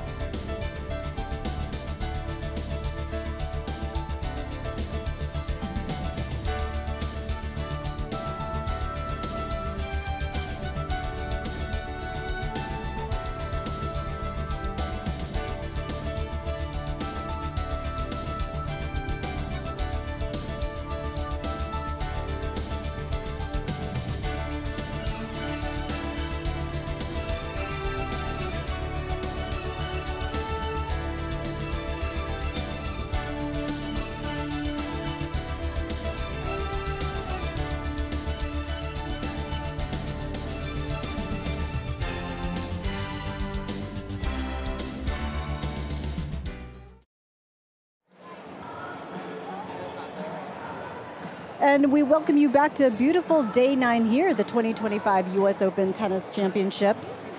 What a day. I'm Prim Saripapat. We're live here over at Louis Armstrong Stadium. We know that much of the coverage has focused on the Naomi Osaka versus Coco Gauff match. Osaka punching her ticket into the quarterfinals with a 6-3, 6-2 defeat over the American and 2023 U.S. Open champion. But meanwhile, over here on Louis Armstrong Stadium, we have the 10th seed Lorenzo Musetti, who's playing some amazing, stellar tennis versus Jaume Munar. This match has been all Musetti. He's jumped out to 2-0 lead, and we are only an hour and 1 minute into this. Musetti has really just been too much for the Spaniard, who is coming into the U.S. Open as a top 50 player for the first time ever. Musetti took the opening set in 33 minutes, 80% first serve percentage, winning 80% of his first serve points, has 17 winners to Munar's 3, most of those coming on the forehand side, whether it's an inside in or inside out. He's really just been outlasting Munar in every single facet as they take the court here for the third and potentially final set. Of course, we'll keep you updated as this continues, and we will be right back after this break right here on U.S. Open Radio, presented by American Express.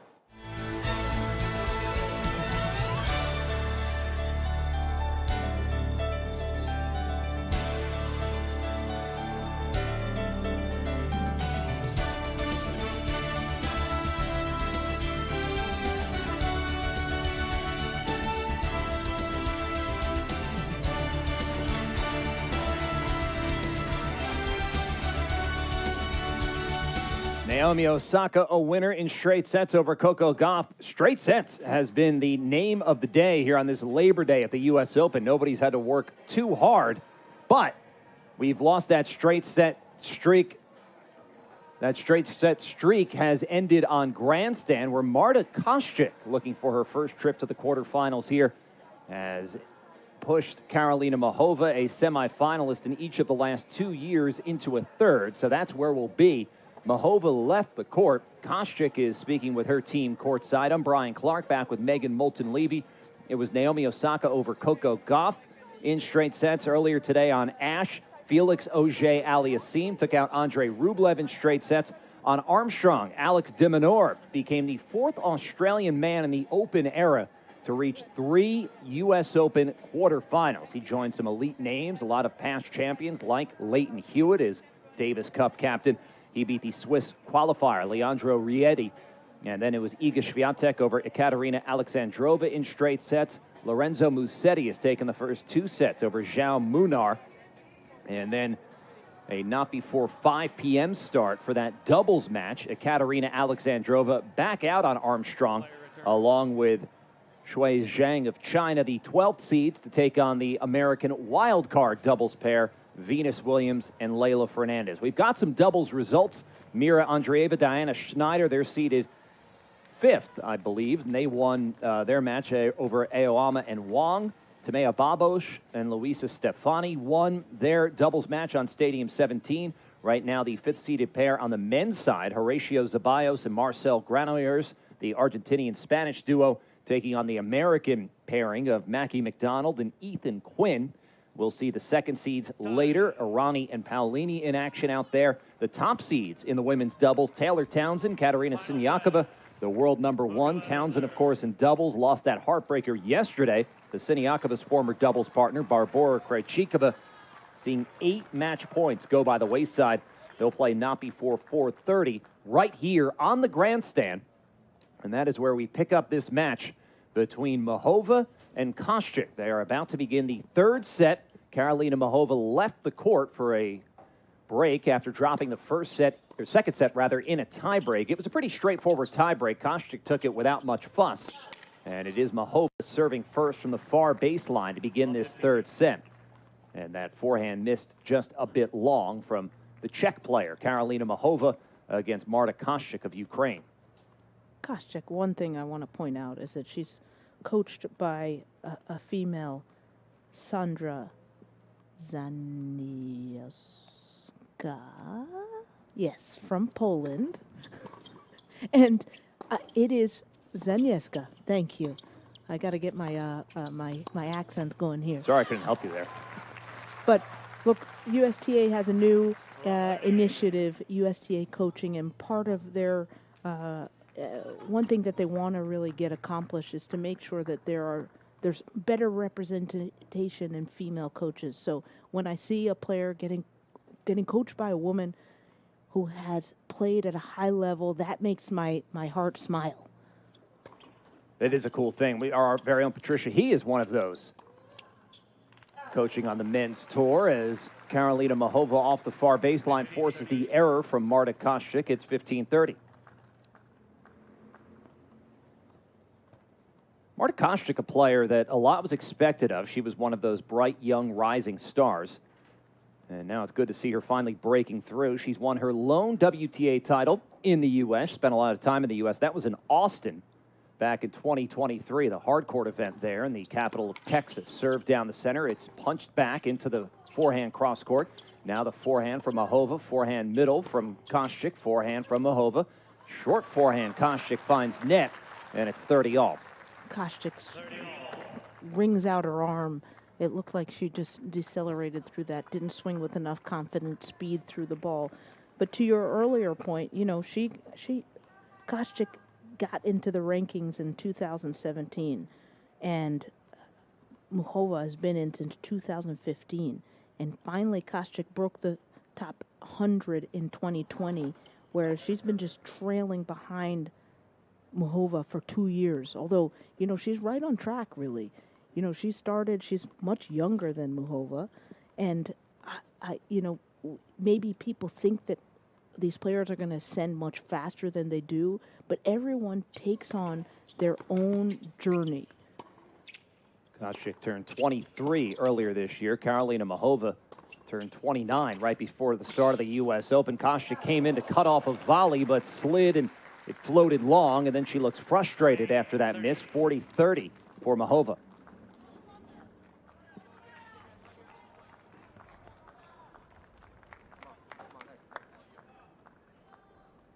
Jannik Sinner, Alexander Bublik, they'll open the night session in Arthur Ashe Stadium, and then it'll be Amanda Anisimova and Beatriz Haddad-Maia close out the fourth round play today in the singles. We're here on the grandstand right now after two straight sets matches on Ashe today. Wins for Felix Auger-Aliassime. And Naomi Osaka, the two-time U.S. Open champion, is back to the quarterfinals for the first time at any major since the last one she won, the 2021 Australian Open. Forehand cross-court from Kostyuk, who now sets up another forehand cross-court into the backhand of Muchova. Forehand into the cross-court, forehand again from both players on the run. Muchova goes forehand, now backhand middle from Kostyuk, inside-out backhand. Beautiful from Muchova, and she holds to begin this third set. Kostyuk drove a forehand on the left side of the court, on that ad side, using her forehand to go inside out to Muchova's backhand. Muchova almost looked like she was going to miss that ball because she caught it so late, but just laced it in slightly over the net, hitting an inside-in backhand winner, and goes woohoo with the fist pump.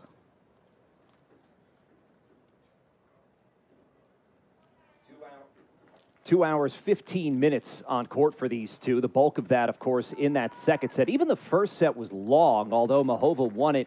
You look, it's comfortable on the score, and we were not on this match at the time, but 6-3. But still, 51 minutes is a little bit long for a 6-3 set. There was, I think, a medical timeout, or at least some medical attention for Muchova in that opening set. Sometimes the scores don't always reflect properly how competitive a match is. But I think your point on the time, the score line might have seemed easy, but clearly the match, they were probably going do sad, do sad. Good wide serve from Kostyuk to open up the court and set up a forehand winner for 15-love. Kostyuk did a great job of finding better court positioning after her serve. She started the point out in front because of that excellent serve, but then followed it up with awesome footwork, taking time away and crushing that forehand.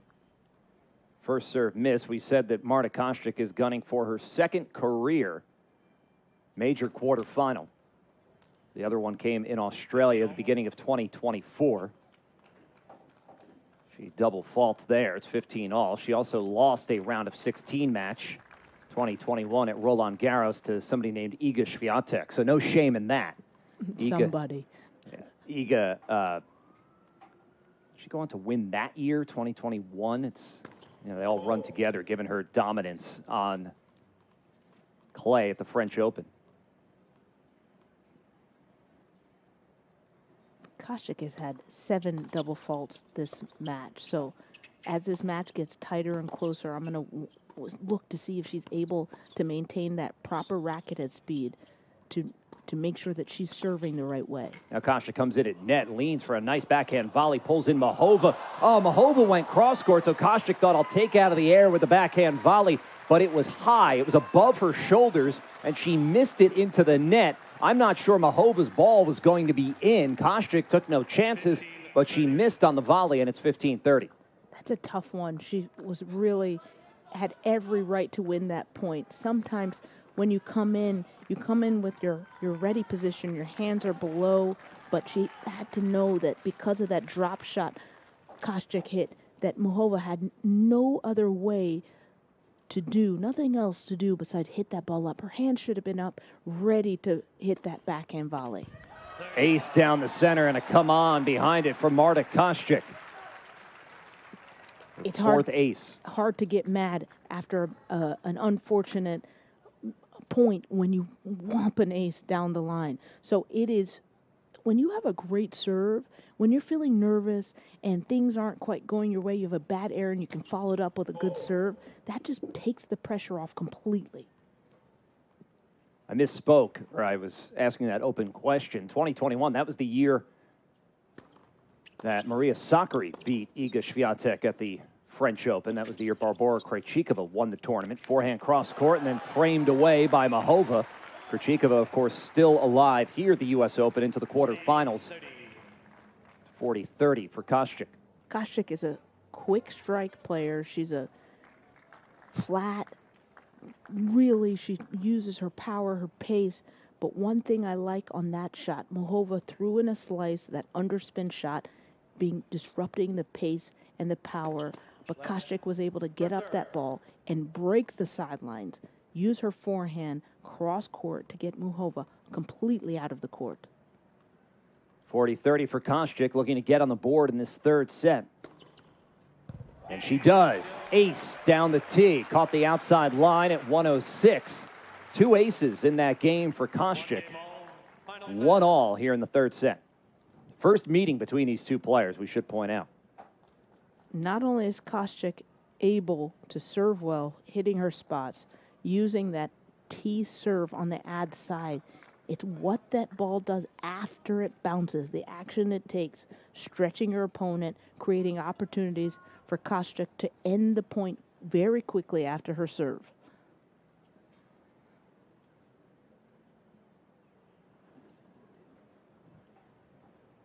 Two hours, 20 minutes on court. Karolina Mahova in a plum purple dress with a darker colored headband. From the near baseline here at the grandstand, goes out wide. She was playing serve and volley, but missed that serve wide. But that's something Mahova can do. She has an arsenal of weapons. She can slice, she can come in, she can hit the ball heavy. Mahova is a great display of just a highly capable player.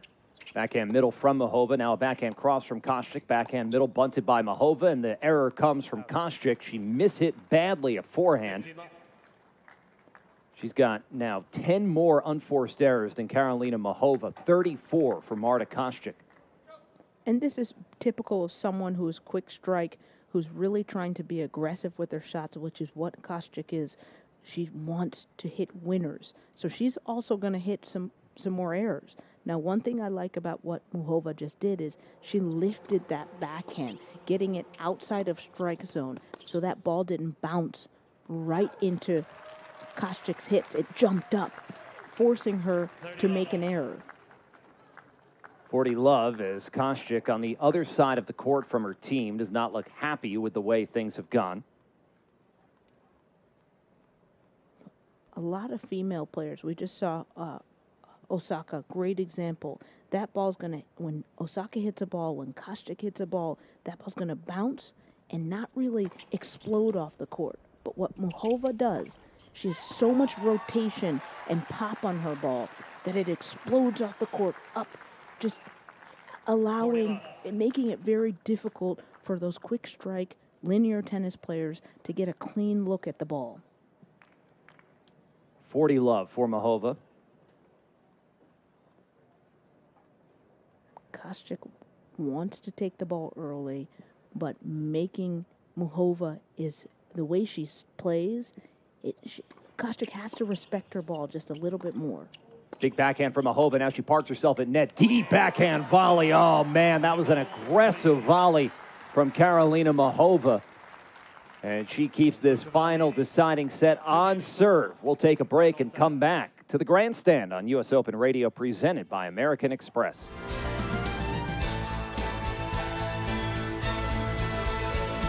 Fine dining with an amazing view to the ultimate shopping experience. From luxurious hotels to year-round sunshine. Fly Emirates to Dubai and start your vacation the moment you board. Fly Emirates, fly better. There's being at the U.S. Open, and there's being there with Amex. Follow the action on court with in-ear radios and design your own custom tennis ball at the U.S. Open American Express fan experience, open to all fans. The U.S. Open is better with Amex. That's the powerful backing of American Express. Terms apply. The smartest move at the U.S. Open? It's using IBM AI to analyze 7 million data points. Better for fans. Smarter for the U.S. Open. IBM. Let's create smarter business.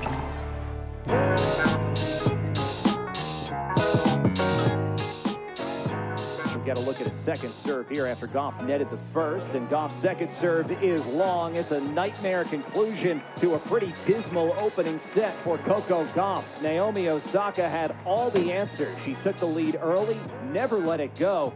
Naomi looks back. She's one set away from returning to the U.S. Open quarterfinals. She takes the first 6-3 in 31 minutes.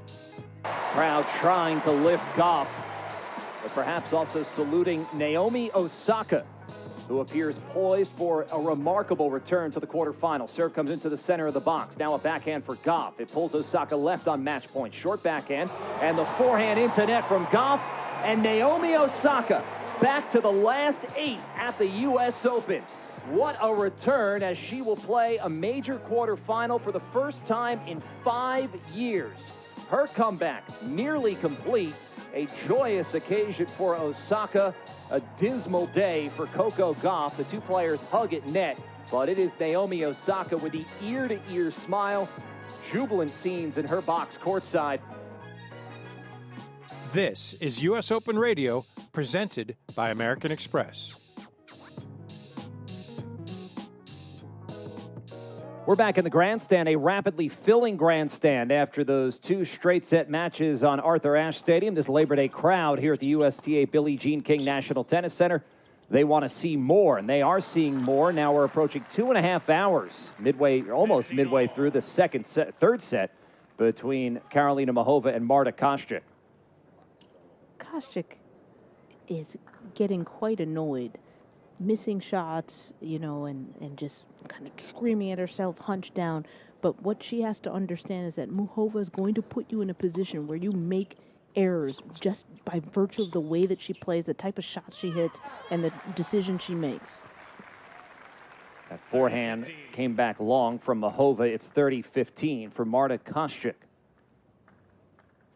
Kostyuk, good on her for getting Muchova stretched, though. If she can thread that line between being aggressive but not overly aggressive and overexposing herself to too much risk, finding ways to get Muchova in trouble on the run, then she can be in a position to continue in this match.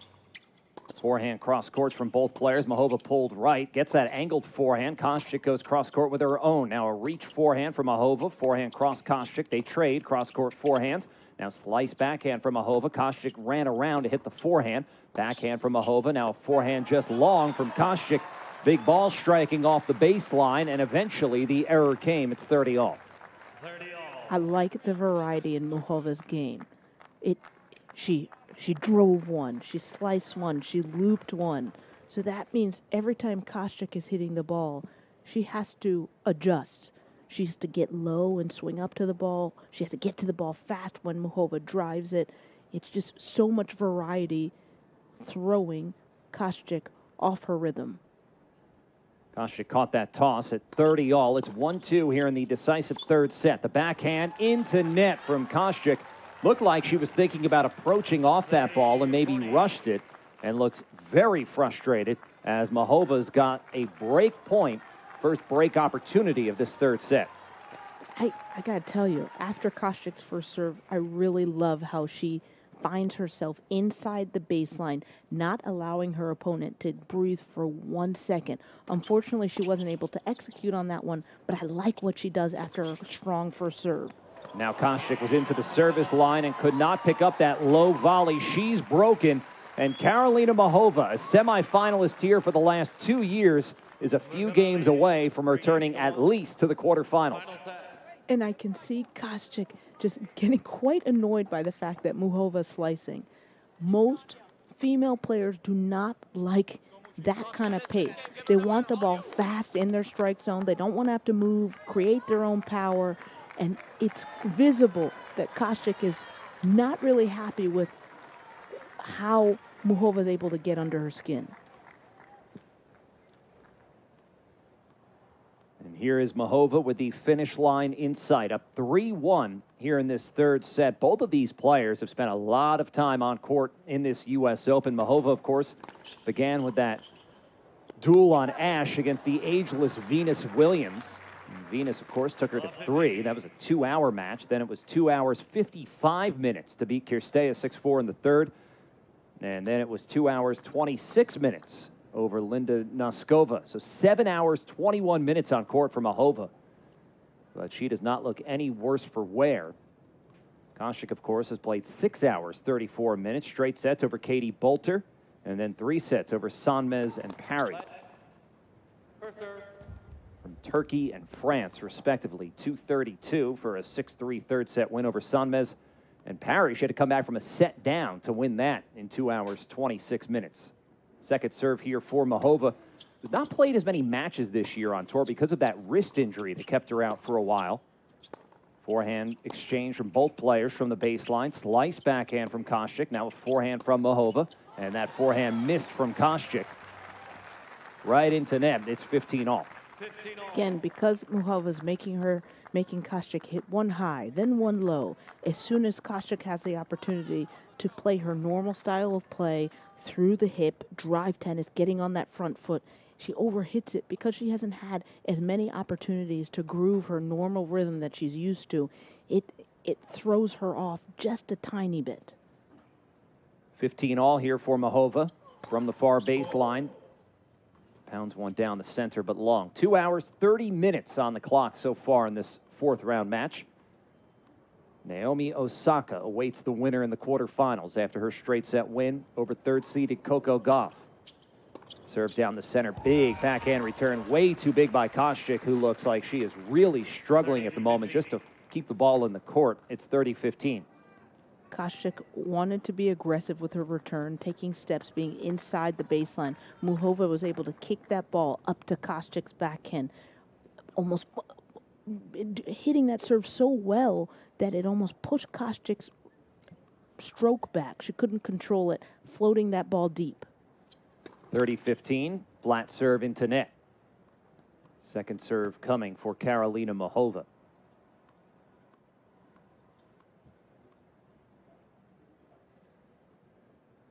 There's the toss, and there's the serve. Played it very safe into the center of the box. Now backhand down the line, Muchova. Stretch running, forehand, Kostyuk. Forehand drop shot, Muchova. Here comes Kostyuk, steers it cross court. Tried it too thin, too fine of an angle. It found the net. And it's 40-15 for Muchova.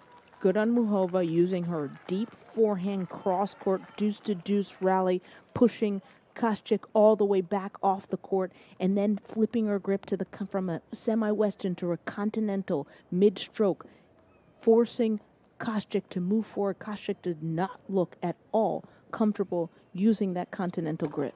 At 40-15, right down the center, the backhand return. Middle now a cross-court forehand from Muchova. Cross-court forehand, Kostyuk, and Muchova smacks another forehand. Now she slices that backhand. How does Kostyuk deal with it? With a forehand up the right sideline. Now she backs up for a forehand line. Muchova cross-court forehand out of the reach of Kostyuk.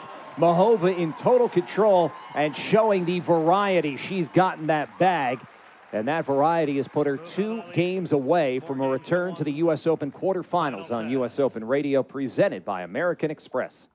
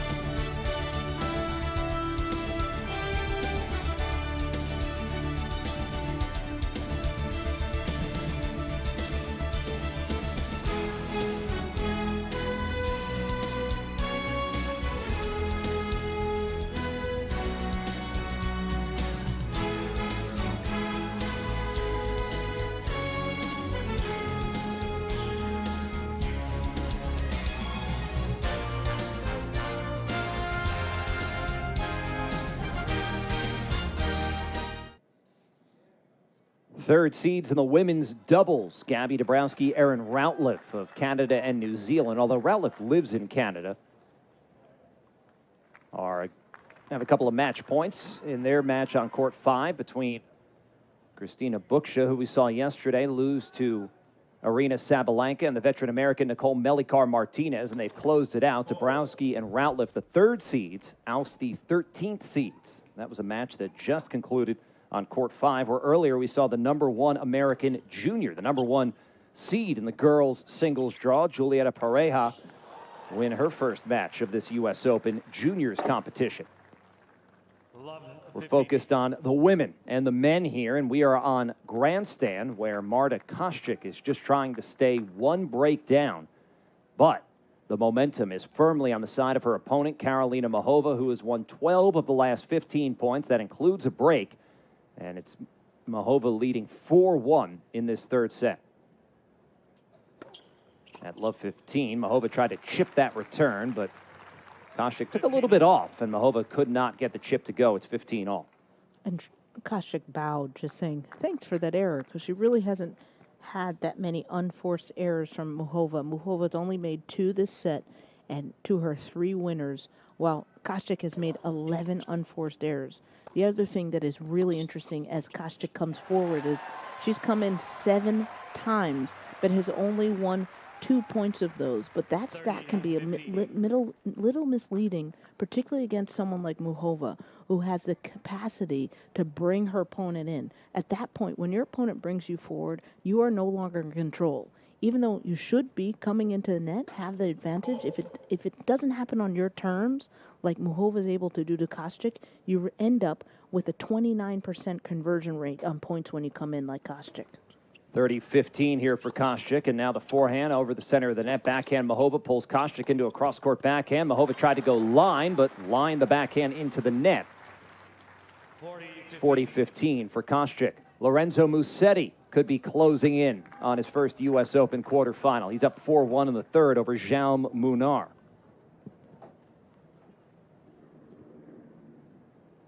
Kostyuk now at 40-15 from the far baseline here at grandstand. It's blocked with a backhand. Now Kostyuk comes over and just dinks the forehand into the open deuce service box. There was no contest from Muchova. An easy hold for Kostyuk, but all Muchova has to do is hold serve twice.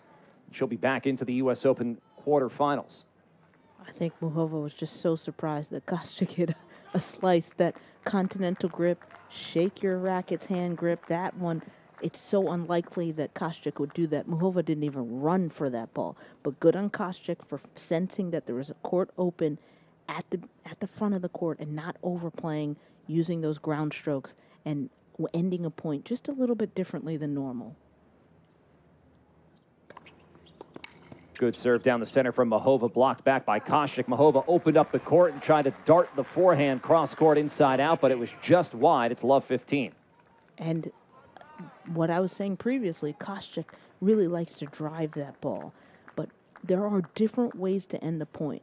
She can come in, she can try and use different parts of the court to get Muchova out of her rhythm, but trying to drive every ball, she is going to make a few errors, as she has done in this match. At love 15, that first serve misses long.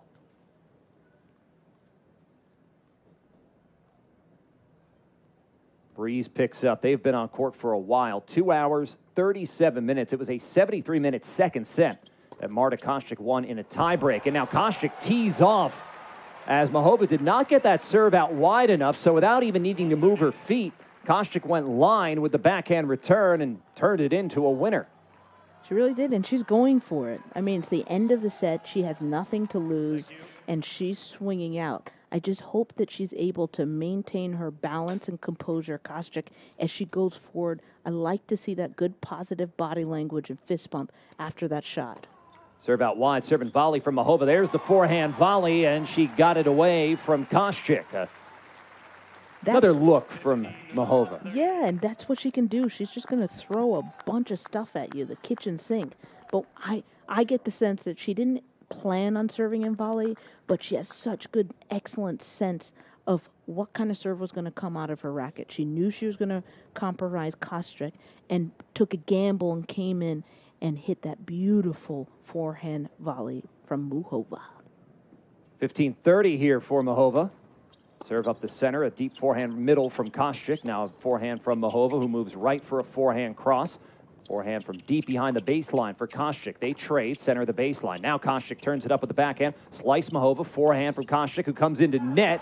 And that approach paid off as the backhand sprayed wide by Muchova. And Koscheck, what a fight. She's got 2 break points. But this has been a problem, just 1 for 7 on break opportunities in this match. Remember, she won that second set in a tiebreak, but now she's got the break opportunity here in the third. And I love how Koscheck was just pushing. Each shot, she got a little bit closer into the net. Ultimately, she had no choice but to come in, but was so forceful with her approach shot that Muchova made an error. At 15:40, the serve out wide. Another serve and volley from Muchova. Koscheck gets there, tried to pass, and oh, what luck! As Muchova went cross-court with the volley, it hit the tape, rode the rails for a bit along the tape, and then dropped away from Marta Koscheck. What a way to save that break point. That was awesome court positioning. Muchova was on the ad side, stretched out. She decided to go cross-court, but what Muchova did that was excellent. She followed the path of her ball, put herself right in front of Koscheck. As Koscheck drove that ball down the line, she was right there ready to pounce. Break point number 2. Muchova saved 7 of the 8 break points she's faced today, and will now have another first serve. Muchova isn't giving up, right? She's down in this game, but she's just so disciplined. She's taking her time between serves, making sure she's ready to play each point. Muchova looking nonplussed. Now an exhale, there's the toss, and there's the serve. It's into the body. Koscheck nets the return. Good body serve from Muchova, but it wasn't anything remarkable. That was just a miss from Koscheck, and that's another break point gone by the wayside. I think that's actually an incredibly difficult serve to hit, where it bounces, and it was chasing Koscheck. I mean, she was struggling to get out of the way of that serve. So I really like Muchova's intention and thought behind what she did with that previous serve. Lorenzo Musetti, who had won 1 of his 3 hardcourt matches entering the U.S. Open. He had no form whatsoever. He is serving for a spot in the U.S. Open quarterfinals on Armstrong against Jaume Munar. But back here in grandstand, it's Karolina Muchova serving, going out wide to Marta Koscheck. What a return from Koscheck, but a 76-mile-an-hour serve is not going to cut it, especially when you don't get it wide enough. And it's another break chance here for Koscheck. And Koscheck keeps pressing. Both of them are so brave. You hope that at this point, deep in a tournament, deep in a third set, that you see this kind of tennis. Both of them aren't backing down. They're exchanging blows back and forth, forcing each other to come up with something a little bit better on each point. Mahova saved 2 break points in this game so far. Has to worry about a third here. There's the toss, and that serve. It's deep, and it ate up Marta Kostyuk. What a serve to save a third break point in this game. Kostyuk is doing really well with her serve placement. On big serves, she was down a break point. Both of those 2 points that she's been down a break point, she's chosen body backhand. The first one, she slid it in, forcing Kostyuk out of the way. That one, she went flat, body backhand, yielding the same unforced error from Kostyuk. At deuce, there's the toss, and the serve comes down the center. It's blocked back into net by Kostyuk, and Mahova might yet escape this game. She saved 3 break points in this game, all of them with some clutch serving. She's keeping her on edge. Kostyuk doesn't know what kind of serve Muhova is going to throw at her, and this is what Muhova does to her opponents. Keeps them guessing, off balance, and not knowing what's coming their way. Now she's got a point for 5-2. Lorenzo Mussetti's got a match point in Armstrong, but here on grandstand, advantage Mahova, and she missed it out wide. And Lorenzo Mussetti has found himself in the U.S. Open quarterfinals. The surge of Italian tennis continues. On the men's side, here's Mahova's second serve. It goes out wide. Now big backhand deep. What a return from Kostyuk, who has time to go cross court with a forehand. Short forehand, Mahova. Backhand cross Kostyuk. Backhand netted by Mahova. Not out of the game yet. We're back at deuce. Muhova served a second serve into Kostyuk's backhand. Kostyuk drove it deep in the middle, but Muhova gave up no real estate. Stayed right there, got on her knees, rolled it back, and was flirting with an opportunity to come in. Just pressed a little too much, trying to get to that net, missing the ball in the net. Back at deuce, here's Mahova as Lorenzo Mussetti books a spot in his first ever U.S. Open quarterfinal.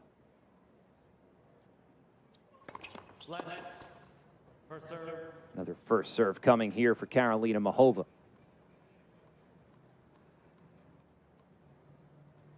Mussetti could very well play Jannik Sinner, who we'll see in the first match tonight in Arthur Ashe Stadium. An entertaining, we think, encounter against Alexander Bublik.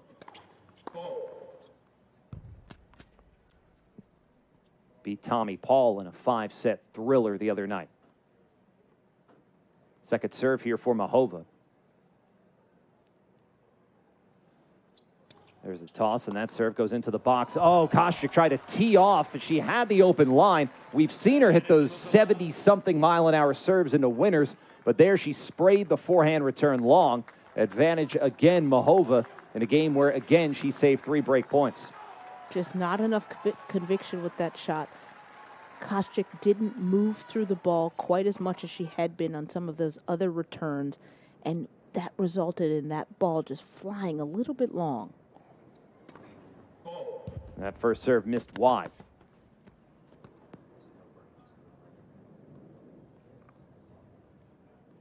Couple of bounces for Mahova.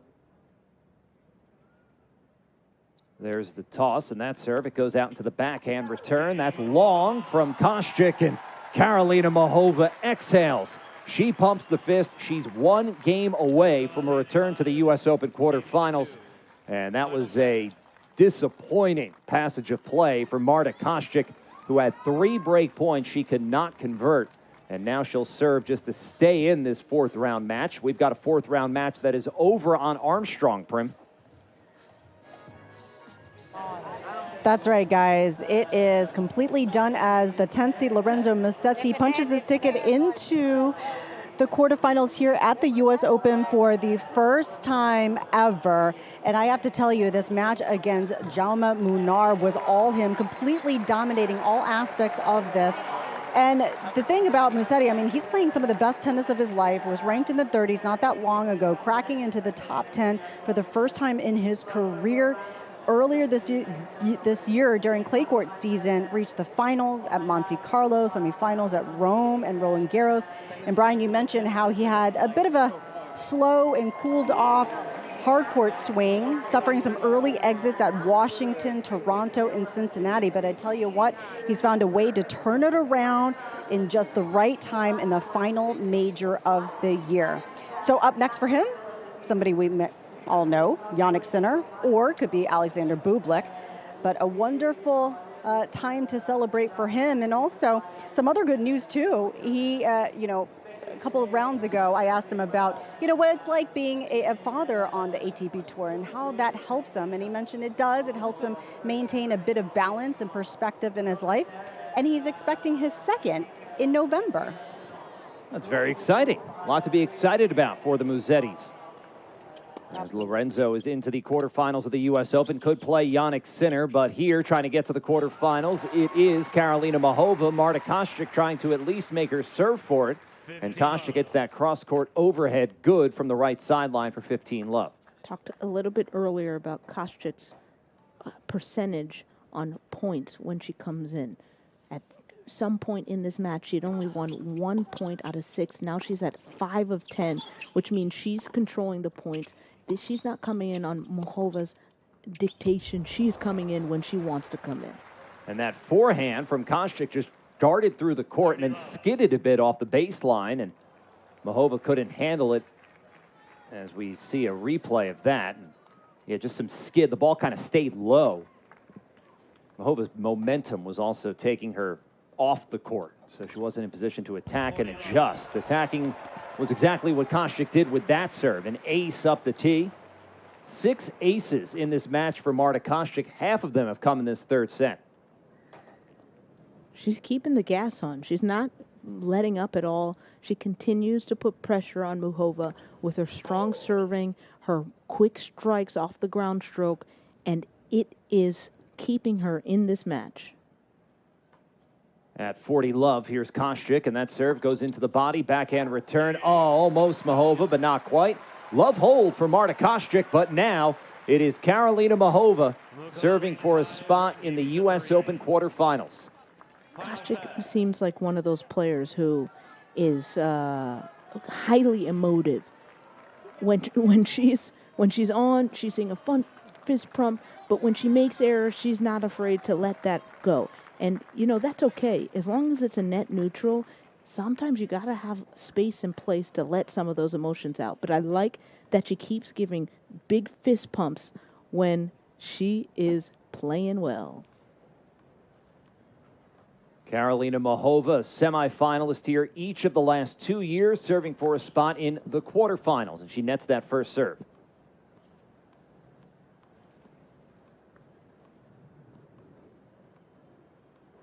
Chance to play Naomi Osaka, who beat Coco Gauff in straight sets on Ash. Serve down the center. Moving left was Kostyuk with a forehand. Line forehand from Muchova. The backhand's long from Marta Kostyuk, who wound up in a squat of frustration after that miss. It's 15-love. 2 things happened. One, Muchova ran over there, got to that ball really early. She made a great shot selection of going to the open court, down the line with that forehand. But what made it even better was her footwork. She caught it early, caught Kostyuk, not able to get to that ball.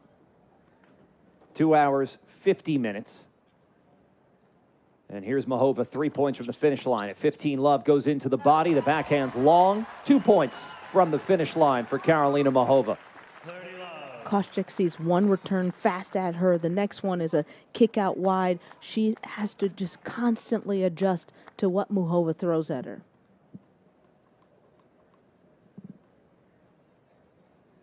Karolina Muchova, it's been a year with some adversity. Of course, that wrist injury that cost her a good part of the season. Health has been her biggest problem on tour because she has the versatility. She's got all the shots to trouble the best of the best.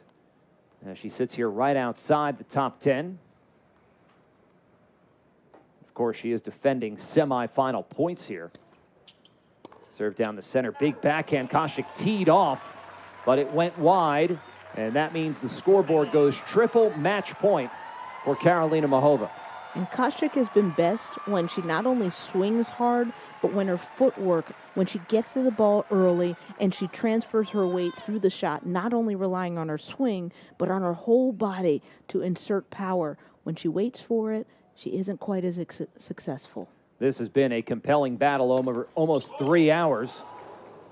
And Karolina Muchova tried to end that battle in style, but missed that serve out wide.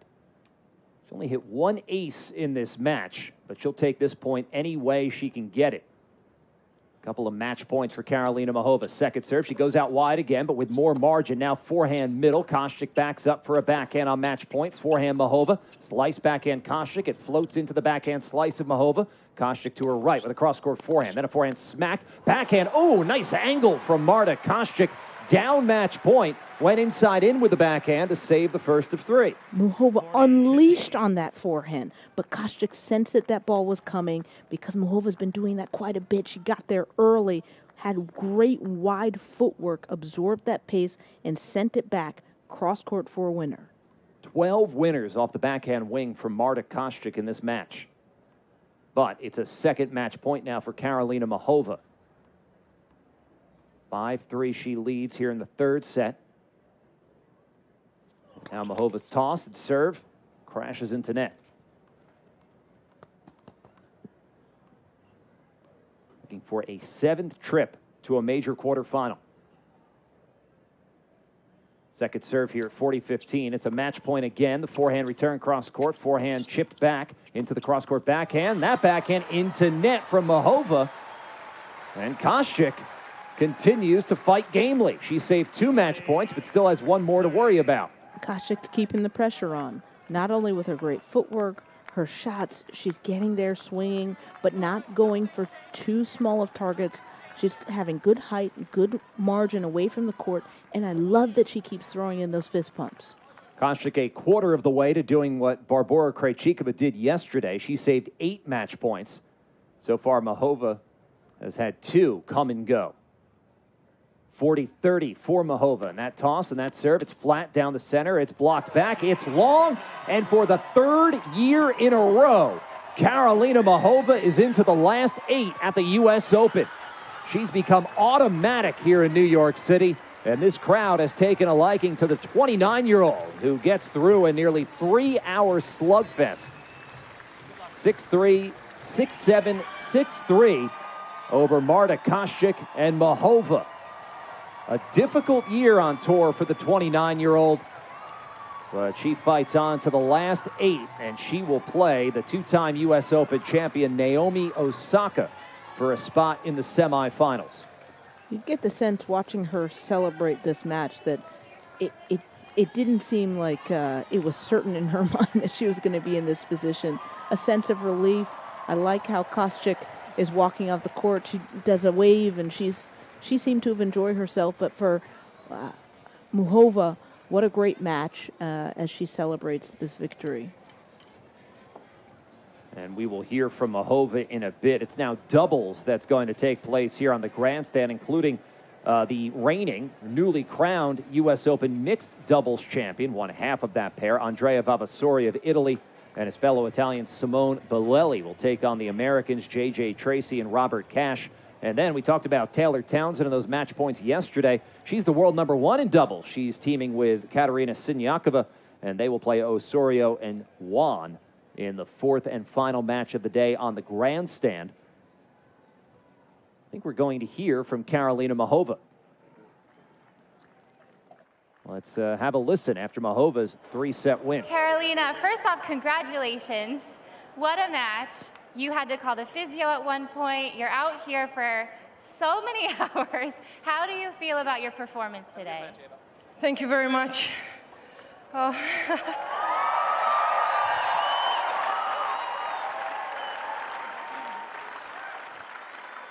It was so physical. It was such a tough match. Marta was everywhere. It was just really tough. At some point, I don't know, I was just trying to, again, fight for every ball. You know, every corner I went, the people support me there. So nice. Thank you, guys. Thank you for your energy. We clearly love you here in New York City. I don't know if you've thought about this, but you are the queen of 3 sets this week. Every single singles match you've played has gone the distance. We've talked about the physicality, but a lot of tennis is up here. How do you think that your mentality has pushed you over the finish line this week? I mean, this queen thing, I would give it to anyone else. But yeah, I don't know. I was a little bit struggling, but then I think I caught the second breath, and I was just, just trying to fight. I love this tournament. I was like, I'm gonna give it my all and see, and now I'm standing here, and then it's super nice.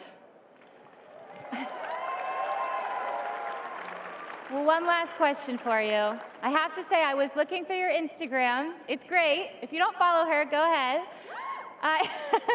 And I saw that there were some photos of you with some coffee cups. I think everyone wants to know, what is your go-to order? And have you found any great places here in New York City? If I found good places? Yeah. Oh my God, there's so many. There's every corner is such a good place, such a good coffee. My go-to order would be either flat white or cappuccino. No. Very, very basic, but yeah, that's what I usually get. Well, that's great. Congratulations again. Grandstand loves you. We all love you. Good luck in the next round. Thank you. Thank you, everyone. Thank you very much. Karolina Muchova, a now 3-year running U.S. Open quarterfinalist. She, of course, is a reigning back-to-back U.S. Open semifinalist. So she wants to go a step further. She'll play Naomi Osaka.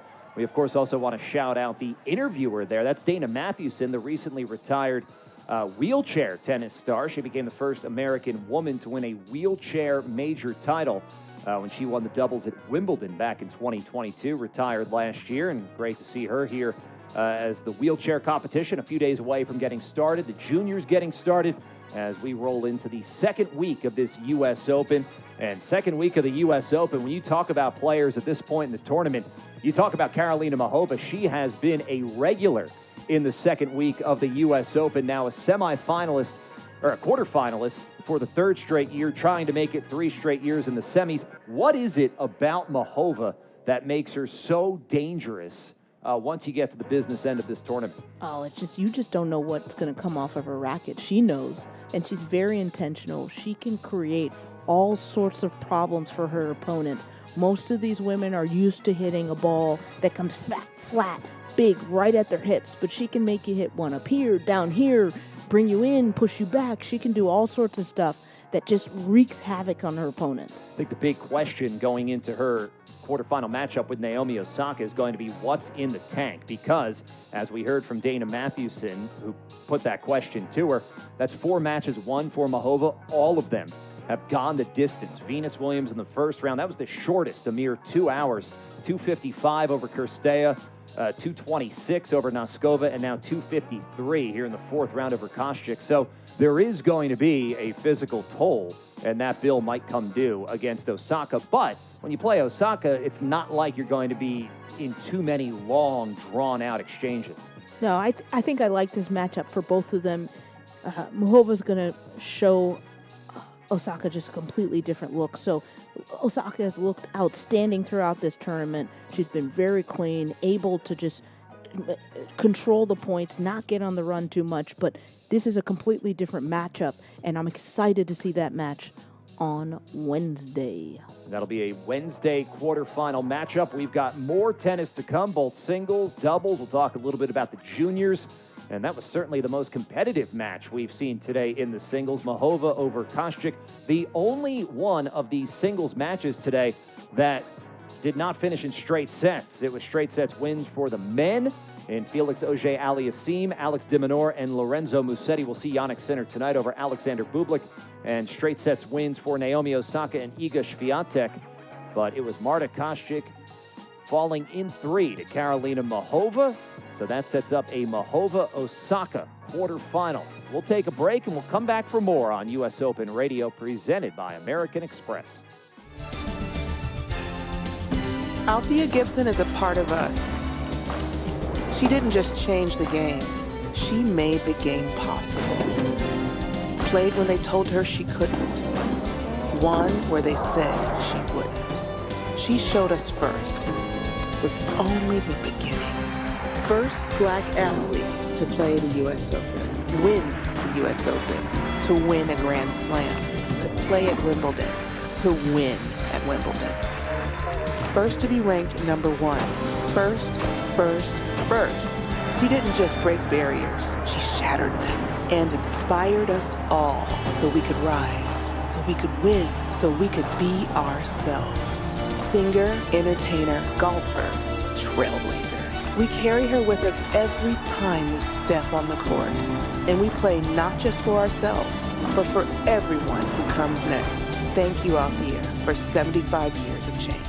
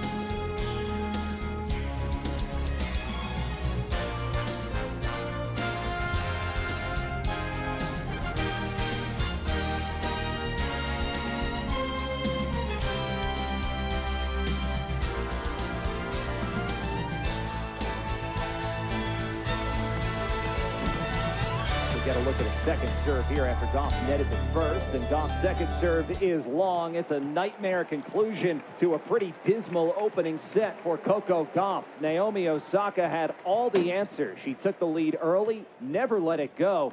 Naomi looks back. She's one set away from returning to the U.S. Open quarterfinals. She takes the first 6-3 in 31 minutes. Crowd trying to lift Gauff, but perhaps also saluting Naomi Osaka, who appears poised for a remarkable return to the quarterfinal. Serve comes into the center of the box. Now a backhand for Gauff. It pulls Osaka left on match point. Short backhand, and the forehand into net from Gauff. And Naomi Osaka back to the last 8 at the U.S. Open. What a return, as she will play a major quarterfinal for the first time in 5 years. Her comeback nearly complete. A joyous occasion for Osaka. A dismal day for Coco Gauff. The two players hug at net, but it is Naomi Osaka with the ear-to-ear smile. Jubilant scenes in her box courtside.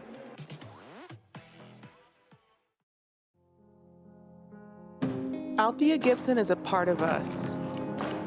She didn't just change the game, she made the game possible. When she broke the color line at this event, it wasn't because she asked to be in. It wasn't because her mentor, Dr. Johnson, asked to be in. It was because an ally, Alice Marble, wrote a letter to the USLTA at the time and basically shamed them, saying, you're supposed to be a gentleman's sport about sportsmanship. Why aren't you letting the best black player in the world come and play our sport? So I say that to say, when you want to make change for anything, a lot of times the oppressed person cannot be the one to make the change. The oppressor has to change and say, okay, we'll give you a shot. And so that's what happened 75 years ago. And Althea was allowed. And, you know, I mean, if she could see what tennis looks like today, wow, you know. We carry her with us every time we step on the court. And we play not just for ourselves, but for everyone who comes next. Thank you, Althea, for 75 years of change. Get ready for the next to go down in history. This is US Open Radio, presented by American Express.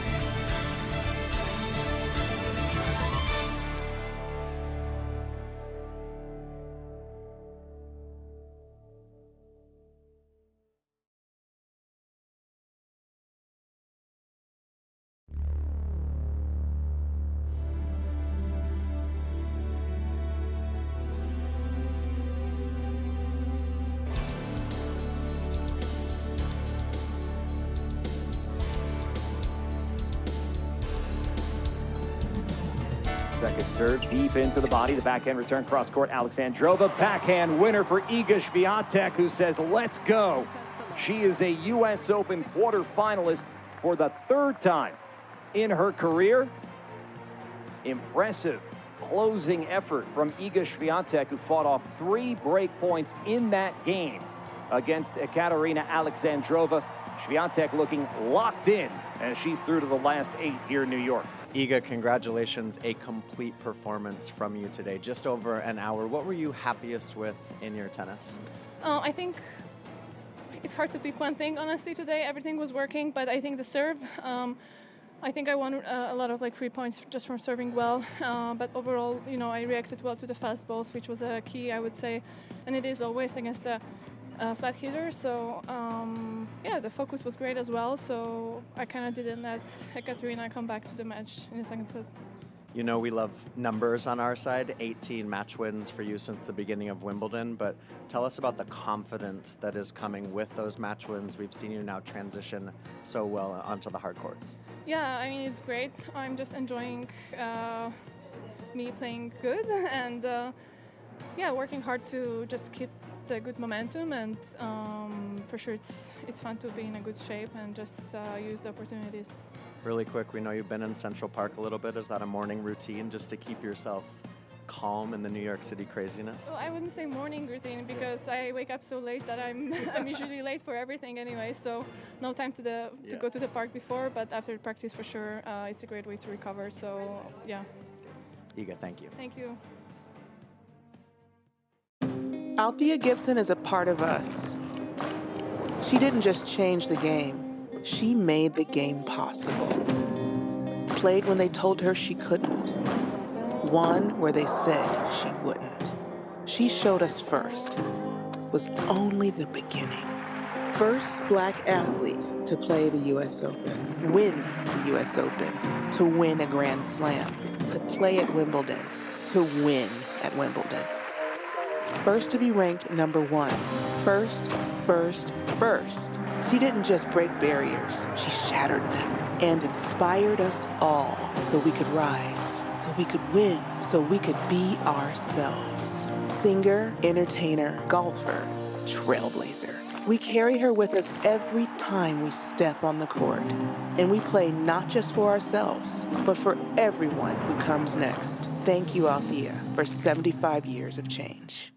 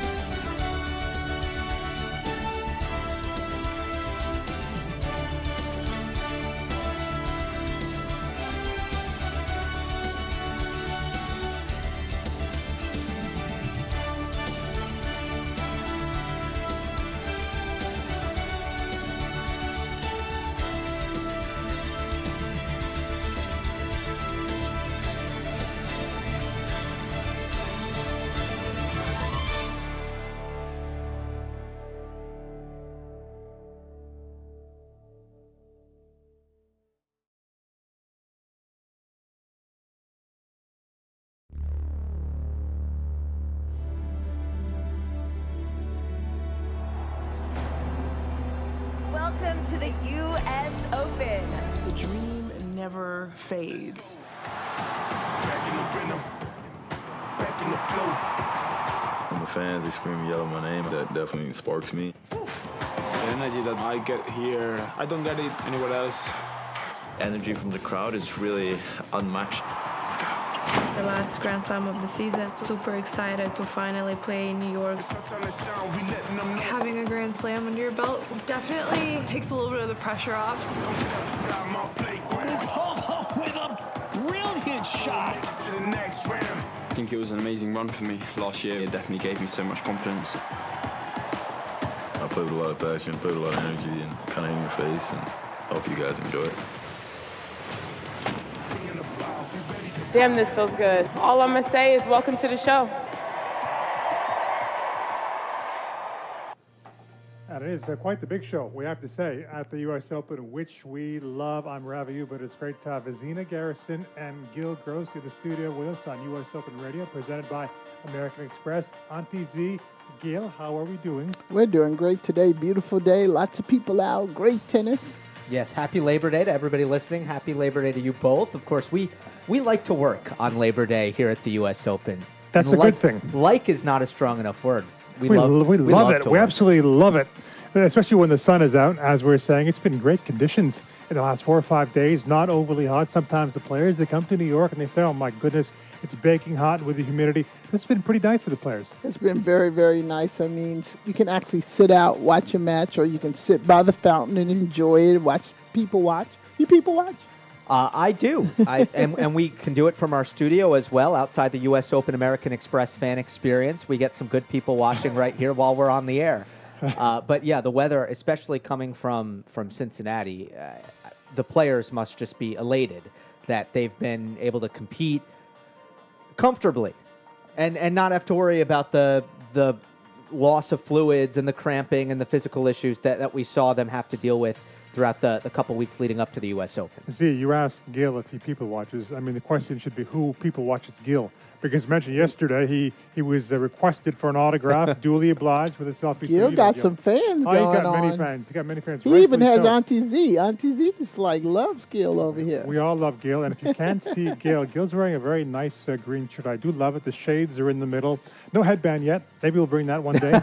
But speaking of headbands and talking about players on court, we're going to have a chance to see, listen to Venus Williams taking part in a doubles match alongside Leylah Annie Fernandez. They've kept on going, won a couple of matches. They've got a match against the number 12 seeds, two very good doubles players, Grand Slam winner and Zhang Shuai, and Ekaterina Alexandrova, who's back on the court after singles didn't quite go her way against Iga Swiatek. And how nice has it been to have Venus for this prolonged time, because she's played now, and this is the third competition she's played at this U.S. Open. Yeah, I think Venus and I think Leylah is really helping Venus a lot. Really enjoyed even more just being here, but they actually are playing very well. Some people sometimes just have great chemistry, and those two seem to have good chemistry. They're enjoying it, and people are loving watching them play as well. You know, that court this entire week has been absolutely fantastic, packed to the hilt with the fans. They've seen some dramatic contests, including yesterday in the singles thriller between Townsend, of course, and Krejcikova, which was one of the best matches, I think, safe to say, of the entire season. Unfortunately for Townsend, didn't go her way. But Gil, I know you watch a lot of doubles. You've watched a lot of Venus over your time. What have you made so far of her return here and the way she's playing? How is she playing? She's playing phenomenally well, and she's always been kind of a naturally excellent doubles player with her big serve and how much space she takes up at the net, how comfortable she is on the volleys, and the energy that she brings with the crowd, right? That's also mostly Venus. Leylah, the fans love her in New York, but you look at, we have live images right now of Louis Armstrong Stadium. The top section, which is grounds pass holders, which means you've got to fight for those seats. You've got to arrive early. We are 5 minutes away from the players walking, and that upper deck is nearly filled to capacity. And that's another thing that Venus brings, and I think it's a real thing in doubles, right? Zina, you can speak to this, energy. And if you can keep your energy up and how much the crowd can kind of help a team do that. Oh, it definitely is a main part of it, is having that energy. And, sometimes your partner's going to be down, sometimes you're going to be down, keeping each other up. But that added asset to have the crowd bring you along can definitely keep going. And I loved this moment. We were out in I'm going to call it our green room here at US Open Radio in the back, and Zina was taking in Venus and Layla's last match, and Venus started raising the roof and pumping up the crowd. And Zina went, "What? I've never seen her do that in my life." Never, ever. I mean, literally, it was so beautiful, though. She's really enjoying the moment. But I've never seen that in all the years I've watched her play, and I've seen her play a lot of matches. I know you have. And guess what? I just read Venus's transcript in press. Venus has confirmed she's never done that in her career.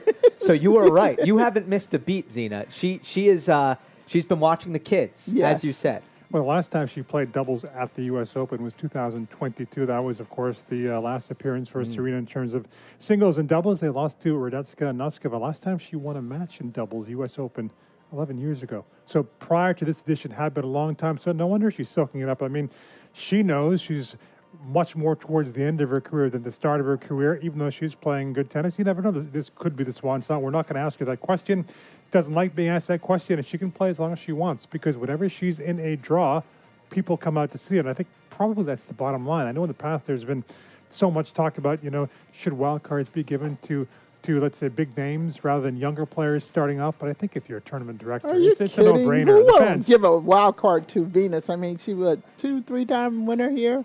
It's like, and been in the finals. I mean, you have to give the wild cards to who's going to bring out the fans. The younger kids, they'll make their way. And they're in the round of 16. So they are and a contender to win the title. And it's the number 12 seeds on the other side of the court today. Ekaterina Alexandrova, who lost in singles earlier today on this court against Iga Swiatek. And it's Zhang Shuai playing with Alexandrova. And Z, you're asking the question about she's won 2 times the U.S. Open, 2000, 2001 in the singles alone, not including the doubles, where she and Serena have cleaned up on all the 4 majors, including Olympic gold medal. So it's going to be interesting to see how this won, because as Gil was saying, Zhang Shuai in particular is a fantastic doubles player. In fact, she faced Venus just a couple weeks ago, other side of the net, when they were in Washington en route to that title. Zhang was playing with Taylor Townsend. So it's going to be a match in a matter of weeks. So perhaps there is some revenge in store. Venus and Layla can get the win over Alexandrova and Zhang Shuai. I have to say, I'm not sure what both you think, but I was expecting a little bit of a tighter match if we talk about Iga and Alexandrova in the singles, and Iga really blew past her. Yeah, I'm going to have to give that one to Gil, because I didn't know what happened. It was just so quick. It was. Alexandrova is probably the best player at this time, or at least one of them, to never make a major quarterfinal, because she is really talented when she's on. I don't know that she's always embraced the brightest lights that come with a big match against the top player at a slam. And that was certainly one of those occasions against Iga Swiatek, where she just is still sort of looking for that main character moment on the tour. Do you think she's a backcourt player rather than a center court player? I think a little bit. I think she likes the smaller events. She plays so well at them. She's such a talented player, as I said. But if it's a 250 or it's a 500, that's where Alexandrova has played her best tennis throughout the years. And I don't think it's because she can't play up against top competition. I think it has something to do with her comfort level at the very biggest events. I think we have to factor in also the belief and the confidence, going into these matchups, knowing she's facing an Iga who is on a big role after winning Wimbledon and Cincinnati. Gil, thank you so much. And you're obviously going to be with us. You're going to be on that very court watching all the action. So you'll have all the fans in your ears going to be giving us updates. So, Gil, thank you. We're going to take a break. When we come back, we're going to focus on the match between Venus Layla and Ekaterina Alexandrova and Zhang Shuai on US Open Radio, presented by American Express.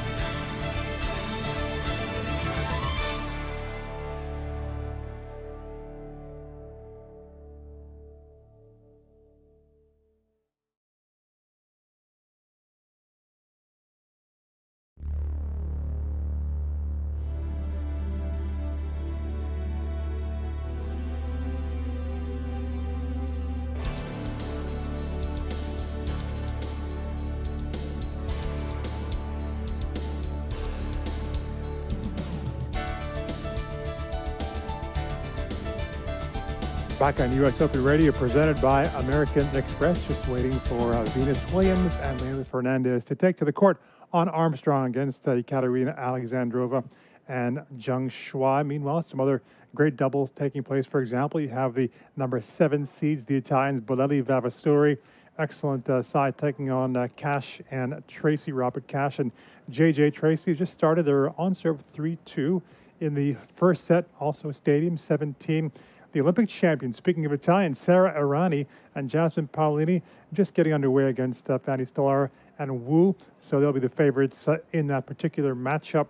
And we'll keep you abreast of everything happening. Of course, the juniors also in action. This is the last Junior Slam of the year. So interesting, I was listening to Taylor Fritz, what he was talking about in his press conference yesterday, saying, he was asked about his junior time at the U.S. Open, and he put a lot of pressure on himself to win the junior title. It was around 10 years ago because he knew it was his last chance before he was going to be turning pro. So he said, if I didn't win it then, I was never going to win a junior slam. He lost to Tommy Paul in the French Open juniors, and he got the job done. So, Izzy, these juniors, it means so much to them to try and get this title.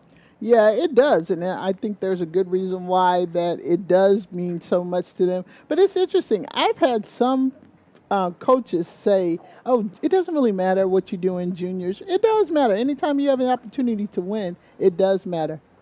It certainly does matter, and we have a special guest in studio, and I do believe it is Bob Bryan. I'm going to say that. It's one of the twins. Bob is the Davis Cup captain. And I have to tell a little story here. Last year at Wimbledon, I was supposed to interview Bob, and I think they're both together. And I said, oh, my God, which one is which? And somebody gave me some good advice to identify. Yeah, exactly, lefty, righty. And I think I picked the right one, and we had a nice chat last year. Bob, welcome to U.S. Open Radio. It's good to be here. We got, David McPherson's been hanging out with you guys.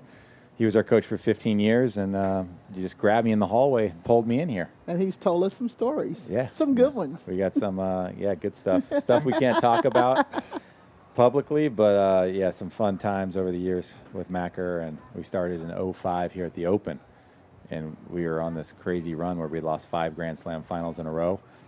And Macker turned that around, and we played one of the best matches we'd played ever in the finals here in 2005. We were going for the anti-slam. We were going to run the table that year of losing all 4 Grand Slam finals. It just kind of opened our eyes to a new philosophy, on how to approach the big match. Well, I want to say congratulations for getting into the Hall of Fame. And thanks. Yeah. That's really, really awesome. And so how did it feel, and what's going on, and what's new in your life now that you're a big-time Hall of Famer? Nothing's changed, but that was a fun, it's been a fun year just sharing that with all the people that helped us along the way. And, they did it up in Newport, parties and, clinics and exhibitions and concerts. So we had a blast. People came in from all over the world. We had some friends from Australia came in, and just a lot of fun. A couple drinks, a lot of smiles, some tears. People were crying. Yeah. It kind of hit us the whole moment right before the speech. They showed a montage, and Mike started crying. I looked to my left. My wife's crying. My parents. It was like a virus going around. The tears. So, but fun. It was, got this little ring here that I'm wearing. Oh, it's not so little. Not so little, Let me actually. see this thing. Beautiful. Like a Super Bowl ring. Yeah. That's a real emerald? That's an emerald, yeah. My kids call it the time stone, the infinity, one of the infinity stones. But, just enjoying being here at the Open again. It's been, first time was 95. I don't know, what was your first year? I remember you playing Chris. What year was that? Chris Evert, Yeah, and I retired her. They don't talk about that that much. Out on Armstrong. Yes, it was. Big moment. I'm horrible with years, but I always think about that match because I was the one crying, and Chris was putting her arm around me, so I will always be in history and compared to Chris. But it's just, it's grown so much. What do you think about what's all has gone on? Man, and it's going to get even bigger next year. I know they're redoing the stadium and the player facility that they're building over in the parking lot there. It's just been, I mean, I was here when it was this indoor building, the player lounge and everything. That was the first year Mike and I played it. And then Ash went up, and the new locker rooms is getting bigger and better every year. More fans are coming in. What they're doing with Fan Week now. My is first time at Fan Week was this time, and I absolutely loved it with the mixed doubles, but all the people coming out. packed every day. 3 weeks of action, and yeah, this is the place to be at this time of the year. What did you make, Bob, of the mixed doubles week? Look, I was looking forward to seeing what that would look like. Mixed doubles needed a little boost, a shot in the arm, and they just reinvented the whole format. They brought the stars in. The stadiums were packed. It was exciting. I don't know if that was the best tennis that I've ever seen on a doubles court. It was cool to see the doubles players emerge and win the title because I think their level deserved it. But as far as the fans and the entertainment, that was a win for the U.S. Open. And it'll be interesting to see how that evolves and what changes they'll make. I just want to see, it be worthy of a Grand Slam title. I want to see it, the best team be deserving of it. They were playing to 4, and there was only 16 teams. So in 2 days. maybe you played over 3 days. Maybe you let some more teams in, and you just want the players to earn it, really earn it.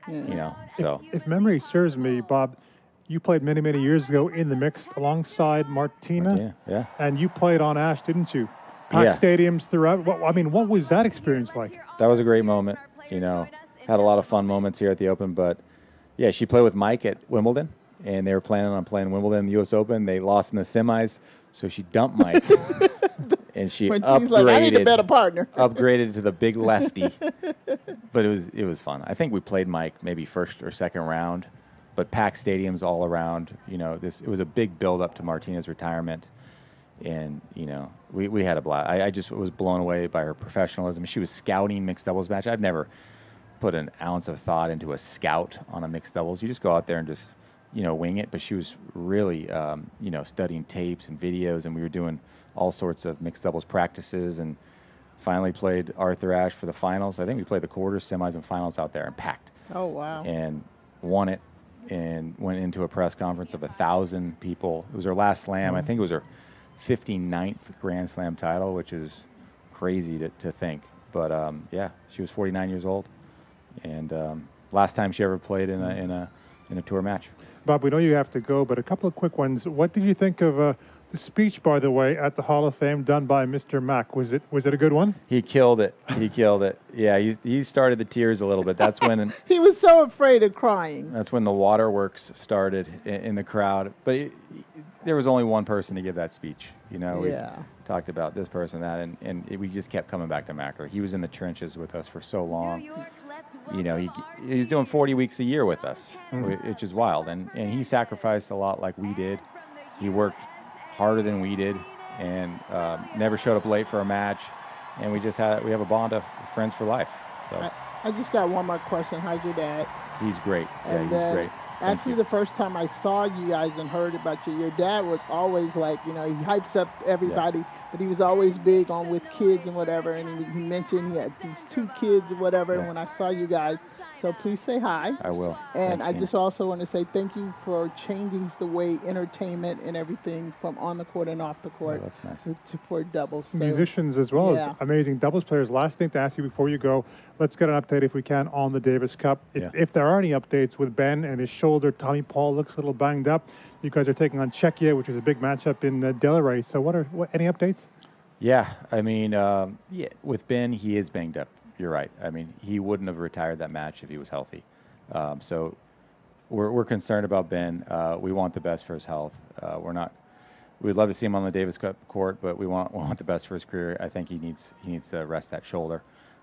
Tommy Paul was a little hampered, we saw, so he hasn't been playing at 100% for a few months. We want Tommy to think about his health and his career before, jumping back in the fire. I'm going to talk to Tommy later. I've spoken to his team, but we have Francis and Fritzy available as of right now to play this match. We got a good doubles team. Rajiv won Cincy. He really deserves it with his results, and we're going to announce his partner soon.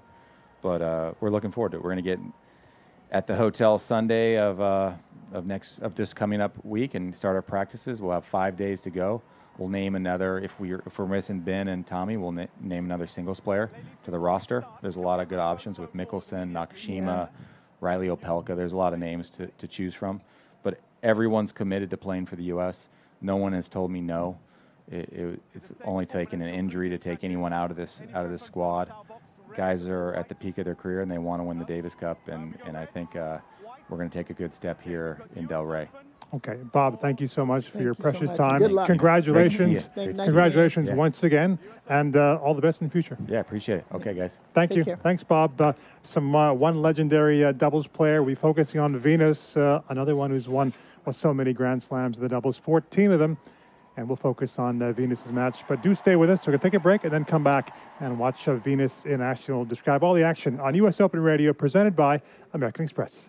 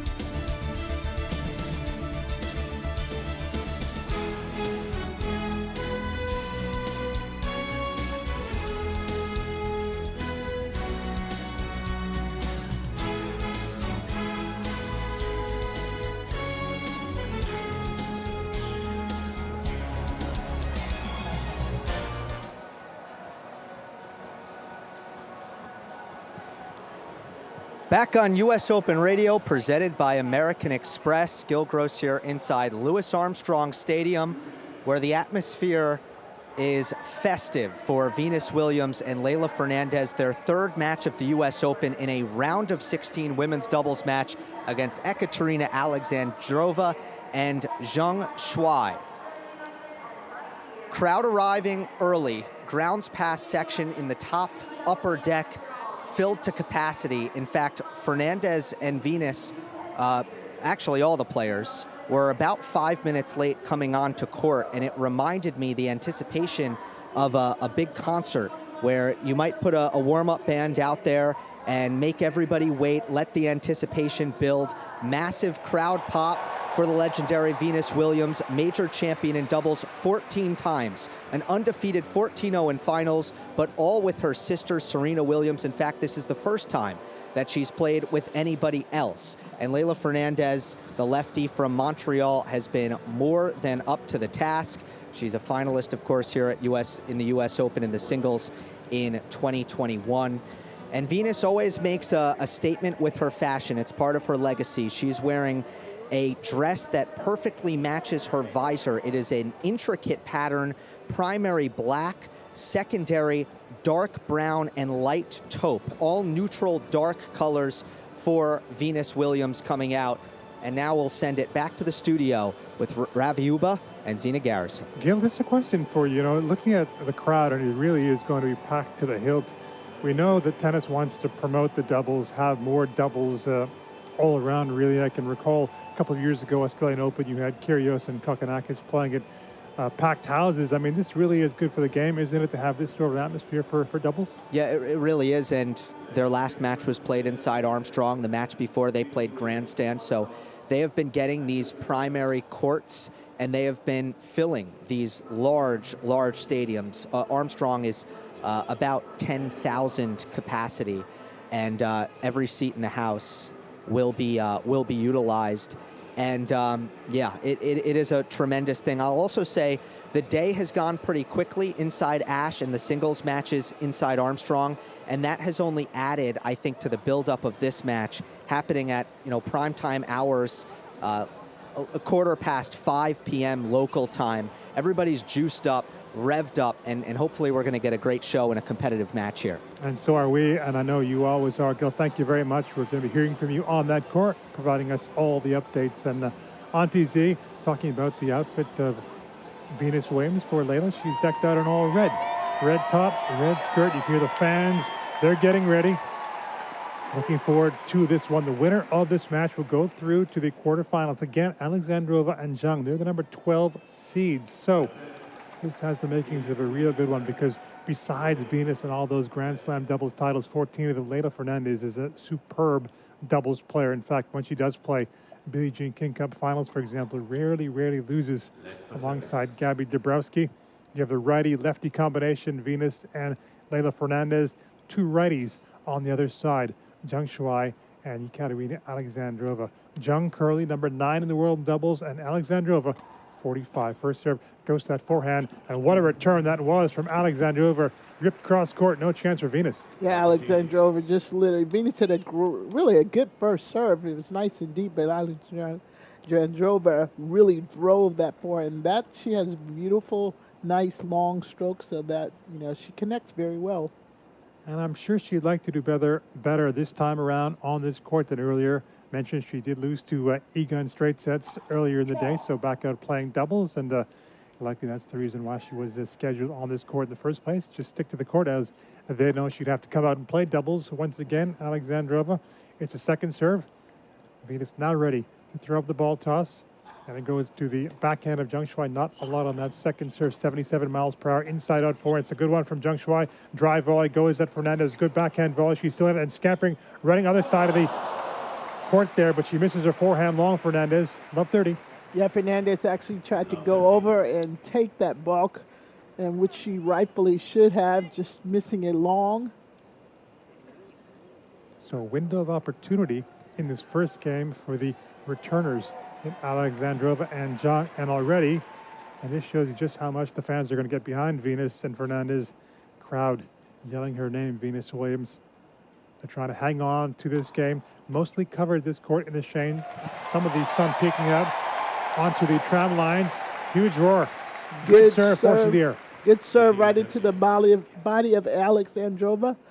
Venus is probably going to do that a lot in doubles, giving your net person at the net an opportunity to possibly look for something that's off. It's always good in doubles to use the body serve. And she's got so much experience. I think she was the one also just giving Fernandez some guidance. Good deep return. I thought it was deep, but it was too deep. Going along, 30-0. Once again, she went into the body. Definitely a great serve in doubles. Well, something Karolina Muchova said after she lost to Venus or she played Venus and beat Venus, was that Venus still has it in terms of the pace of the ball and also generally the pace covering the court. That's a huge compliment. Yeah, huge compliment. That was definitely a huge compliment. Good return by Alexandrova. However, a little tangled up as that Fernandez volley went right down the middle. They didn't know who would take it. Alexandrova thought she had that ball by Leylah, but Leylah just hit a perfect punch volley right down the middle. The other side did not know who was going to take it. And speaking of quick, she's so quick and sprightly around the court. Fernandez, who hails from Montreal in Canada. Finalist previously, as we know, in singles at the U.S. Open. Venus just missed a serve, and she wasn't very happy with the call. It's electronic line calling, but she's like, no, I think that ball probably caught the line. Second serve, backhand of Zhang Shuai, misses long. Good recovery in that game. That's 1-love. Venus shakes her fist, tells Leylah, come on.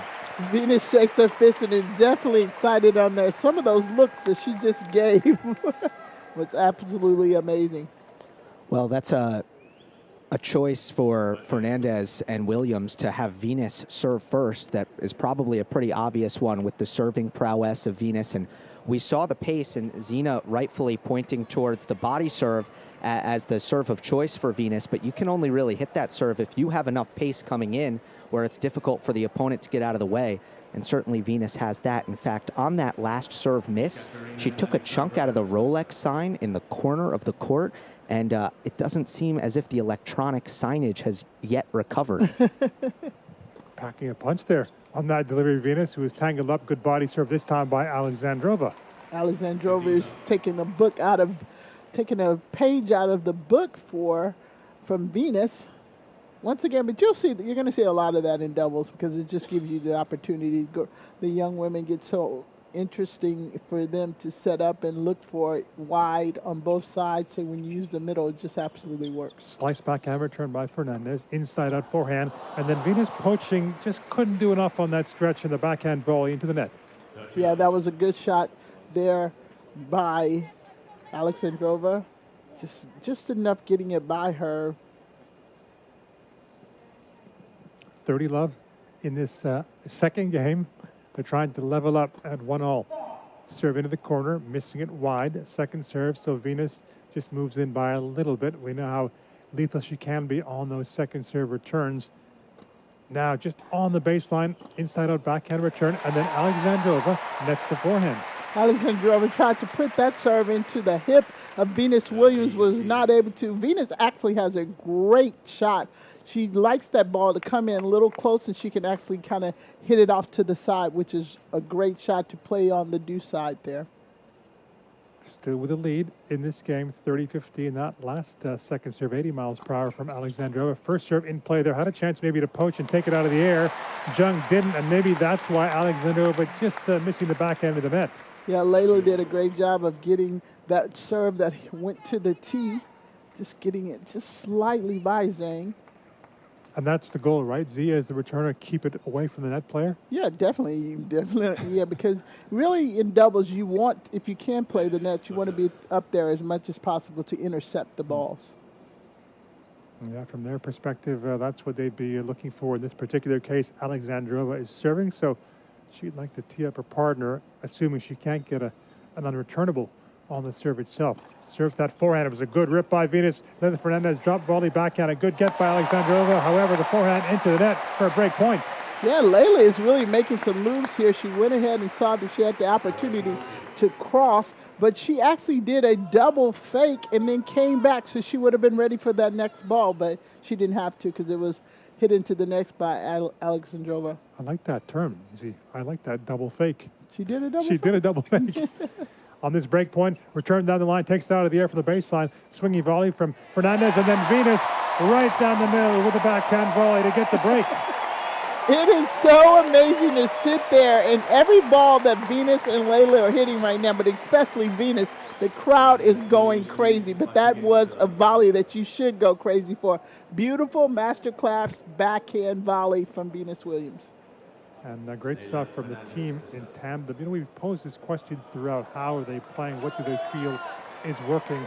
And what Venus was saying was, I think we both have very aggressive games, looking to move forward, looking to control the point, very similar mindset, attitude. So we're like on this wavelength that makes it easy for us to really move in the same direction. That's well said. Chemistry certainly seems to be there so far. Here's the backhand by Fernandez, keeping away from the net player. Jung, as she goes cross-court, but too much on that backhand cross-court long. And early on, Ravi, they've certainly been the more aggressive team as far as cutting off balls at the net. In fact, there's been maybe 3 balls already that I thought Zhang Shuai maybe could have gone and crossed for that she hasn't. And Layla and Venus have been more proactive to take away the middle. Yeah, agreed. Yeah, I think there have been a couple balls that Zhang maybe will feel like, especially how good she is as a doubles player, to be able to take those balls out of the air. 2 Grand Slam titles for Zhang Shuai with a very good friend, Sam Stosur. Another swinging volley by Fernandez. Excellent out of the air. She's done that 2 times already in this match. Pinpoint. Well, forget about the serve and volley for Layla. That was a serve and swing volley. Was absolutely beautiful. She hesitated, waited for a minute, and then she just took a big cut out of that forehand, lefty forehand swinging volley cross court. And we just caught a glimpse of her dad, who was looking on, a big part of her team, and Leylah Fernandez. Jorge, he played soccer at a very high level during his career, and then schooled his daughter in terms of tennis. Taken outside the tram lines, and a bit lucky on that volley with Venus. Dribbles over net court. Zhang Shuai with no chance. You say lucky, Ravi. That was absolutely lucky, but she was in the right spot at the right time to get that luck. And maybe, Auntie Z, I shouldn't use that term, because anybody who plays doubles knows that if you're standing that close to the net, that's going to happen. You have a little time to react sometimes. You're not going to catch it in the sweet spot, but it's going to go over. She actually, what she did well there is cover the line, and she also was in. So the line was even better along with that. So she had a double luck on that. Double proficiency there from the Venus. 2 game points. Fernandez has been as high as number 17 in the world in the doubles. So when you talk about a singles and doubles threat in terms of what she's done in her young career already, Fernandez, she's accomplished quite a lot. Yes, she may feel that the singles hasn't gone the way she'd want after making the U.S. Open final, but still up to this point, it's been great for Fernandez. She's playing well, and, she's had some ups and downs with her body, but overall, she's had a really good career. She's having a good career. And also, Z, she's had some problems. We were speaking about Coco Gauff with that ball toss and serve. It's been a lot made about that over the last couple of years. She kind of wavers at times in and out, but she's looking to get that right. She got that last serve right, and the better start is made by Venus and Leylah Fernandez. They're walking to their chairs with a 3-love lead. Yeah, it's really interesting because both of them, you can see the confidence rising in every game that they win. And I watched Leylah play Aryna Sabalenka on this court, second round singles match. Some of the best I've seen Fernandez serve ever. And Ravi, you hit on it, but they have been tinkering with that service motion and trying to hone in the technique for years and years and years. Hopefully they've settled on something that Leylah can feel good about long term now. But to me, she's really serving well this tournament. Yeah, they have tinkered. I think that's a good point. I remember doing one of her matches last year before, where, first of all, she wasn't bouncing the ball before she came to that, and also when she was serving, there was no convergence of the ball and racket. They'd be separate. So it just seemed a little bit unstable, and that particular match, she hit so many double faults and so many times catching the toss. In fact, it got to such an extent that the chair umpire actually gave her a time violation warning even when she was starting the motion, because she kept catching the ball toss. So it's something she has really struggled with over the course of her career, but it looks like in a better place now. And see, when you're in that situation, and related to Coco also, does it become more of a mental thing, do you think? It totally is mental, but it starts from the player and how bad they want to try to make the correction. And I kind of, now that you were going through that, I remember Leylah catching a lot of balls. And I also noticed here she goes up to the ball a lot better now, and her body is all in sync. Yeah, that's true. And starting off this game is Zhang Shuai on serve, 15-love, representing China. Has been as high as number 2 in the doubles, Zhang Shuai. So what a career she has had in her career.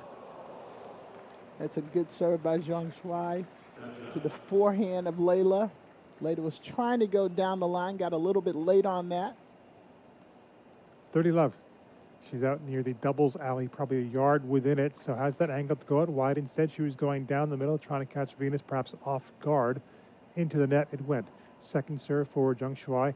White cap, white top, gray shorts. Backhand return, off backhand, a good one from Venus. Keeps it away from Alexandrova, and then Fernandez puts away that forehand volley right between the players again. Rabbi, I was just sitting here thinking about, Zhang Shuai serving into Venus's backhand. Venus is just very stable, good crown stroke. But no matter how old Venus is or what's going on, you still have to, through your mind, you're like, I'm on the court with Venus Williams. It's true. Yeah, it's the aura of Venus. Such a presence on the court. Fernandez, this time the net court doesn't go over forehand into that, lands on their side. And physically also, right? Yes. There's an intimidation factor there. Yeah, those balls, when she catches it right, we've seen it in the singles and also doubles at this U.S. Open. Plenty of pace from Venus. Serve into the body, good one. Very good serve into the body, right in that hip area. Gave Venus no chance, forehand going wide. That was a great serve, right, literally, like you said, into the forehand of Venus. And like doubles, you see that serve way more often than you see it in singles. But they should use it in singles way more, but you're always trying to get that ace. It's not as glamorous, the serve into the body, right? No, it's not, because it's normally a 1-2 for sure. Second time serving is Venus. That serve going to the backhand on the line. A very good serve. Then instinctive reaction from Zhang Shuai up at the net. She just kind of was jammed up, but somehow got that forehand volley to play before the miss from Venus. Yeah, Zhang Shuai did a great job. That body literally is into her body. She defended it well on the volley. Venus was just kind of didn't expect it to come over, couldn't quite get up to the ball. Venus and Fernandez start off by beating the number 6 seeds, Kitchenok and Perez, 7-6, 6-3. They were down 5-2 in the first set for turning it around, then quickly out to 3-love in the second, taking control. And in their next match, they were also down by a break in the first set, 4-2 against Aikari and Hazumi. Won that 7-6, 6-1 as they get that point return into the net. Good second serve there by Venus, nice and strong. It'd be interesting to know Venus has now been playing since DC, and you haven't played in, years, and then you come in. How's her body like really feeling and holding up? That's a good question. I think maybe she'll shed light on it after this match. If they do press Williams and Fernandez. She did say after her single she's feeling so good with her body, and she hasn't felt like that in a long time. Good instinctive volley from Fernandez. The ball off the top of the tape kept the rally going. Here's Venus going hard down the line and big. Alexandrova's ball just lands on the line. Zhang Shuai with a forehand volley. It's Fernandez able to get there. Will Venus get to this one? No. Too good from Zhang Shuai on the forehand angled volley. Spectacular stuff, and no wonder the fans applaud. Great work by all the players. That was great work there. Venus tried to keep the ball in play. Layla came over, tried to keep it in play, but Venus was just not able to get up to that angle. She gave it a good chase. Venus still has those long, long strides. Almost got a racket to it. Not quite, and it's 15-30. Just had a look up, did Venus, see what her opponent was doing on the return. Just mishit that return, didn't catch it cleanly, but then a huge chance for Alexandrova up with that in the backhand. Court open, she missed it long. Alexandrova is definitely going to want that ball back. She had literally had the whole middle court open and wasn't able to put it there. But Layla continues to be the most disruptive player at the net so far. She is moving whenever she has the opportunity to take away the middle. Yes, and that does a lot in terms of the psyche maybe of the other team. Where is she going to be, Fernandez? Are they going to put this ball down the line, put it down the middle? So it keeps them guessing. Not playing the I formation here in her habitual spot. Up at the net, Fernandez, as Venus is serving at 30-all. Second serve to Alexandrova. She caught the line with that crisp forehand return. Yeah, that was great forehand there, and literally just caught the line. The ball just took off. Venus had no opportunity to try to retrieve that ball back. So it is a break point. You get back on serve in this first set. Venus serving to Zhang Shuai. Alexandrova, by the way, is probably 1.5 yards inside the baseline. And then Fernandez doesn't catch that high backhand volley cleanly. Into the net it goes, and we are back on serve in this third round match at the U.S. Open. 3-2 to Williams and Fernandez now.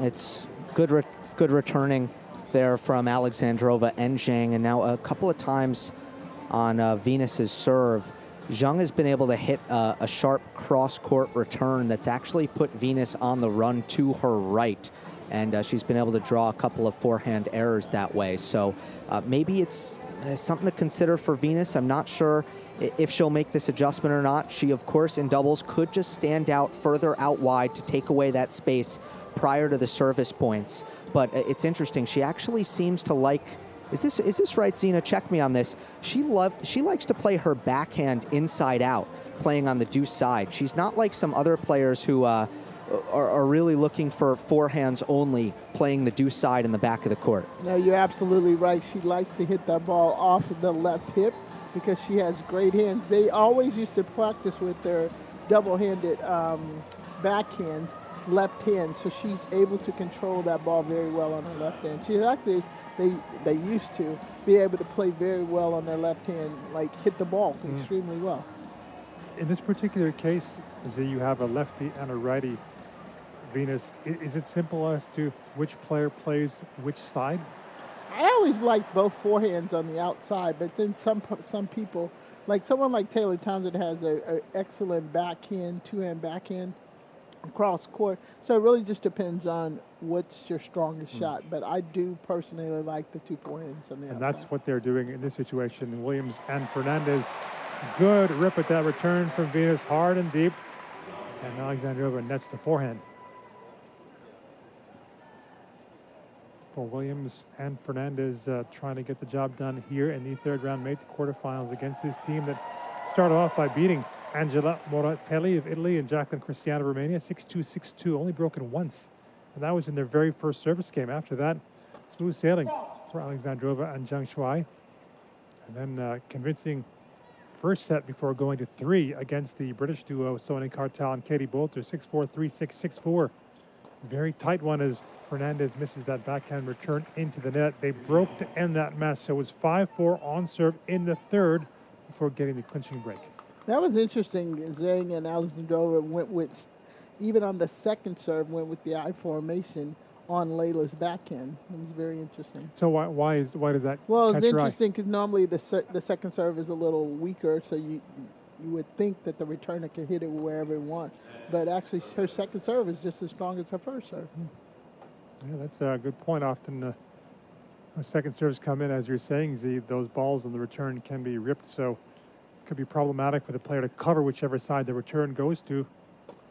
Also the element of keeping them guessing. Pokes out her racket there, Zhang Shuai off that return from Venus Williams, and it was too quick, too hot to handle for Fernandez, 30-15. Yeah, Layla's going to have to just, she's a little bit still just a little too hyper. She's making the right moves, but I think she's putting a little more pressure on her shot. That's a volley that she normally would make, and she just kind of took her eye off the ball. She just needs to play her game. You know what I think of Fernandez playing up the net? She likes to be so active as Zhang Shuai puts that away. Of Ellen Perez, who was facing Venus and Fernandez earlier in the event. Perez is somebody who's up at the net, the lefty from Australia, who likes to be so proactive. I mean, she just makes it so hard for the other team because you don't know where she's going to go, what she's going to do. Sometimes she gets into trouble positionally, but other times she just dominates the whole court. Second serve, Alexandrova, as the first one goes into the net. White visor for Alexandrova. Venus with that in-to-out backhand that Gil was talking about only just missed with the white part of the net. So it is 3-3 now. Yeah, the team of Alexandrova and Zhang are going to be excited that they got back on serve now. It's easy to catch up, but now can you keep it going? That's what they'll be looking to do. Crowd is getting into it. After Venus and Fernandez made that flying start, it's been pushed back, and by that return, Alexandrova uncharacteristic shot there because she went big down the line before, and probably she was yard and a half outside the tram lines. Well, yeah, Fernandez did a great job of picking that ball up and getting it by Zhang, but getting it cross court. So Alexandrova, actually, she was trying to go down the line, but Venus immediately switched to the line. She didn't really give her anything, and she went for the bait and missed it wide. It would have been some shot if she pulled it off. And she made it, but not so. 15 love. As that doubles and the juniors taking center stage. Now she's right near the tram lines. That return going right through Venus, then it landed probably half a yard inside the baseline. I mean, right through Venus. Actually, I think Venus was like shocked that the ball was driven that hard at her. But Venus is a competitor, so I'm sure there's going to be many more times that that's going to happen. So Zhang better get ready. Well, we know in doubles, anything is possible. Everything can happen, right? And that's part of it, hey? Fernandez, 15-all, goes into the body of Alexandrova, but a great return deep on cross court, and Fernandez looking over at the team like, oh, what can I do about that one? But maybe she's not very happy with the serve. Yeah, it's nothing that actually they've had two opportunities there, and both times Zhang and Alexandrova have done a great job of hitting those returns nice and deep. Big point here because they're all of a sudden under pressure. Came up with a brilliant serve, put it right in that smidgen part of the tee as she was cutting across the diagonal, but didn't go out wide. 30-all. Yeah, Fernandez did a great job. She put that ball right on the tee there. That's a good comeback. might be time to test the backhand return of Ekaterina Alexandrova on this deuce side, because her forehand return has been connecting. It's been money. Let's see if she does change it up here. Indeed, trying to go to the backhand side, but missed it long with that serve. So Alexandrova has more of a chance now to take it on the forehand, as the pace is just going to lessen on this second serve. Doesn't have to hit it. Double fault into the net. Yeah, I kind of saw that one coming. You could kind of see it on Layla's face. She was a little bit nervous. Ball barely trickled back on her side. Didn't quite get up to that ball. Needs a good first serve here. They've turned it around in this first set. Jung and Alexandrova trying to take the lead now. First serve for the backhand of Jung, and her backhand is so good, but what a volley by Wynn, right through the middle again, having the depth to save it. That was a great first serve by Fernandez, but what was even better was Williams cutting off that middle and a beautiful backhand volley right down the center of both Alexandrova and Zhang. Beautiful volley. It was beautiful. Just having to react quickly up at the net, which she was able to do. Venus. Deuce, and then going to the forehand of Alexandrova, but had good purchase. A very flat serve out wide with some heat to draw the air. I mean, Fernandez is really pumping up that serve right about now, and she really needed to. She did a great job of getting some first serves in, but the placement has been excellent. Yeah, if she can hit serves like that, it's going to be very difficult. Seeing just the numbers now, first serve points won, around 70% for both. In doubles, it actually can be higher. That serve, though, another good one out wide this time from Fernandez. Here's the forehand out from Zhang Shuai, missed it on the diagonal wide. That's a big hold for Fernandez and Venus, as they do have the advantage now in this first set. It's a tight one. Packed court taking this one in. We're going to take a break, but come back and join us on US Open Radio, presented by American Express.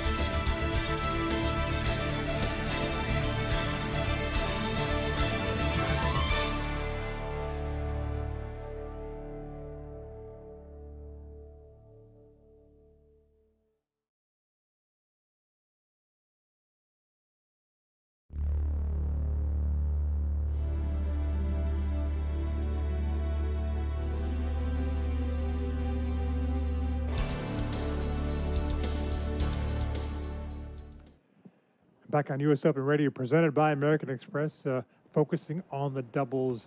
Venus and Leylah Fernandez taking on Zhang Shuai, Ekaterina Alexandrova.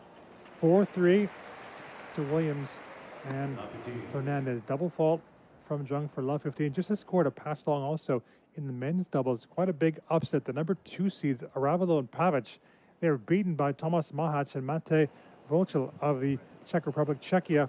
They came back to win that match 5-7, 7-6, 7-5. They saved a couple of match points deep in the third set, as that backhand going wide from Zhang now for love 30. Wow, that's a big win. It is a very big win. Mahac was a little disappointed with his result yesterday against Taylor Fritz in the singles straight set win for Taylor, who has that big match coming up against Novak. Novak was speculating that match was going to be played at night, and he was correct. That's going to be the night match tomorrow, playing in the quarterfinals. The winner of that one will have the extra day's rest going into the semifinals on Friday. Too hot to handle that ball, return, and as a result, topped up by Zhang, and she was all over it at the net. Fernandez, triple break point. I mean, Venus was all over this forehand. Actually, you heard the bam that came through her racket on that forehand. She really just took that ball and slammed it down the middle of the court. Gave Zhang no chance whatsoever Now the climb here. 3 break points. Fernandez nets the forehand off a good first serve. That was a good first serve by Zhang, but Fernandez did not quite move her feet up. You're up 40 love. You can take an opportunity. Take your feet to the ball and give it a good whack. Yeah, she tried to give it a good whack, but she's hoping to get another opportunity maybe, although she'd like to get the point here as Zhang Shuai misses her forehand long, and they do get the point and the break. So the break lead reestablished once again in this first set, 5-3 now. I'm just loving this crowd. It's like they are playing the match with Fernandez and Venus. I just think they want to see more Venus and Fernandez. And that would be understandable. You know, these teams that are pairings come together late when you have such a massive name like Venus Williams. You get the eyeballs on these matches. It's what happened in the mixed doubles also, which Venus played in. Venus throwing up that ball, catching it, wasn't happy with the toss. Only just played the 29 minutes. It's a pretty quick pace for this doubles in the first set. Backhand lofted by Venus. Control out to keep it in. Alexandrova teeing up that backhand. Fernandez getting a bit fortunate with that volley. It landed in. Then she puts away the forehand overhead. I cannot get over how excited Layla is to be out there. She is moving around. You don't know where she's going to be, but she knows where she's going to be. She's by the ball. She's looking for every opportunity to get a shot, and she's doing a great job. And when she has the opportunity like this overhead, she's putting it away. And that she is putting it away. Fernandez just teed up by her partner. Zhang Shuai starting to miss a little more. That forehand return going long. And the body serve of Venus continues to have an impact. Gets so much pace, hitting great spots. All of these balls coming into the hips of Alexandrova and Zhang Shuai. And so it is 30 love approaching victory in this first set. Venus out wide, but ooh, it was going to be an ace. She's a bit disappointed there, Venus, but she smiled. Venus wants every point, not just the one she hit. She even wants the net points. So that was a great shot there. Being called electronically and monitored. Call relayed by the chair umpire, James Keothavong, very experienced. He hails from Great Britain. First serve once again, 30 love, Venus. That body-ish serve and pulling off on the forehand with Alexandrova. They're on a big run here, racing now to this first set, 40 love. It's very interesting. Venus isn't even trying to hit too many other serves. She is literally going body and body hard, nice and flat. 3 set points for Williams and Fernandez. And this is seesaw first set, but they've now reestablished their authority in this third round match. Again, ball toss goes up, comes down. She'll do it again, Venus. Serve the forehand of Zhang Shuai on the line. A simple put away for Fernandez. And they sort of ran away with that first set, given they were up an early break, were pegged back, and then from 3-0, they took over. I mean, I'm just smiling because they're smiling. But it's so great to see they are really playing together, and that's what you love to see is doubles teams playing together, especially when they've never played before, but their chemistry is like, it's magnifying. You know, we often wonder about Venus and if she's going to be, to keep continuing to play. There was a question in their press conference. The question began with a lot of chemistry between you two as players. And, hey, you think you could do this going forward? Would you want to play together going forward, maybe the Australian Open? And Venus said, if she can get me on the road, definitely. I don't know what can get me out there. I love Asia. I love Australia. I love all those places. It's just so far away. So it's up in the air. They win a round. If they win this one and win another round or so, I think she could get her out there. She's having fun. Yeah. I mean, and like she said from day one when she came back, if her body's feeling good, then that's all that matters. And she added, Venus said, we need some internal talk first. How much of it just comes down to the atmosphere and the crowd? Because for me, Venus is going to enjoy playing in stadiums like this as long as she possibly can. And that's normally what you get, but especially at the US Open where her legend is elevated, and at a tournament like Wimbledon, right? But if she goes and plays a WTA 500 in Beijing, just as an example, right? It might not be exactly the same atmosphere. And that's where I think Venus might lose a little bit of interest at this stage in her life. And in making those long trips if it's not going to feel like a big event where she plays in front of the kind of stadiums that she's gotten used to over the course of her career. Yeah, that's a fair point. Yeah, I just think that she literally is a player that is for as long as 14 years old, she's been in front of any crowd. And she missed for a couple of years just being out there. And I understand what you're saying, Gil, but I think even Beijing, they would be happy to see her. And they're always just, because you don't know if this is the last time. Yeah. Starting off this second set, here's Alexandrova serve out wide. That long reach for Venus. Great forehand return. Here's the off backhand going to the forehand of Alexandrova. She was reaching. Couldn't move her feet there. That forehand went into the net. 12 out of the last 13 points won for Fernandez and Williams here. Wow. That's what you call a run. And they're hoping to keep it going. They need to stem the tide. Alexandrova and Zhang Shuai.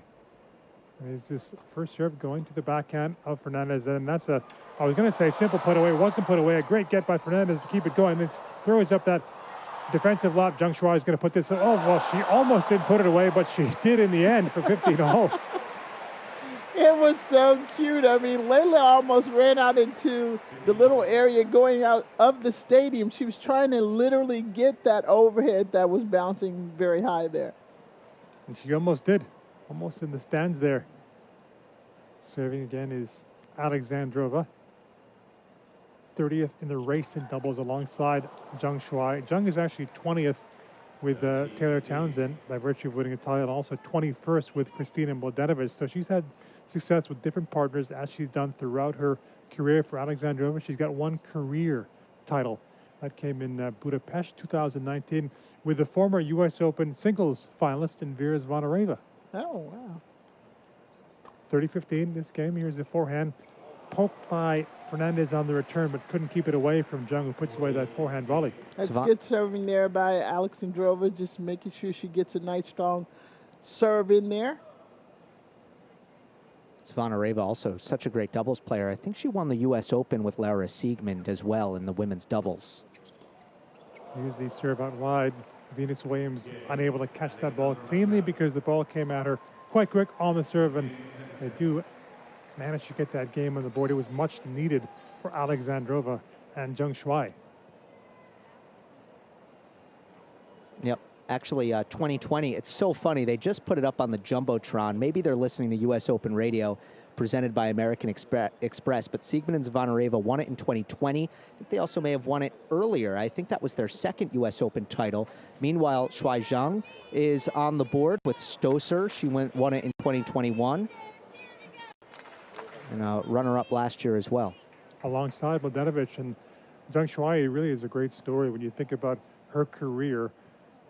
It started off quite tough for her. She lost her first 14 Grand Slam matches in singles. Her first 14 Grand Slam matches. 15 love. She was playing the Australian Open, trying to end that skid.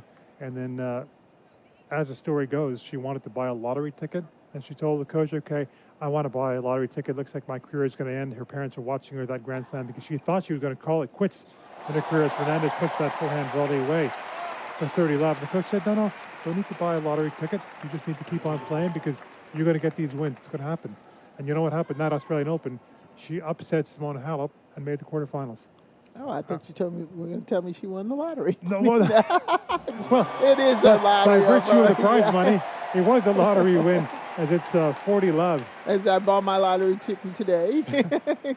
How much would you win on TZ? I think this one is 1.1 billion or something. And we'd share that, right? We would share that? I'm definitely giving my partner. So I'm giving my whole team Thank some, you. okay? I take care of the team here. 40-50. And that year, she did that for Zhang Shuai was in 2016. Sam Stosur, always been very close, those two, winning doubles titles with her. In fact, Sam Stosur was also giving her advice and guidance when she thought about retiring and saying, you know, don't stop playing tennis, keep on going. Good things are going to happen. And they won the Australian Open doubles title together. Oh, wow, that's so that was a beautiful. very special moment for them. That's her lottery. 40 love, trying to get to 1-all in this second set. Venus Williams, the first serve going into the net. The ball is gently given to a member of the bowl crew. Second serve to come. That second serve forehand of Zheng Shuai to the backhand of Venus, going cross with a bat, and good length on the backhand from Zheng Shuai on the board in this game, but still a couple of game points. Yeah, Zheng Shuai did a great job just keeping that ball nice and deep. It slid on Venus. She wasn't able to get up on it, get underneath with her racket head. I know we probably want to get back to the tennis soon, but I just want to say, if there was a presidential election on the WTA Tour, I think Zheng Shuai might win it on popularity because everybody gushes about what a nice woman she is. And I think that's part of what makes her such a popular doubles partner. Oh, that's great. Anytime you have the ability to, input on so many people and they, think highly of you, not easy. No, not easy. It's one on out. Great point, Gil, because Coco Gauff, for example, this was I think last year was talking about how nice Zheng Shuai was to her when she had a tough loss and Zheng had consoled her. And then likewise, when Zheng Shuai had a long losing streak, I can't remember the number, but it was a long losing streak, she was also getting some support from Coco. So that's nice. She's well-liked indeed. Zheng Shuai. Now they're playing the I formation, but the return was very good from Venus. And then Alexandrova just had to react quickly, get out of the way out of that backhand volley. It wasn't hit with a lot of sting from Fernandez, but was going at her. It was not hit with a lot of sting, but it was well placed, well moved, right into the body. Actually, it's luckily because Alexandrova had to put her racket up to protect her head, but she did. When you played dubs, Z, did you get plunked? Like, what was there one occasion? I have a split in my ear from Gigi Fernandez, so I got hit a couple times. And I've hit some people. But you don't do it. That's just the move.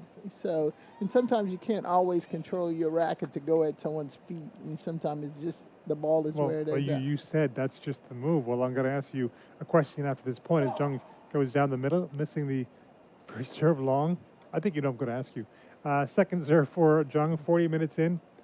And again, they're playing the formation on the second serve. That can be tricky because Venus has a lot of space to go down the line, and it's off a second serve. If she catches it cleanly, not sure Alexandrova will be able to make up the ground, nor Zheng Shuai, who'd be in the baseline. Second serve, the forehand. She goes down the line, and Zheng does get there, but in a heap of trouble, puts that backhand long. So the question I was going to ask you, when you played your doubles, do you think anybody ever went at you intentionally? Oh, yeah, heck yeah. I was...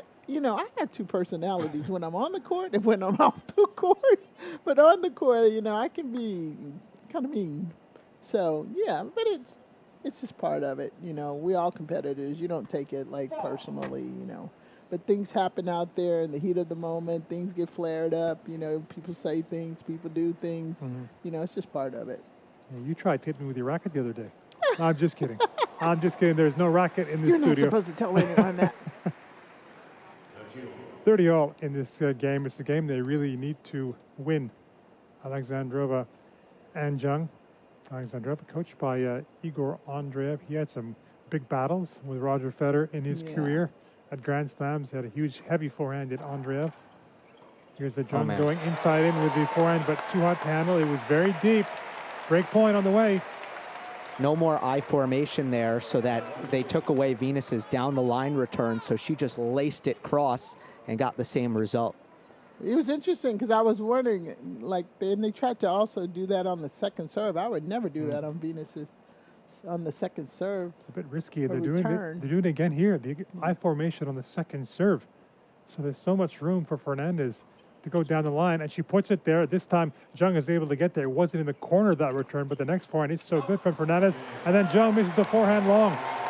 So it is a break of serve. This scoreline gets even better for Venus and Leylah Fernandez, now leading by a set and a break.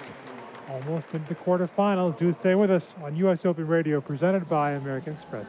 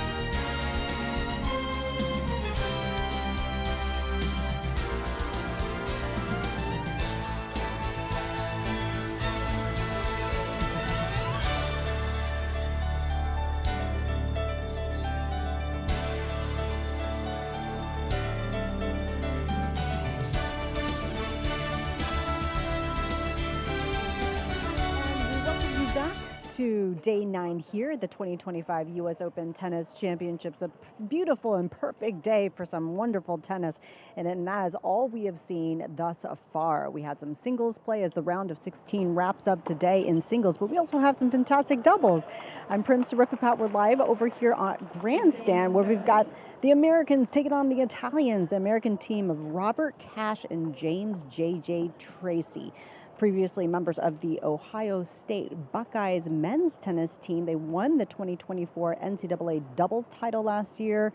And deciding to take their talents to the next level, they're taking on the 7th seed Simone Bolelli and Andre Vavasori. We've got a good one. The Italians took the opening set 7-6 in a tie break. Right now we're tied up 3-all. So Ravi Uba and Zina Garrison, it's always a good time to take on the doubles, and it's perfect weather out here. By the way, some fun activations out there. In addition to tennis, Ravi and Uba, you know I like to check out the food and all the other things that are going on. Some of the activations on the back side where the back courts are, they have this Advantage Arena where if you want to play some video games, maybe if you're here with the kids, you can do some of that. They have the Chase activation stand where you get a mystery PIN number and can enter it and you get a prize. The other day I saw somebody win some free tickets to Louis Armstrong Stadium, or maybe get a little snack at the Faye stand for some free Greek yogurt. Never know what you're going to get, guys. Who would turn down a yogurt, Z? I think you said that was the Emirates? No, that was at the Faye Oh, the stand. Faye stand, yes. Okay, got to try that, but I wouldn't turn down any yogurt. No. Any food. We gladly take it. You can come on and bring it to us here on U.S. Open Radio, presented by American Express. Speaking of the Ohio State Buckeyes, I have to spare a thought for J.J. Wilf, who's currently out injured. He had that great career at Ohio State. Meanwhile, Fernandez and Williams 30-15 as they try to back up the break and get to 3-1. In this second set, they're already up by a set. Fernandez putting her backhand long by around half a yard. So this 30-love has now become 30-all. Yeah, that was a great point there by all four players, just kind of literally getting into it. Fernandez tried to hit a topspin lob, but just a little bit short. On the grandstand after that match between the Italians and the Americans will be Siniakova and Townsend taking on Camila Osorio and Yuan Yua. That could also be a very, very good one. We've had some quick singles matches today, but in terms of the doubles on that court, the grandstand, they've been quite long. A couple of hours for the first match, 3 hours. We had the singles match, and then this doubles match is going quite deep. If it goes the distance, that too is going to be a long one. Fernandez out near the tram lines once again. That off serve into the forehand of Alexandrova. Here is the backhand down the line. Attempt by Fernandez. Missed it into the net. A break point for Alexandrova and Zhang. Yeah, great drive there by Alexandrova, forcing the error from Fernandez. The crowd is trying to pump up Fernandez to stay in here on her serve.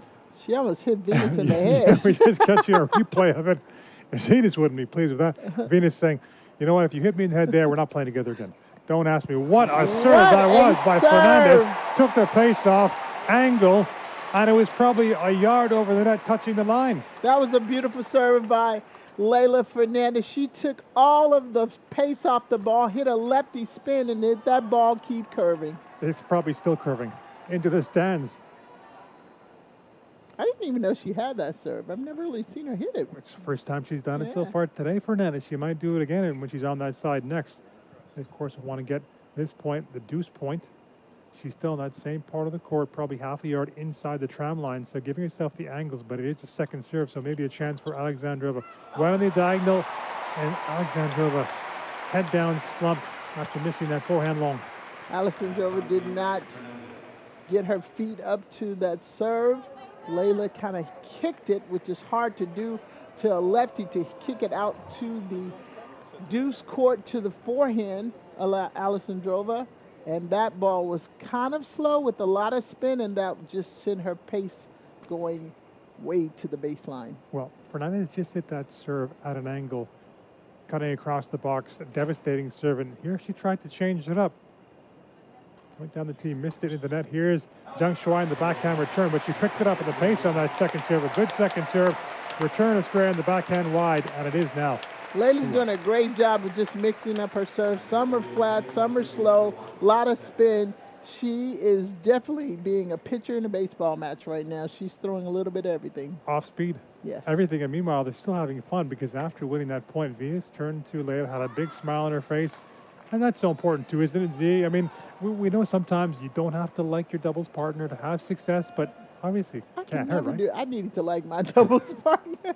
But you're right. Some people, it's just all about the business, but you do need a little bit of chemistry, whether the chemistry means taking care of business. They're doing that so far. And for Layla Fernandez this summer, it has been a little bit up and down. You know, you look at her singles, she won a big title at Washington at 500. And she beat Rybaka in the semifinals in a match that was 3 hours before beating Anna Kalinskaya, the player who really tested Iga Swiatek at this U.S. Open. Then she went straight to Montreal at home. That's her hometown, as it is now 30-love in this game. Lost her opener. It was such a quick turnaround. She wasn't particularly happy with the scheduling that particular time. Then she lost her opening match also at Cincinnati before winning a round in Monterrey. And then at this U.S. Open, did make the third round where she was beaten by Sabalenka, one of the best match point finishes maybe you're ever going to see, because Sabalenka was doing the splits, hitting a forehand that only just caught the line. And she won the match in that fashion. 30-15. They'd love to get another break just to make sure Fernandez and Williams. Again, going with the I formation. So they really do want that first serve in this situation. However, Alexandrova missing that serve long. She was going to that forehand. Still with the high formation. Second serve, Fernandez. Oh, it's a very good second serve. Dancing down the tee, no chance to keep it inside the court. He was spinning away from Fernandez, and the return going wide. Alexandrova did a great job, and you're absolutely right, Rev. She served that ball right down the tee with a lot of spin, which would allow her person to be at the net. I need a little coffee, Rev.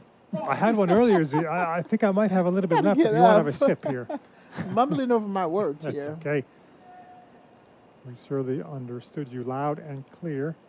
40-15 as they're trying to get to 2-3 in this set. No, that's one of those where Venus just lashed that forehand return. As a result, Alexandrova was on one knee, no chance on the backhand. I mean, when Venus is connecting with the ball, it is just simply beautiful. Great contact point. She really leans in. Balance is absolutely perfect. Beautiful forehand cross court. But they do still have a game point. Alexandrova would like to get this first serve, make it unplayable for Fernandez. It was on the line, but a good return backhand down the line. And then Alexandrova forced a scurry, misses a forehand long. Alexandrova is not happy with the fact that she just can. Sometimes when the pressure's on, she doesn't seem to be able to get that second serve in, having a little bit of the, just a little tension in that second serve. More tension now as we are at deuce. Serve to the body of Venus, but a good stretch on the back end. Fernandez can't quite get to the volley from Zheng Shuai, though she gave good chase. She was running across the court, one side to the other, got a racket to it, but not much more. Yeah, she's done a great job of trying to, if she sees that maybe she has a better shot than Venus, she's taking off, trying to get to it. Little scary because she's twice almost run into the side of those. Once was the camera, and the other was just like what is that called? The boxes. Yeah, the boxes. Yeah. That's what they're called, Z. Here's the game point. Alexandrova to the forehand of Fernandez, who misses it long. That was such a huge hold, because if they went down 4-1, that could have been it in this third round match. Still in it in this second set, but looking good for Venus and Layla Fernandez. Meanwhile, out on the grandstand, Prim, what's happening in that match between the Italians and the Americans? Right now, it is tied 4-all here in the second set. Cash and Tracy, the American team, trying to somehow muster a little comeback after dropping the opening set in a tie break. And Cash and Tracy with the overhead smash, and the crowd erupts as the former Ohio State Buckeye team, who won the 2024 NCAA doubles title, trying to advance. They received a wild card here to play in last year's U.S. Open and did quite well in their first go at it. Defeated Nicholas Jarry and Christian Rodriguez in the first round before losing in the next round to the 16th seed as Cash and Tracy put that volley away, and they're up 40-love right now, looking to go up 5-4 if they can hold on to this right here, going for the I formation. First serve, out wide and an ace, and they do. So 4 points away from perhaps sending this one into a third and final set, Ravi and Zina. Well, Prim, I've never heard so much excitement in her voice before. Zina, as you said, I have two personalities. When I'm in the tennis mode, I turn into the dangerous Prim, and then off the air, I'm the nice psychologist, so to speak. I'm just seeing a replay of that swatted away indeed, and it was a great serve to end that doubles contest, much like a lot of the men's doubles matches being predicated by the serve, winning so many matches behind them. And just a word on Billie and Vavasori, they've been so close to winning a Grand Slam title together. They've lost 3 finals, so they've been suffering from their fair share of heartbreak, although Vavasori has done a great job of winning mixed doubles titles, including, of course, this U.S. Open alongside Sarah Aryna. Yeah, so the Venus, I mean, just literally, once again, serves so strong into the body of Alexandrova, but what I am loving is Venus is serving well, but Leylah is all over that net. Continues to be so active and proactive. Venus with that first serve going long, second serve, and again, Alexandrova on the other side, she's probably 2 yards inside the baseline, so between the service line and the baseline, neither up nor all the way back. Second serve to that Zhang Shuai forehand, had to poke around, dance it with the forehand, and then Venus missing the backhand. So Z, that particular formation that I was just referring to, where Alexandrova, who is not returning, is probably between the service box and the baseline. What does that do? What are they trying to do there? They're trying to see if she gets the ball down or has an opportunity to move forward. I personally don't like that position because you're in no man's land, and so you have to be really quick and ready and look for something to move forward. But most of the time they move back, so it's just preference. Yeah, I'm with you. I think if that ball comes back with interest, then it's deep trouble. Yeah, they're hoping for the shorter ball. They can go up and just swat it away. Exactly. 15-30. Venus with that first serve to the forehand of Zhang Shuai. Just had to move over to the right to hit it forehand for Zhang Shuai once again to the backhand of Venus. Opportunity to put it away for Alexandrova. Not sure if that ball was going to be going long, but Fernandez up with it. Couldn't take a chance. She missed it. But Alexandrova that time made me and you not know what we're talking about, because she literally that time saw the opportunity. She moved forward and she was able to go across and make a poach. Yeah, great stuff from Alexandrova. A break point here. In fact, 2 of them. They get to 3-all in the second set. She's waiting to receive is Alexandrova. Excellent singles player. Has had a terrific career. Alexandrova still trying to get that first Grand Slam quarterfinal. She's hoping it's going to be coming. Now trying to win this doubles. And then she hits that backhand return. Not sure if she got a touch on it, Fernandez. Either way, Venus had no chance, and it is a break recovered. 3-all. Yeah, I think that Leylah did touch it. She was a good sports and immediately went on. Didn't quite know what was going on, but at least she said she touched it. So just like in the first set, where Fernandez and Williams up by an early break, and then it was level, they pulled away in that first set. Will the same thing happen in set number 2? Zhang Shuai to that backhand of Venus. She took a little off, 76 miles per hour, but Venus netting the backhand. Zhang Shuai did a great job getting that first serve. She knows right now she needs a lot of first serve and a lot of activity from her partner up at that net. And they teamed very well together on the clay this year, making the final in Stuttgart. Here's the forehand of Fernandez. Backhand, a chance for Venus to finish. She put the backhand volley long. Yeah, Venus, that backhand was just a little bit behind her, but it was well struck. Coming at her quickly en route to that final in Stuttgart. They beat Aryna and Paolini, the Olympic champions, in a match tiebreak 10-8. They were down 6-2. In that match tiebreak before coming back. We know, as you mentioned, in a tiebreak up to 10, they'll have a lot of time to get back into it. Anything can happen. You know, that was really great. Well, once again, Venus just goes after that forehand, just literally laces it. And it's interesting, she's hitting it so hard that by the time Zhang gets ready to hit the ball, it's just taking her racket and making it go everywhere. Yeah, and you wonder if maybe on the next sequence, if she does go to that side, if she'll try and put a little bit more on it. Well, it's definitely a safer first serve that Zheng Shuai has implemented in this game. She hasn't broken 90 miles per hour, but she's made all 5 in the box. Will that continue? She tried to go for a bit more actually going down the tee, but it went into the net.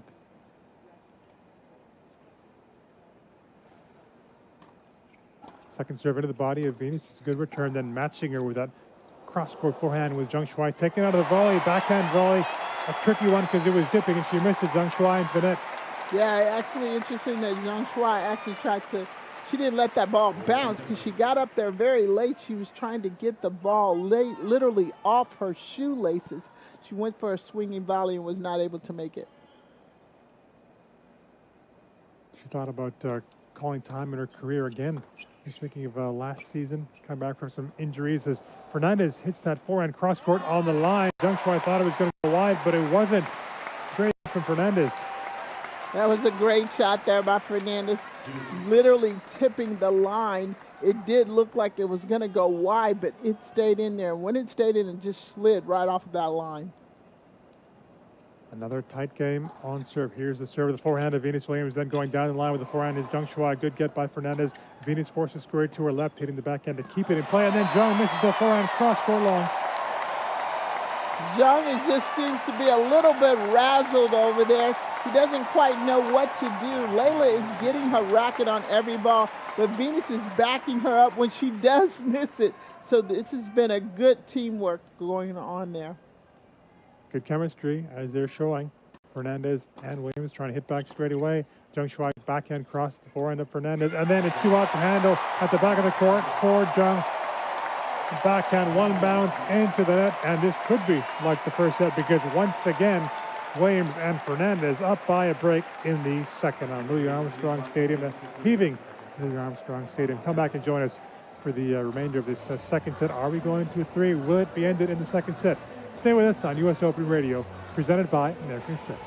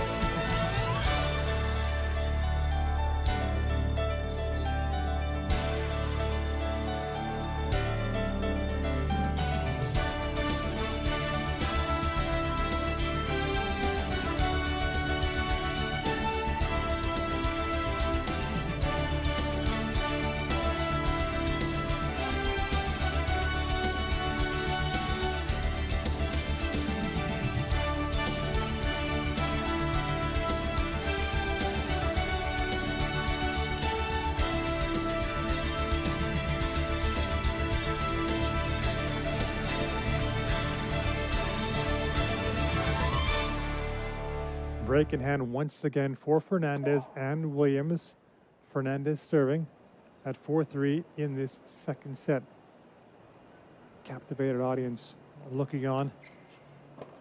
And Venus with a chance to put away that backhand volley up in the net. Doesn't quite do it, so the point continues. Here's Zheng Shuai going down the middle with a backhand. Chance for Alexandrova. She goes down the middle. A good poke volley for Fernandez in the forehand. Then Venus out of position. Has she made that volley? Yes, she has on the line. Fernandez taken out of the air with a forehand swing volley. And then Venus, a cute backhand winning volley.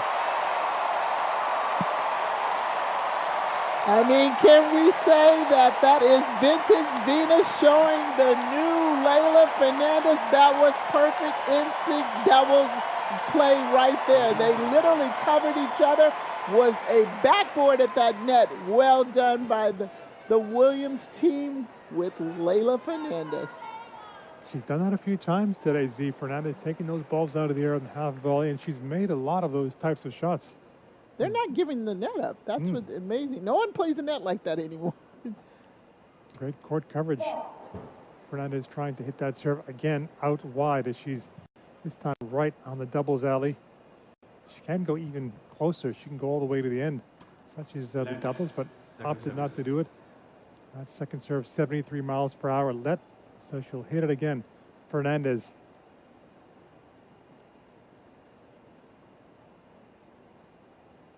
It's the second serve that goes 12. It was going to go to the backhand as she tried to slide it out wide. Into the net it went, and the double faults have been somewhat of an issue for Fernandez in this match. Not too many overall, but she's hit a few. Yeah, but after that long point like that, sometimes you got to step back, take your time, get your wind back under you, get the emotions down, and restart. She kind of went and served. She's been in quarterfinals previously, 2023 doubles at the U.S. Open. Fernandez. She came back there with a nice, strong first serve right down the tee from the lefty. And that looked like a planned poach by Venus. As soon as she heard the sound of Layla's ball strike on the serve, she moved towards the middle. Wow, they really are in sync. Yeah, good teamwork shown. Almost home and into the quarterfinals. That serve is cut on the tee, and then Venus didn't catch it cleanly, and then she catches that one. She mishit, but it kept it inside the court. Then she puts away the next one. Backhand volley right down the middle. What is going on with Venus? She is all over the court like she's 14 again. Absolutely amazing. Nothing is getting by those long arms of Venus Williams. She looked like a little dancer there, but it was absolutely beautiful. Poetry in motion with that backhand volley.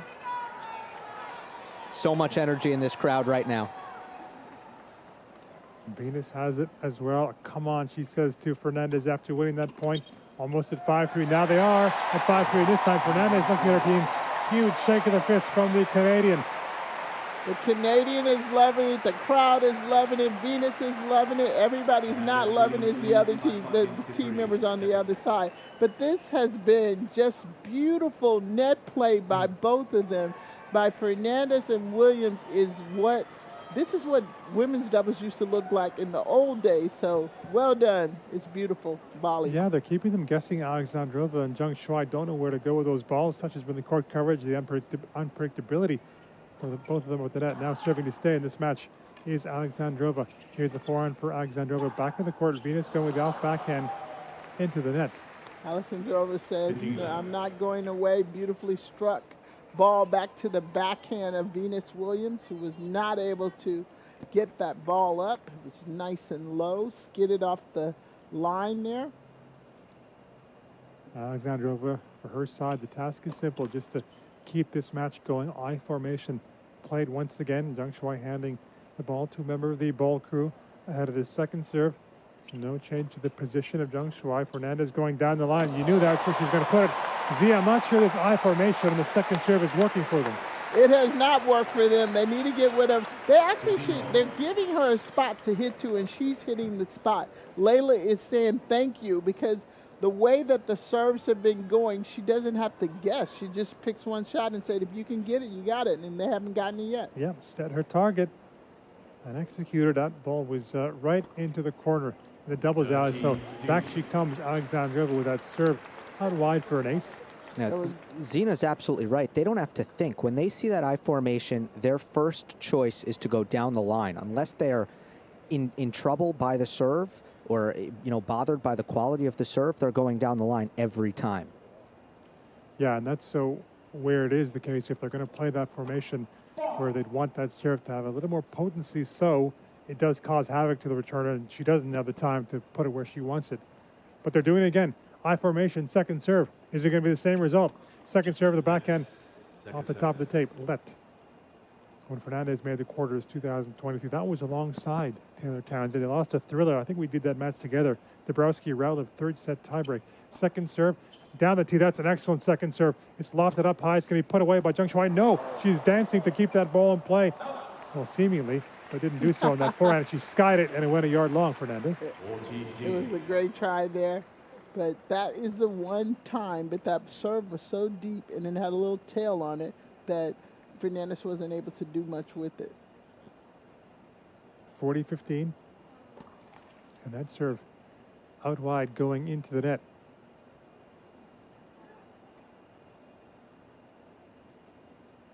Second serve. Oh, that's a beauty. Just inside the line. And so they do stay in it after an hour and 9 minutes. That's a great way to keep somebody off free. Just hit an ace. And meanwhile, they're in a tiebreaker in that match between the Italians, Billie, Vavasori, Cash, and Tracy. And Prim, what's going on in that tiebreak?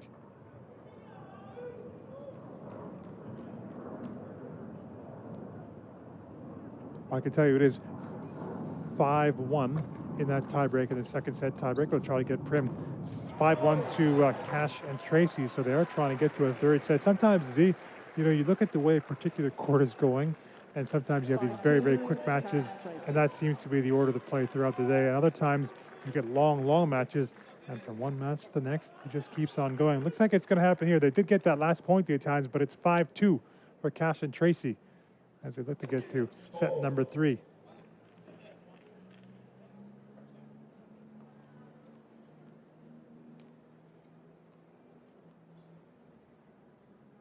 It is Tracy who is serving. Backhand one-handed return by Billie. Pardon me, is that Billie? It is Vavasori with that one-hander. However, point 1 by Cash and Tracy, and they've got 4 set points. Vavasori going hard at the net player, however, couldn't keep it away, and it was well put away by Cash. Tracy now trying to close this one out. On serve, good backhand, one-handed return by Billie, again going hard. Vavasori comes in, but he nets the forehand volley, and getting the crowd going is Robert Cash. They're duly obliging many of them out of their seats as they have forced a third in that matchup against the number 7 seeds, Billie and Vavasori. It's another tiebreaker, this time going the way of the Americans. And let's head straight back now to Venus Williams and Leylah Fernandez. They're trying to close it out. 5-4, second serve of Venus outside the try lines. Oh, what a shot that was for Venus. Outside the try lines, down the line with a forehand. What did she just do? She literally ran over there and just blasted that forehand right down the line. It was almost around the post, but just inside. But it was absolutely beautifully struck. And you cannot fault Zhang Shuai there because she actually moved over to her left, but the ball was that good. Such a great hit from Venus, who goes backhand here, backhand to backhand. Zhang missing it. I mean, Venus is still a rocket launcher off the ground. That's all I have to say. You are 100% correct, because that was definitely a rocket launcher. Yeah, short and to the point. Venus is having a fantastic match, as is Leylah Fernandez. Pokes out her racket. Fernandez doesn't work out for her there. But she had to make a play for it because it was within her hitting zone. She had to make a play for it. Actually almost went over. It was a good try. It was a good try. Just peeking ahead, if they do win this match, we could. Don't go there. One point at a time. We could this have tennis. Siniakova Townsend against Venus and Fernandez in the next round. That would be something. Here's Venus Williams, that first serve. Forehand, Zhang Shuai, but was a let, so we'll do it again. You're right, Z. Not done yet. Especially after the match point drama we had yesterday. Yes, that was singles, but... Didn't you learn your lesson? No, you're right. I take it back. I take it all back. Just disregard the draw implications. Serve going long from Williams. There was a body is served to the forehand, the hip area of Zhang Shuai, who really needs to connect on this return. Time is running out for Zhang and Alexandrova. Just a little pause from Venus after she was ready to hit it. Second serve to the backhand of Zhang Shuai. Good serve. It tied her up. And Fernandez up with the net. Puts away the forehand volley for a couple of match points. I mean, Fernandez has done a great job of just, Venus being a good setting up all the shots, and Fernandez has been right there to put them away. And almost putting them away now. They have 2 match points. So they get through to the quarterfinals. Williams and Fernandez. She's not going to be rushed. And a big smile on the face because she's waiting for some fans to be seated. No. I'm going to finish this my way at my time. Don't come too soon, but I'm going to help y'all out right here. Let me hit a big first serve. Well, there is that pause because just like yesterday, fans coming down, the young fans with those big tennis balls waiting for the autographs. Venus Williams on this match point. First serve. Going down the tee into the net. Second serve for Venus. To the forehand of Alexandrova. Goes big down the line, but it's put away by Fernandez down the middle with a forehand volley. And they keep on smiling, and they keep on winning. And what a performance by Williams and Fernandez against a team that knows how to play doubles.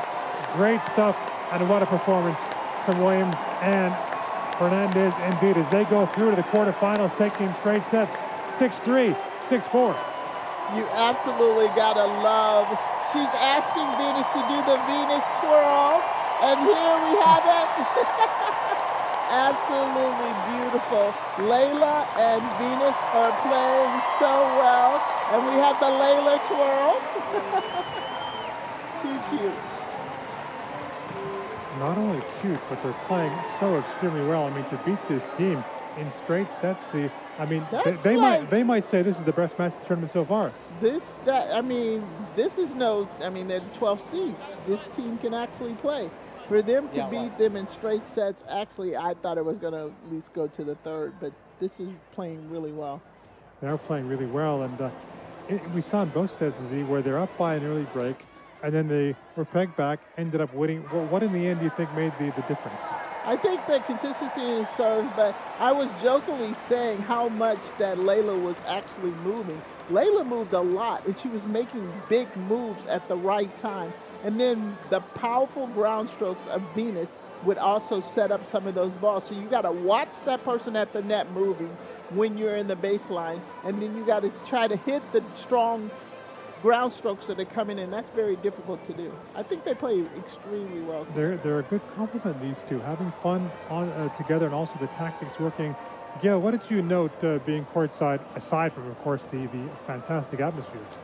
Yeah, well, first of all, the atmosphere was incredible inside Armstrong. And, I mean, just the awkward plays that Fernandez is able to make look simple at the net, some of the key reflex volleys that she was able to make, how proactive she was when the ball was short in the court, like when there was a drop volley open court in front of Venus, how she would come across to take the drop shot and then Venus would cover the open court. They've got such clear identities as a partnership. And then Venus, incredible serving, terrific returning, the power off the ground to set up Layla, as Zina said. And I feel like their celebration post-match, although they've only played 3 times together, is already iconic. And now they're on the court with Blair Henley. Yeah, they're well, playing, you two, such great tennis. You are headed to the U.S. Open doubles quarterfinals with an incredible performance today. Venus, I feel like you guys did a great job of keeping the pressure on at the net. How do you evaluate this match and also this crowd today? It's so funny because, first of all, hey, everybody.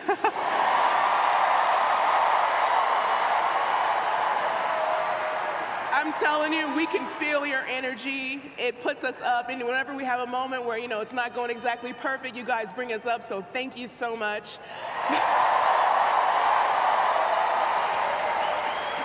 And it's so funny because mid-match, I told Layla, I was like, Serena told me, I'm not going to tell you what she told me, but she said, I have to do this more.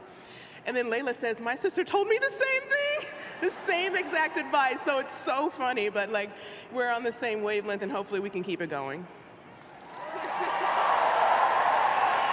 Layla, after your first match, you said to me, we didn't really have a plan coming out here, but now we're 3 matches in. It looks like you guys are a well-oiled machine. Is there more talk about strategy before and during the match? No. No, there's not a lot of talk about strategies. Obviously, we look at our opponents a little bit, but I have full confidence on Venus, and I hope she has full confidence in me during the match. So we're just going out there, playing our game, being offensive, aggressive, and be ready for the ball. You two are doing so much smiling out here on the court. And Layla, I know you're only 22, but when you see the joy that Venus plays with, does it make you want to play for a couple more decades?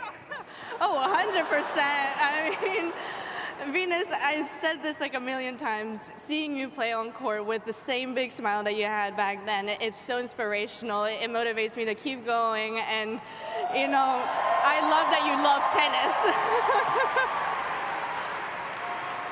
Last question for you, Venus. Your former doubles partner, also your sister, Serena Williams, had some thoughts seeing you guys out here being so successful.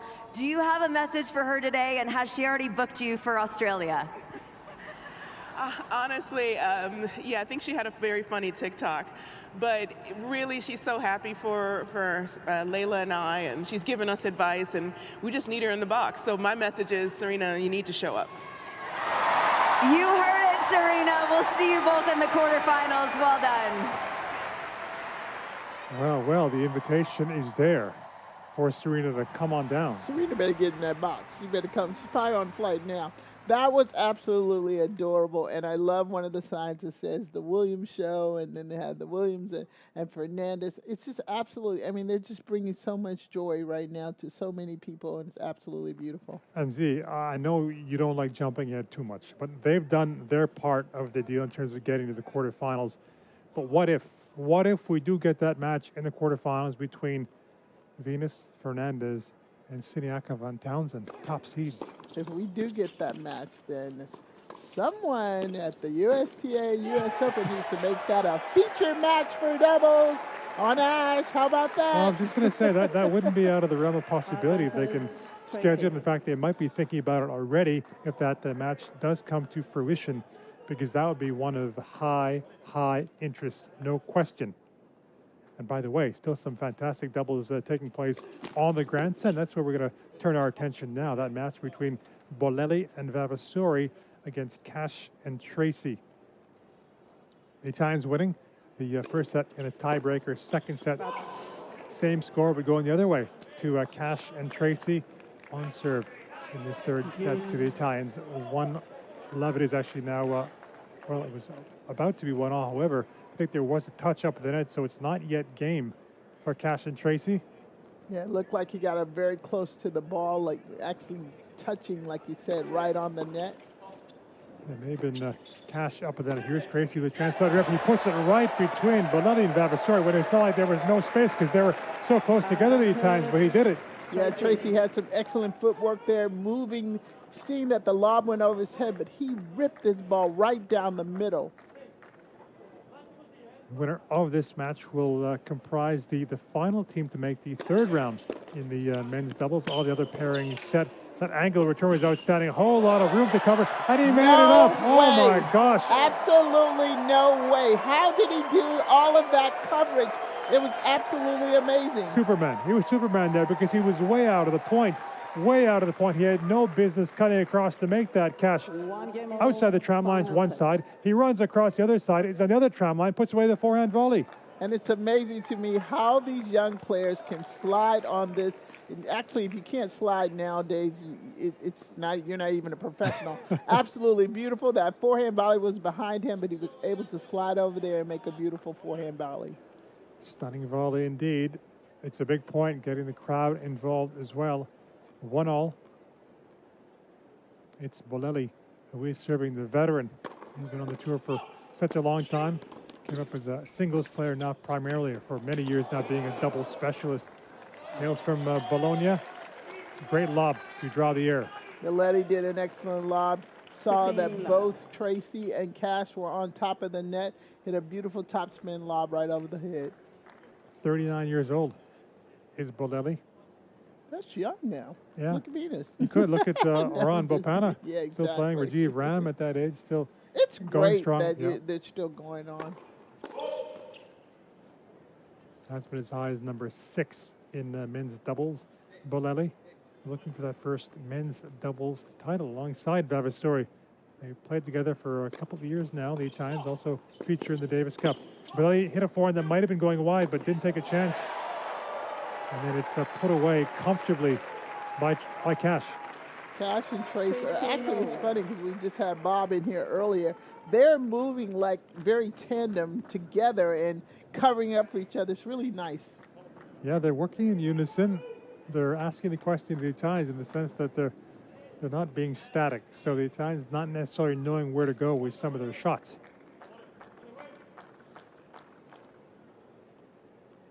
15 all, third game of this third and final set. Billie to the backhand, draws the air. Good pace on that serve. Yeah, Billie really put it right into the hip.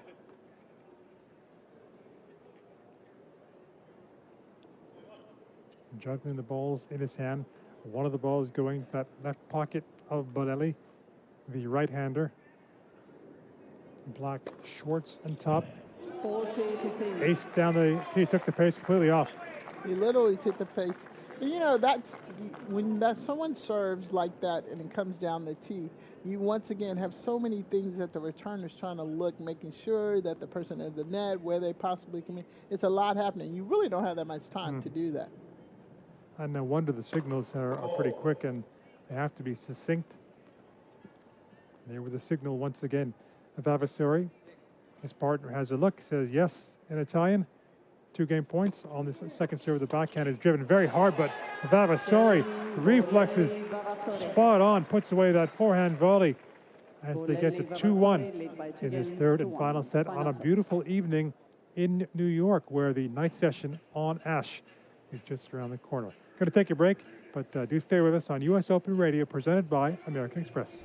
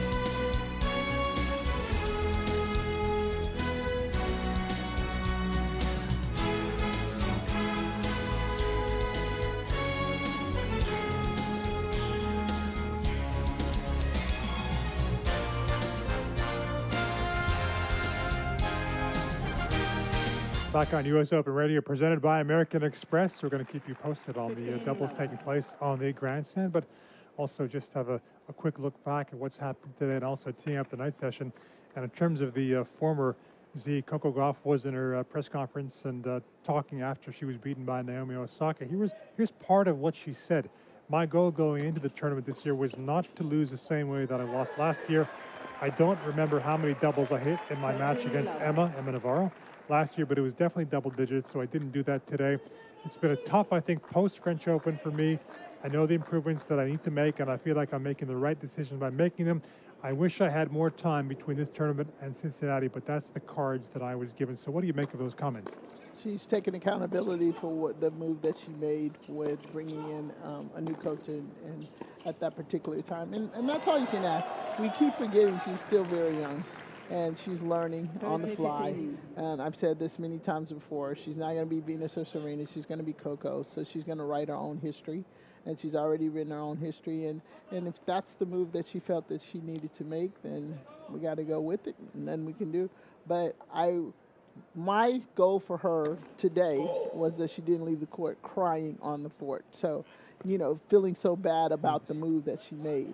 You made it. You got to live with, and now go ahead and do what you need to do to correct it. And she talked about the pressure earlier during this U.S. Open. We saw the tears after one match, in her post-match interview has been tough for her. But as you say, she's got so much time on her side, Z, to be able to get things right in terms of the serve and everything that's kind of affected her in this last little bit. But I wonder, maybe you have your thoughts on this, Z. Overall, you think it has been a good Grand Slam year for Coco, given the fact that, hey, she's walked away with another Grand Slam title, and it was the French Open? I think anytime you can walk away with a Grand Slam tournament it's a good year. And even if that's the only one you won the whole year. Some people, you can still do well in every Grand Slam and not win it. And then people say, oh, that's a bad year. It's not. It's better than 90% of the people. So I think she should be proud of winning a tournament that maybe she wasn't expected to win like immediately. You know, she did get to the finals before. I think it also took a lot out of her, you know. But I think she should be proud of where she is and wanting to improve. I mean, it just shows she's a champion. Well, speaking of players who have made Grand Slam finals, been able to win Grand Slam finals, Jannik Sinner, part of the night session this evening on Ash, starting off against a man in form. He's a transformed man in form in Alexander Bublik. I know you love watching him. Sinner does have the head-to-head edge. However, 2 of the last 3 matches won by Bublik, although they were both on grass, not on hard courts. We know Jannik how much he loves playing on the grass. What do you make of this matchup, Z? Do you think that Sinner could be vulnerable, or do you think he's going to win this match? Well, I think the fact that Sinner lost a set the other day, I think that opens up the door for people to believe, hey, it might be like a slight little look into maybe somebody can get him at this tournament. And I'm joking around, but really people start thinking like that. Anytime it's something just that small as someone taking a set and they hadn't really done other than Alcaraz, you feel like, hey, you might have a chance. And anybody can do it. Bublik can do it. Well, don't forget that Sinner was a point away from going down a double break in the 3rd set after they split sets against Denis Shapovalov. And one of the things Sinner said after that match, you know, getting these questions about, understandably, you know, you lost a set. You know, hard court doesn't happen very often. He says, well, I'm not a machine, and I'm human. I'm going to lose sets. So that's going to happen to Sinner.